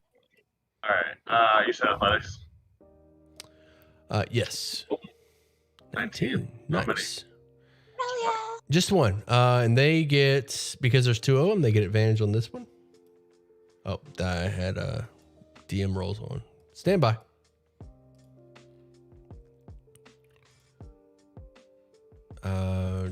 Whisper rolls. I think you can just reveal, can't you? From a DM. Well, I don't think so, because it's whispered to me. So I'm just gonna re-roll it. It's fine. 7 and 14. They failed. Hell yeah. All right, Nice. you were able to like get a knee on one of the goblins and then like choke hold the other. Pacifist for love. Pacifist, Alright. run! We do another round? The do Duchess another loves round. like wrestling and stuff, and she's like cheering and screaming from the sidelines. It is We one have to do another stamp, round? one stamp of the ticket per wrestle. Oh, okay. I didn't know if I did rounds or if I like went out or should have win once. So I won. D8, one roll of the prize chart. Oh, it's on a 1 this time. Got a 7. Oh, Heck yeah. Duchess Now we is can gonna see what love this Kevin one. does. yeah, did you okay. get your cantrip yet? I got a mending, yes. Okay. Cuddly toy spider. Ooh. This is easily my favorite. As an action, you can stroke the spider to gain the benefit of a spider climb spell for 1 hour. Oh, Nice. Oh, That's cool. boy. nice. Once Well, that's used, terrifying. once used, the toy turns into a real spider and crawls away. that is Cool. horrifying. Oh, That yeah, is really so have fun. cool. That is not Alright, okay well, we on know. so many levels. That's awesome. Gail I love holds my that. hand. I have arachnophobia too. so Kilbrew reaches in the prize box and pulls out this Halloween looking decoration of like a black spider with long legs. It's all fuzzy with like yellow eyes. He's like, here you go. Gil. Like a That is stuffed cool. spider.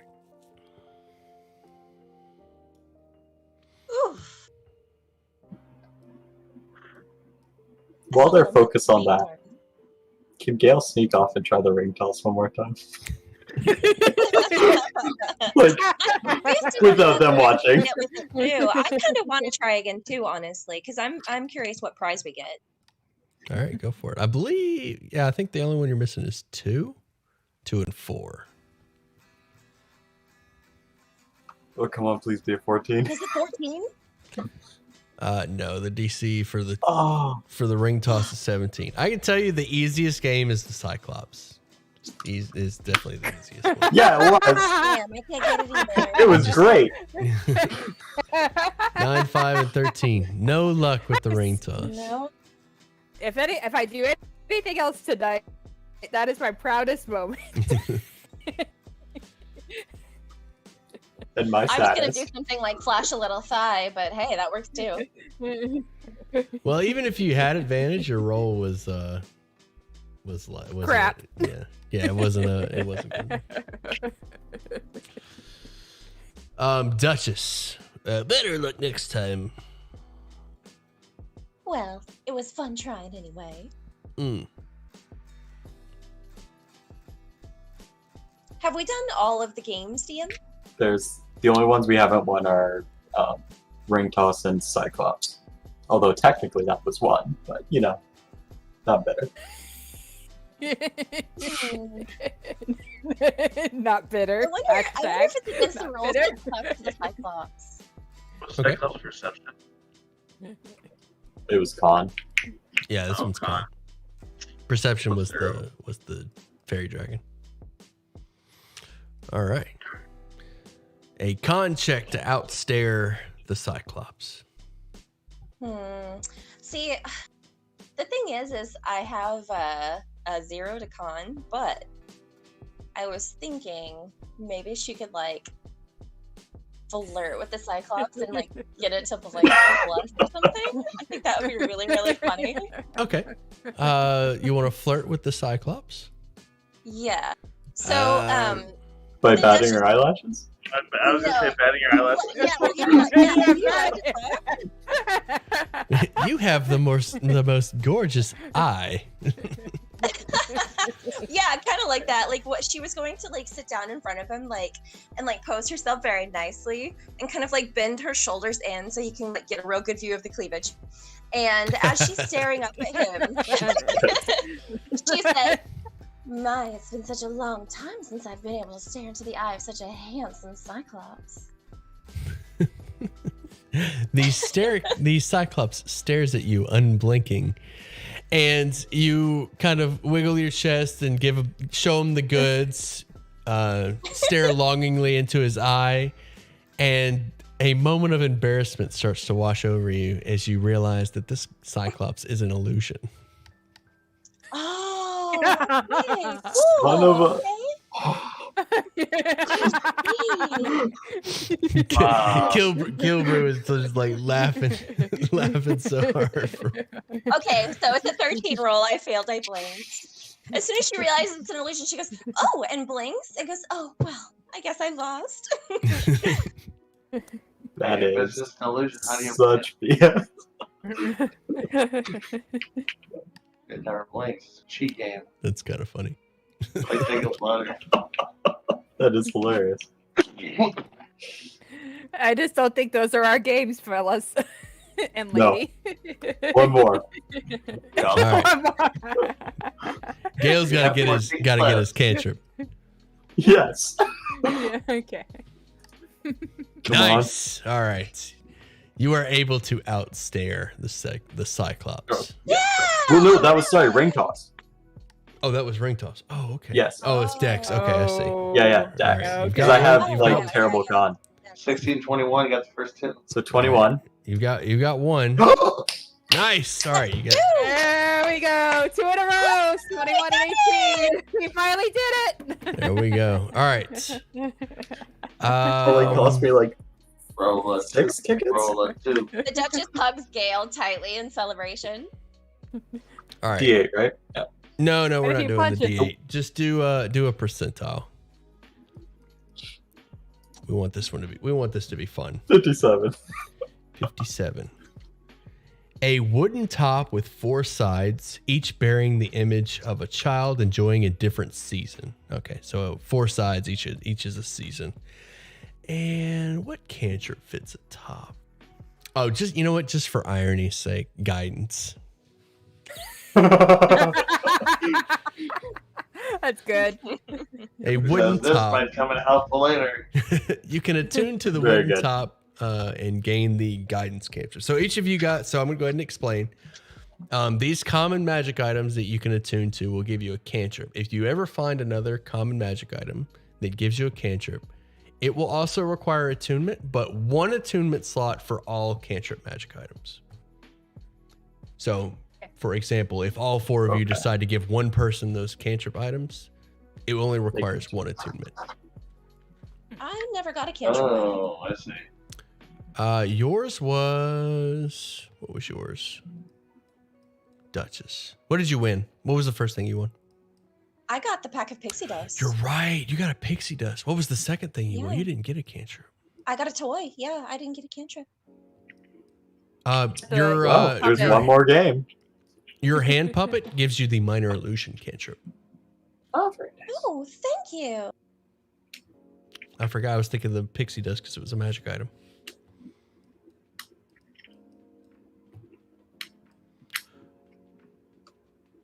We did it, guys. We got all of them. There you go. That's awesome. And Well, it Mr. is- Gale, are you? Go ahead. Are you satisfied? Very.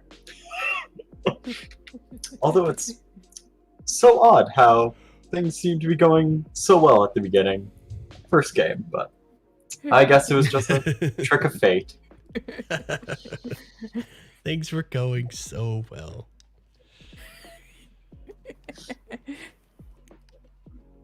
All right, we are going to call it there. That was Okay. fun. That was fun. That was fun. It was great. Great job with the pie or the cupcake eating, the dragonfly, and the I can't believe we ate so many cupcakes. Is 12 the No, record? Other groups? Do other groups do it? one group had a bless going, and I was like, we can't be. So I think they got like 19. They got a ton. Yeah. Oh which my God. the first Oh. 10, like bless only lasted for 10. Yeah, I think you guys got the highest. I don't not everybody has done the cupcake eating also. Okay. Yeah. So Makes there are sense. groups How could you out there that not? haven't done all of the games? That is so strange. Wouldn't they Oh. try and do all of them to win all the prizes? We didn't Oh, do all I'm the sure games something either. happens Well, I mean- that forces Well, We it. didn't do I all mean- of them? What are we missing? You guys basically We've The whole traveled left around side? the carnival, so yeah, it's like pretty The sure mime, that it all everything. depends on what attractions that each group went to. So we went to attractions that probably other groups didn't go to, and vice versa. So right. Mm. I believe Tuesday did the snail racing. That's a really fun one. I love I think the cupcake eat. I keep saying pie because there's a big pie on the carnival picture. The snail racing and the cupcake eating are my favorite, and also the carnival games that you guys just did. Why is it Okay. cupcake eating if there's a pie on there? That's so weird. Yeah, you see the Weird. pie on top of the thing? Yeah. I noticed that earlier, but it didn't like stick out to me that like, why is there a pie on top of that? Okay. And what kind of- DM, It's can you funny. tell me what the pink cupcake does if she had spent this time like looking at it, or do I need to spend like more? Do I need it?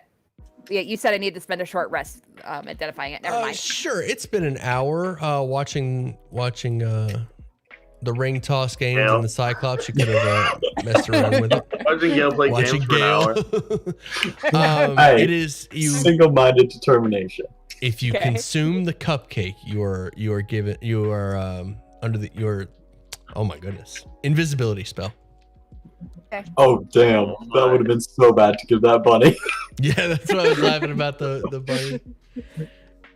Thing goes. You glad that I said no? Oh, Honey Peach. Also, we didn't want to blow. Like, that's a powerful magic item. Yes, that is. Cool. Thank you. So real quick, the map. If you look at the top left corner of the map, that's our clock. 2 hours has passed since you guys showed up. Say like it was about an hour of Dragonfly and Bubbles, and then Cupcake eating and all the prize games. About 2 hours. So that's our clock up at the top left, and at the bottom right is our mood, the carnival's mood. And I have a little token there to track that. DM. So you guys the can more track. people we help, the better. What is the Witchlight Monarch? Say again? What is the Witchlight Monarch? We will find out at the end of the night. It's basically like the VIP of the carnival. Oh, that's awesome. Oh, it's me.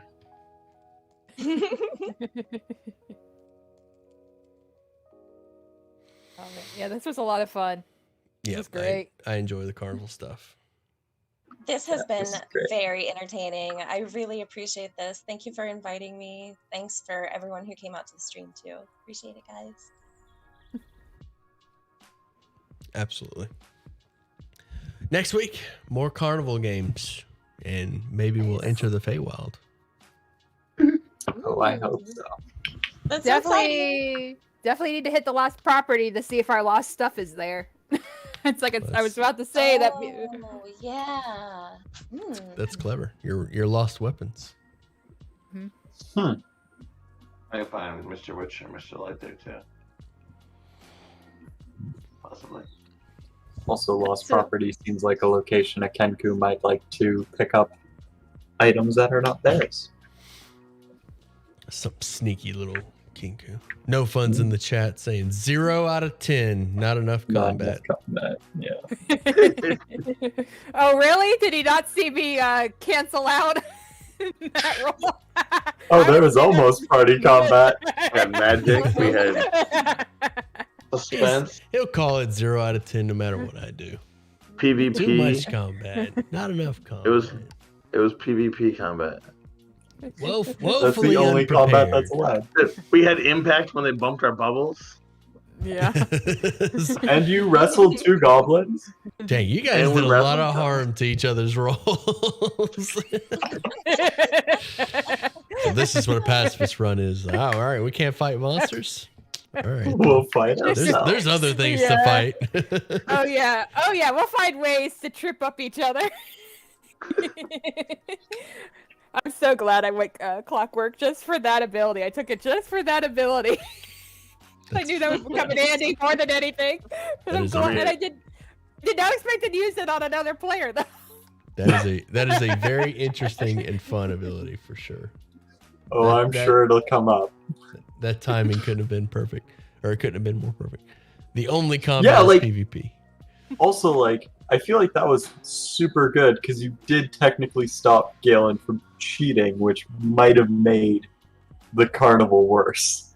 It's like, as much as I'm ripping on it, like, that might have actually been a good thing. It's like the Duchess just went and got an inspiration for explaining how the carnival works and about the happiness and stuff, and then here you are trying to cheat. It's like, Hey, no, that I would have has to been be what makes it very bad. happy if I won. I want to play through and see if we can make the carnival really mad and see what happens. No! Go play through it. Full dark. No! Like, yeah, do like a dark Absolutely not. campaign. Oh, yeah. So, Let's like, just send it to full dark. Oh, yeah. Absolutely unacceptable. No. Tuesday has a rogue that's pickpocketing a bunch of people, and they don't know. They don't know. Oh. I didn't describe the mood change like I did to you guys. Like I made it really obvious with you guys because it's if you don't, like you can imagine, like I have no idea what's going on. Like why are the colors brighter? Why are the colors more dull? Like, it's just no way to understand. Like you guys were able to piece together that it's like saving this dwarf improved the mood of the carnival. So I definitely like that. But I think they tried to steal a ring from the ring toss, and Kilbrew caught him, and I immediately dropped the mood down one level, and they didn't. Oh. So They didn't notice? Oh no. yeah, like I'm gonna have to describe it when they whenever they influence the mood. I have to like make it really descriptive as it's happening. Because if you're zoomed in on the map onto where you're Yeah, at like- on the map, you're not gonna see the time or the mood changer. So that makes sense. Right. All right, y'all. Because I was zoomed in the entire time. Yes, I am too for most of it, unless I make a change to the time or the mood. I'm zoomed in really quick because this map is like super high resolution. Really Yeah. pretty. It is zoom beautiful. Zoom in really close. So much detail. Yeah, the art in this is really good. Well, I hope you guys enjoyed it. I definitely had a lot of fun. Is it next Yeah. Monday yet? It was awesome finally being able to play with Ash. Yeah, same. I'm really glad that we were able to do this. Yeah, I'm sorry that Tului was out of it. I felt bad for him. So, hopefully he's better next week. Yeah, Yeah, hopefully. next hopefully. week. We'll see. What will we do without our little goth boy? Yeah. What was he again? Was he an intelligence person? I think he was our Daphne wizard. He's our wizard. He's our illusion wizard. Yeah, he was. Yeah, he was the one that had all the intelligence scores. Yeah. Because Yeah, we're like, better oh, we don't than need intelligence. We have him. Yeah. Well, I mean, to be fair, I have a 15 in intelligence for my character, Alright. so she's definitely up there. Yeah. Yeah. I I have a 14.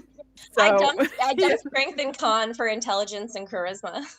If you couldn't tell, Cameron has a -1 as an 8 in his intelligence. I hope I played that off pretty well. I thought he was did. Sweet. Yeah. Like just dumb enough. Well, I really enjoyed myself, and I think you're all awesome, and I can't wait for Monday next week. Yeah. Absolutely. Sam, I have a question regarding the campaign. Now, I remember at some point you said you wanted the Monday campaign to be ahead of everybody else so that we could kind of be like on a schedule. Mm-hmm. It's not so much that I want it to happen, but it will almost certainly happen because as soon as another group gets into combat takes a lot of time. Like several minutes go into every single turn that happens in combat, and a combat can easily eat up an hour. And that alone, having an hour, because you guys won't be getting into combat, assuming. So you guys will be able to take off from that alone, just from like as soon as combat start happening in the other days, you guys are going to easily take off ahead of everyone else. I don't know. That sounds like a challenge to stay behind as long as possible. No, I actually think we should get ahead of everybody. Because that way, Yeah, that way That I way We can waste time, don't you worry. Yeah, that way you can watch We the spent other 2 group. hours I want to be in the handle lead it. so we can watch all those. I want to be able, I want to be able to watch same. them. Yeah. Same. And we're like, Absolutely. you all did that. Yeah. At the moment, there's nobody you can really watch. Yeah. I'm trying to think of who. One group went left. Yeah, there's nobody you can really watch at the moment Yeah, without some okay. spoilers. Maybe by next Monday we can get really ahead. Let's just do those other games. It will probably. I want to play more games. It's like I It'll don't probably be mind once through the and- Feywild, I imagine. Yeah, it's like I want to spend time trying out all the things before we move on. Yeah, Ev- we can every- delay this. We got every- so much fun. We can't. Every one of these labeled areas has something interesting about it. I can tell you that much. Oh wow! Yeah. Like Yeah, like the Kelly Elton gondola, the snail racing. I definitely want to do the mines. Got it. Yeah, but yes. like- And there, Got it's like I'm surprised, Kitty, that you did not immediately run towards the Pixie Kingdom. I would for sure thought that would have been your go-to. Oh, I am definitely going there as soon as possible. Are you kidding me? I have to pick up a new ticket on the way by. I'm at 6:30. The snail racing is incredibly fun. Oh, I'm a sweet talk All of mess. you wanna should do have that. 2 tickets. Most of you won an extra ticket, and then you were given an extra Yeah. for saving the dwarf. So all of I you have- should have 2. I never I won have an extra 17 ticket. uses left. Right. So, There's Cameron, only you 2 never extra- won an extra one, but you guys were given an extra ticket by the dwarf, so I assume it went to you. So everybody had 2. Okay. Yeah. Cool. Yeah, I believe actually Okay. Duchess has 2 extra tickets instead of 1 extra ticket. But yeah, it's only 8 silver for an extra ticket, and Yeah. some events will maybe give you an extra ticket just so you don't sink all your gold into it. Good. Yeah, I have 8 gold. I'm a poor person. I mean, they lost. Is it an 8 I silver? got 1 gold more than you. Thought it was so- 8 Or- silver. oh, did I We're say 8 both gold? I'm broke sorry, as 8 shit. silver. Not definitely not 8 gold. put, 8 gold to get in. put these carnies kids through college. Yeah. Silver says I got some extension potions to make. Go. 8 gold to try. Come on, bring it up. All right. Well, thank you, everybody. Yeah. Yeah. Take care, everyone. You'll have a Hey, good night. definitely need to get to bed. Yeah, I'm beat. Yep. I got work in 5 hours, so cool. I also have to wake up in 5 hours to go to school. I gotta wake up in 4. All right, get some sleep, all of you. I'll be in the Discord if you need me. At me. Oh yeah, Steeler, I wanted to talk to you about my patron eventually sometime in the next week. Okay. Yeah, But, you can just yeah. message me or put. If you want to, if you don't want them to know, you can message me directly. Otherwise, you could just post it in. Yeah, the I'll Monday probably group just chat. PM you. Okay. Cool. All right. Later, y'all. Perfect. Yeah. I was moving my microphone away before I said goodbye to the chat. Appreciate everybody hanging out. Night, everyone. Joe, appreciate you hanging out. No Fun, appreciate you coming by. As always, due to rampant cheating, party was kicked out of the carnival. I read that. I didn't read it out loud, but I read that. That cracked me up. Yeah, much love to everybody that hung out. Sorry for those of you that we got into spoiler territory and you had to bounce, which probably already left by now. Hello, what's up, Stormclaw? I was just ending the stream. Chad Orc, thank you again for the 40 rupees, bud. All right, I am going to